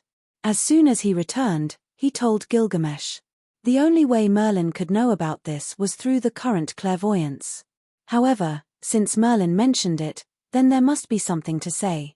I used clairvoyance to see Tiamat. I don't know why, but there was a black substance that I couldn't see clearly. However, it's very similar to your aura. About that guy in the north, you have to be careful. Because he knew that Wu Ming was about to go to the front line, he said with a slightly serious tone. That black substance should be the black mud. Back in Britain, Wu Ming had used his true form, which was accompanied by the unique aura of the Great Origin. Merlin naturally recognized the things that were of the same origin as Wu Ming. I got it. How are Tachika and the others now? Wu Ming nodded and asked about Chaldea. Chaldea and the others are working hard to solve the first singularity, but this is interesting. The black and white Saintus somehow reminds me of the dark Artoria. Merlin smiled, but his smile gave Wu Ming a bad feeling. However, with their speed, I'm afraid they won't be able to catch up with the other singularities. Wu Ming was a little worried. This is something that can't be helped. In the end, they still have to save their own world. With that, Merlin started walking towards the divine pagoda. Wu Ming did not say anything else. He had to admit that Merlin was right. Humans needed to save their own world by themselves. Whether it was Wu Ming, Merlin, or the heroic spirits that had died a long time ago, they were not the main characters. The main characters were humans who were constantly looking for hope in despair. When they arrived outside of Uruk City, Wu Ming activated his relic, transformed into a giant dragon, and flew into the clouds. Undeniably, flying was a great ability. In addition to Wu Ming's massive dragon relic, it only took him a day to fly around the entire Mesopotamia. Wu Ming first went to the southern city of Eridu. There, Wu Ming told the residents about Gilgamesh's new policy, which was to organize wrestling events at irregular times. Later on, Wu Ming and Quizhar had a fierce wrestling match. That was right. The entire Eridu could feel the vibrations from their wrestling. As Wu Ming was more familiar with Wu Ming, he did not let Quizhar have the upper hand in the wrestling match even though he did not have the upper hand. Hey, I didn't expect Hyun Ryong to be so talented in wrestling. I'm starting to like you more and more. Do you want to go back to South America with me? Quizhar tempted Wu Ming with a smile on her face. Of course, Wu Ming rejected Quizhar. Putting aside how far they were from South America, he did not know if Quizhar would descend in South America. Later on, Wu Ming instructed Quizhar to do some things. Wu Ming did not go there to let Quizhar participate in the battle in the north. Instead, he wanted Quizhar to wait for an opportunity and try not to expose the fact that he was no longer working with the other two goddess pillars. After Quizhar said okay, Wu Ming flew towards the front line in the north. It took almost half a day to fly from the southernmost to the northernmost. In addition, Wu Ming had started flying from Uruk in the morning. After going to the south and then coming to the north, it was already night time. At this time, the magical beasts had already retreated and started to rest. Although they were magical beasts, they still retained the habits of wild beasts. They rested in the wild and hunted for food during the day. However, this was also good. The tired soldiers who had been fighting the magical beasts for a day could also get sufficient rest. Wu Ming arrived at the city of Babylon. This was the temporary stronghold that Shiro Amakusa had set up. Wu Ming did not arrive in Babylon with great fanfare. Instead, when he was still some distance away from Babylon, he transformed into his human form and quietly entered Shiro Amakusa's residence in Babylon. "Welcome, Lord Hyun Ryong." As if he already knew that Wu Ming would come back, Shiro Amakusa waited for him and then respectfully greeted Wu Ming. "You don't have to be like this, Shiro Amakusa. Although I am Hyun Ryong from Uruk, you and I are both servants. You can address me as an equal." Wu Ming waved his hand. No matter what, the two of them were once enemies who fought to the death. Through Shiro Amakusa's speech, Wu Ming concluded that he still remembered everything about the 14 horsemen. Etiquette cannot be abandoned. You are the teacher of King Gilgamesh, the Uruk's Hyun Ryong. Even if you are a servant, you are not the same as us.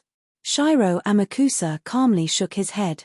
Although I still remember the battle between you and me, the winner takes all. I have nothing to say about my defeat. Shiro Amakusa said with a smile. You are indeed worthy of being called a saint. Wu Ming praised.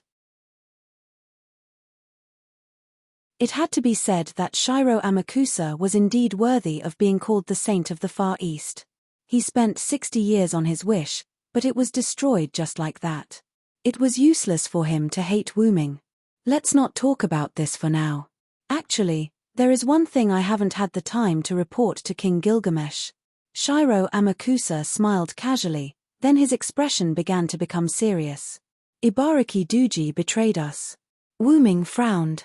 Ibaraki Duji's betrayal was naturally predicted by Wu Ming, but Wu Ming also asked Shiro Amakusa to keep an eye on Ibaraki Duji. Shiro Amakusa's strength was not high, but he was still very smart. If he could let Ibaraki Duji betray us, then it was very likely that Ibaraki Duji chose to betray us, but he did not help the other side. Am I right?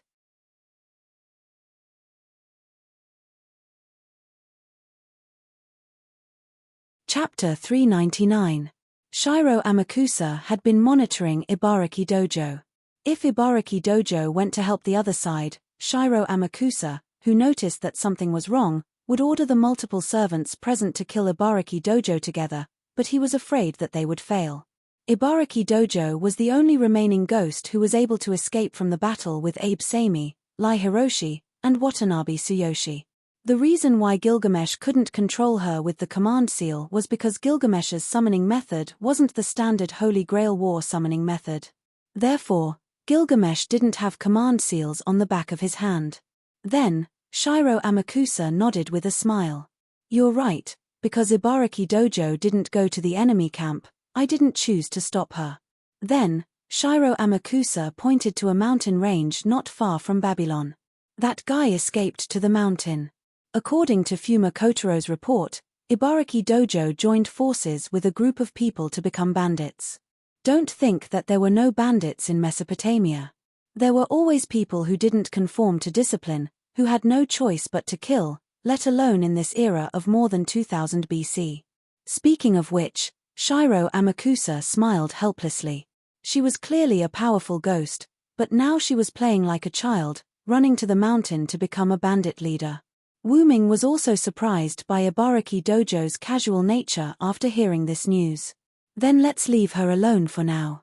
As long as she doesn't cause trouble for us, let her be a bandit leader. As long as Ibaraki Dojo didn't help the monsters, it was fine. Where are the other servants now? Wu Ming asked. Leonidas is building the north wall with the soldiers. After all, Leonidas is good at defense. Okita Soki and B.A. Yuzen are covering the residents in other cities. As for Fuma Kotaro. Speaking of which, Wu Ming and Shiro Amakusa looked at the shadows at the same time. A ninja hiding in the shadows looked at the two of them gently, then closed his eyes. As expected of a famous ninja, he's really suitable for the assassin profession. He's been on standby this entire time. After all, the magical beasts in the wild are all resting, so there's no need for him to gather any information. Shiro Amakusa explained. Wu Ming nodded and prepared to head out to help Soaring Sky Headquarters and B.A. Yuchen cover the retreat of the residents. Then, I'll go and help them. If there's nothing important, that's all. After saying that, a white spear fell out of Wu Ming's sleeve. The white spear melted into the ground and turned into ripples. The holy green beast walked out of the ripples. Wu Ming rode on Fen Barber, and Fen Barber shouted. The ground automatically separated, and green vines appeared, enveloping Fen Barber and Wu Ming. This should be the few remaining cities in the north. I'll look for it myself. There's no time to lose. I'll go first. Wu Ming's voice came from the vines. Next, the vines entered the cracked ground. Then, the ground closed up, leaving no trace behind. Is this the power of the forest's divine beast, Fen Barber? It's quite powerful. Shiro Amakusa praised. I'll have to trouble you tonight. See if you can find the magical beast's lair.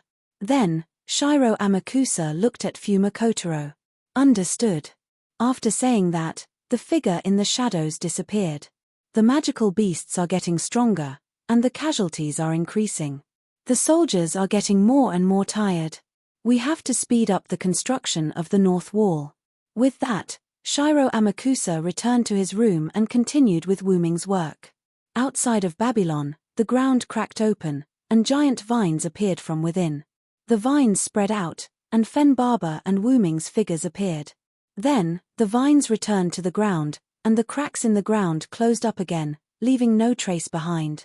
This was Fen Barber's ability. As a divine beast of the forest, it could still manipulate the vines to move under the ground. But it only did this because it was afraid of affecting the residents of Babylon. Let's go there first. I remember there was a city that survived the attack of the magical beasts. After all, Wu Ming had intelligence. Wu Ming basically remembered the location of the remaining cities in the north. Wu Ming's current idea was that if he didn't encounter Okita Soki and B.A. Yuzen, then Wu Ming was ready to cover the evacuation of the people in the town. After all, the magical beasts were decreasing at night. With the cover of 2 servants, they could still safely evacuate. Under Wu Ming's command, Fen Barber began to move. It had to be said that God really took care of Wu Ming. Wu Ming chose a city. The city in front of him was indeed the city where Okita Soki and B.A. Yuzen covered the evacuation tonight. Not far away, on the main road that connected the cities, Wu Ming saw the light of fire, the gleam of blades, and the screams of human beings. This time, it was no longer the red lion Eulidim, but countless blue crawling creatures. The tails of these creatures were high, and the poisonous needles on the tails were shining even in the dark night. Purple venom flowed on the tails as if it was about to drip down. Countless mushufu attacked the migrating humans frantically. Anyone who was stung by the mushufu's poisonous needles couldn't survive, and all of them died of poison. Okita Soki and Ba Yuzan crazily killed these mushufu. Their swords danced, and flames burst. However, against these countless mushufu who only attacked the residents, the effect was like a cup of water on a burning cart of firewood. Fen Barber. Wu Tilda under Wu Ming's order, Fen Barber gently stomped its foot. Countless vines emerged from the ground and instantly surrounded all the mushufu and residents. Then, the countless vines seemed to be able to distinguish between demonic beasts and humans. They turned into sharp thorns and penetrated all the mushufu. In an instant, the whole battlefield quieted down. The survivors simply paid their respects to the dead. Because of the mushufu's poison, no one dared to touch these corpses. Then, they continued on their way in grief. Fen Barber gathered the corpses that had been poisoned, and Wu Ming used the Lune rune to burn these poisonous corpses. Of course, the corpses of the demonic beasts were also burned. After all, the poisonous corpses were not easy to deal with, and burying them would only pollute the environment. Okita Soki walked at the front, Ba Yuzan in the middle, and Wu Ming at the back. The three divided the work. Thank you so much, Hyunryong-sama. Ba Yuzan, who was walking in the middle, slowly retreated to the back and chatted with Wu Ming. What happened just now? Didn't you say that the demonic beasts would rest at night? Why are there so many demonic beasts moving at night? Wu Ming asked. We don't know. We didn't find them when we were scouting. Then, countless demonic beasts suddenly appeared. Then, you came. Ba Yuzan was a little sad. After all, it was a sudden situation, and many people died. Although there have been demonic beasts attacks before, there were only a few or a small number of them. Today, it was the first time I saw a group of demonic beasts attacking during the day. Ba Yuzan continued. Let's cover these residents and return to the north wall first. With Fen Barber here, there won't be any problems tonight. Wu Tilda Fen Barber also cried out. With demonic beast Sama and Hyunryong-sama here, I am relieved. Ba Yuzan also nodded. In this way, Wu Ming and the other two covered the surviving residents and arrived at Babylon.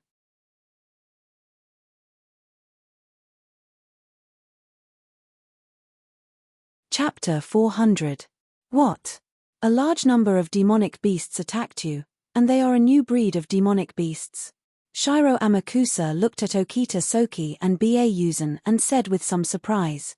After all, demonic beasts suddenly changed their habits, making it impossible to guard against them, but this was something that couldn't be helped. That is indeed the case, and the crisis was only resolved after I arrived. Wu Ming stood aside and testified for the two. It's not that I don't believe their words, but the sudden attack surprised me.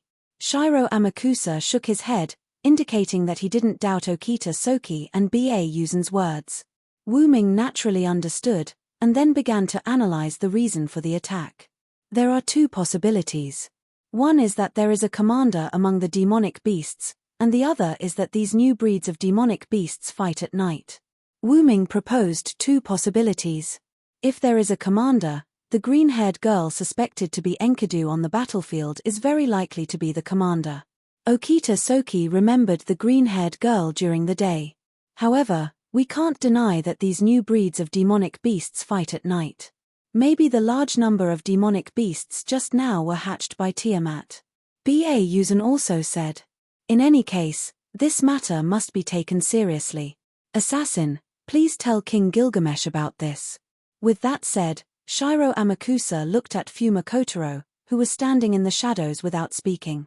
Although Fuma Kotaro was sent out by Shiro Amakusa to find Tiamat's nest, because of the emergency just now, he used the communication technology to call Fuma Kotaro back. Understood. After that, Fuma Kotaro disappeared in an instant. It seems that he is going to Uruk overnight. Then, You guys go and rest first. I will let Fen Barber scout around Babylon to ensure that there are no enemies attacking, Wu Ming said.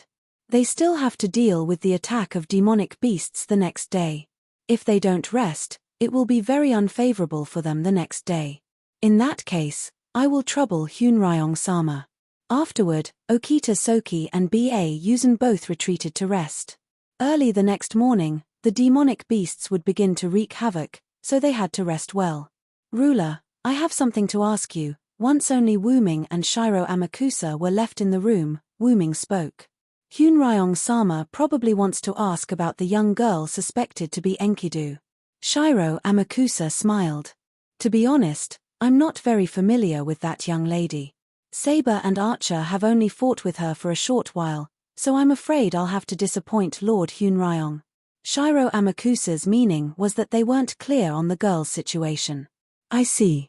Sorry to disturb you. I'll leave first. Fen Barber is still waiting for me outside. Take care. Then, Wu Ming left the place. In the room, Wu Ming, who had left the room, had a serious expression on his face. After all, the Enkidu in that world was saved by Wu Ming and brought to the route to be upgraded. However, the Enkidu in this world did not.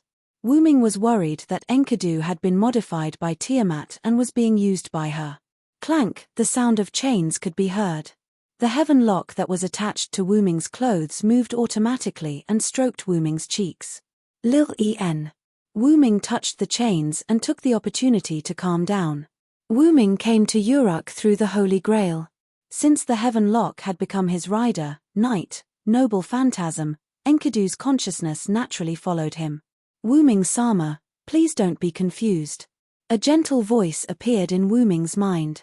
If I'm really modified by Tiamat in this world, then all you have to do is to defeat me. If someone impersonates my body, then all you have to do is to punish that person. Although it's my body, I believe that Enkidu in this world will agree with what you're doing. The golden chains glowed faintly as they communicated with Wu Ming through telepathy. I'm not that weak. I'm just a little hesitant. Really, Wu Ming said with a bitter smile. Don't worry. Your body has done something wrong. I'll punish her properly. You don't have to worry about that. The golden chains rubbed Wu Ming a few times and then returned to Wu Ming's clothes. When he came out of the courtyard, Fen Barber was lying on the ground waiting. Because of the concealment spell that Wu Ming had set up, none of the residents noticed Fen Barber.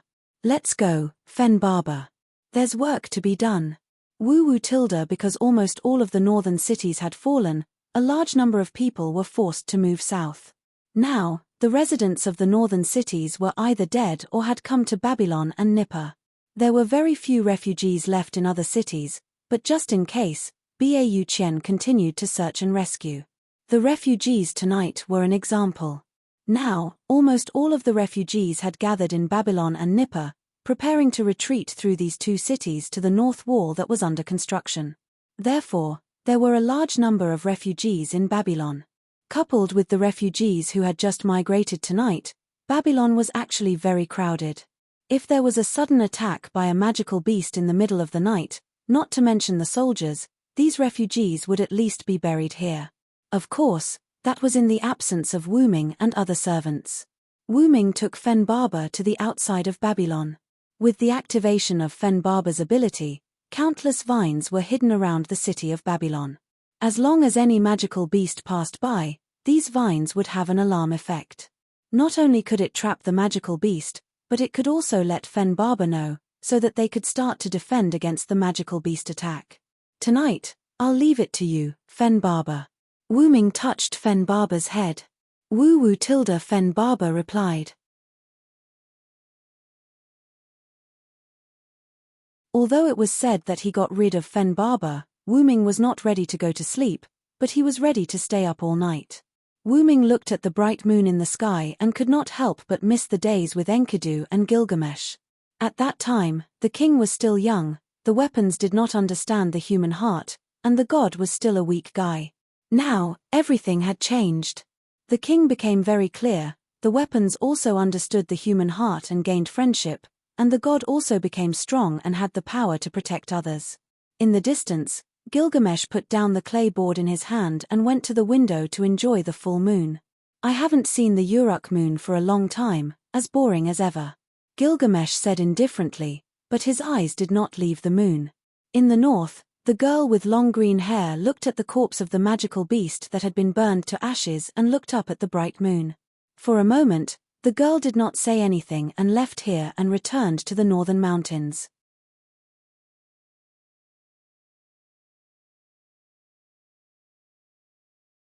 Chapter 401.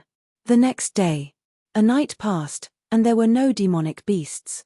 Fen Barber hid the vines around Babylon in case of emergency. Wu Ming did not choose to return to Babylon, but stayed outside. Last night, Shiro Amakusa told Wu Ming that because the demonic beasts were getting stronger and stronger, every time the soldiers resisted, they would suffer a lot of damage. Therefore, Shiro Amakusa began to use defensive tactics. Because Babylon was not suitable for defense, everyone set up traps and various defensive measures in the north of Babylon. The purpose was to resist the attack of the demonic beasts. Now, Babylon's army had been assembled, and the reason why Wu Ming did not choose to return to Uruk was because Wu Ming wanted to personally meet these demonic beasts. After waiting for a few minutes, it was time for the demonic beasts to attack. Roar. Hiss. The roar of the demonic beasts could be heard. The red lion and the blue poison-tailed lizard came from afar. Like a group of rushing red and blue sea, the two types of demonic beasts mixed together and attacked Babylon. There are so many demonic beasts, even with the help of servants, they can't stop them. Wu Ming frowned. After all, such a group of demonic beasts was not something that Shiro Amakusa and the other servants could resist. It seems like what Shiro Amakusa said is true. These days, the demonic beasts have begun to become stronger. After saying that, Wu Ming got down from Fen Barber and began to prepare magic. Although I came as a rider, I can still use Lune magic and Yggdrasil, World Tree, magic. After saying that, Wu Ming raised both of his hands, one hand drew something, and the other hand lit up a magic circle. Flame, ice, holy light, black fog, vines, water blade, rock, countless low-level magic were cast by Wu Ming, facing the demonic beasts rushing toward this side. It had to be said that no matter how powerful a magical beast was, it would be akin to a moth darting into a flame if it were to use its physical body to charge at Lin Li roar. Hiss, the magic beast's blood-curdling screams kept echoing as one magic beast after another collapsed, turning into pure mana and disappearing. This might be the price of magic beasts becoming stronger. Ever since the magic beasts started to become more powerful, the magic beasts that died would turn into mana and disappear instead of leaving behind a physical body. However, this was also good. If the corpses were left behind, it would be troublesome to clean up the battlefield. As expected, they're just a bunch of beasts that only know how to kill. They don't have the ability to scheme at all. Wu Ming said with some disdain. If it wasn't for the fact that there were too many magical beasts, the intelligence of the people in each city would have been enough to defend against them. But this is also good. There's no need to care too much about things like props, Fen Barber, Wu Ming said to Fen Barber. Woo tilde Fen Barber responded, taking a step forward and slightly straightening its body. Countless vines broke out of the ground, like a huge python, soaring into the sky. Some entangled the magic beasts, like a blender, crushing their prey. Some were like sharp blades, piercing through the magic beasts. Some simply tore their prey apart. Fortunately, these magic beasts would immediately turn into pure mana and disappear after death, so there was no need to care about the blood or the piling up of corpses.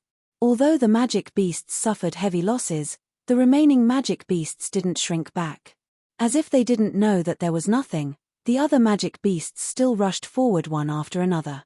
Sure enough, props born for battle. Looking at these magic beasts rushing forward one after another, Wu Ming shook his head disinterestedly. In that case, all return to the underworld.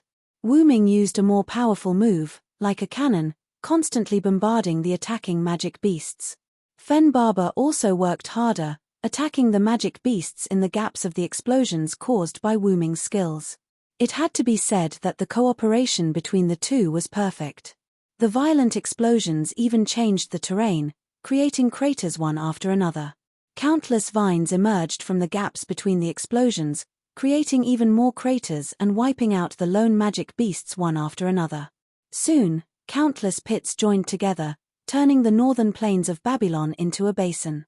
Almost a few minutes later, Wu Ming and Fen Barber stopped attacking. Smoke filled the northern part of Babylon, and countless magic beasts turned into pure mana particles, leaving only the changed terrain, proving that the magic beasts once existed. However, Wu Ming didn't show an expression that he had finished, but looked at the smoke in front of him solemnly.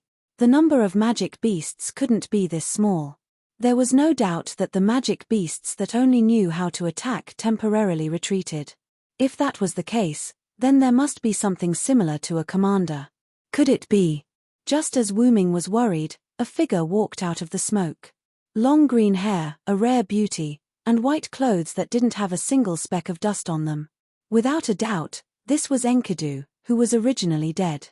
Putting that aside, Wu Ming sensed a special energy from Enkidu's body. Then, Wu Ming spoke. As expected, the rest of the magic beasts retreated under your command. Wu Ming looked at Enkidu with an indescribable expression. Master Hun Ryong, long time no see. Enkidu said to Wu Ming as if they hadn't seen each other for a long time. Don't give me that. Am I worth it? You're not Enkidu. Wu Ming's expression didn't change at all as he said calmly. As expected, pretending in front of me will definitely get exposed. Enkidu said self-deprecatingly, then showed a proud expression. To be honest, this body misses you very much. I can't help but respect and love you, Master Hun Ryong. Enkidu smiled calmly and didn't feel annoyed that he was exposed. Although you're using Enkidu's body, your performance is too different from Enkidu's. I can tell that you're a fake with one look. Wu Ming said calmly. It can't be helped, I'm just a fake. Enkidu didn't get angry at Wu Ming's words and replied with a smile. Let me tell you, I'm very angry that I'm using Enkidu's body.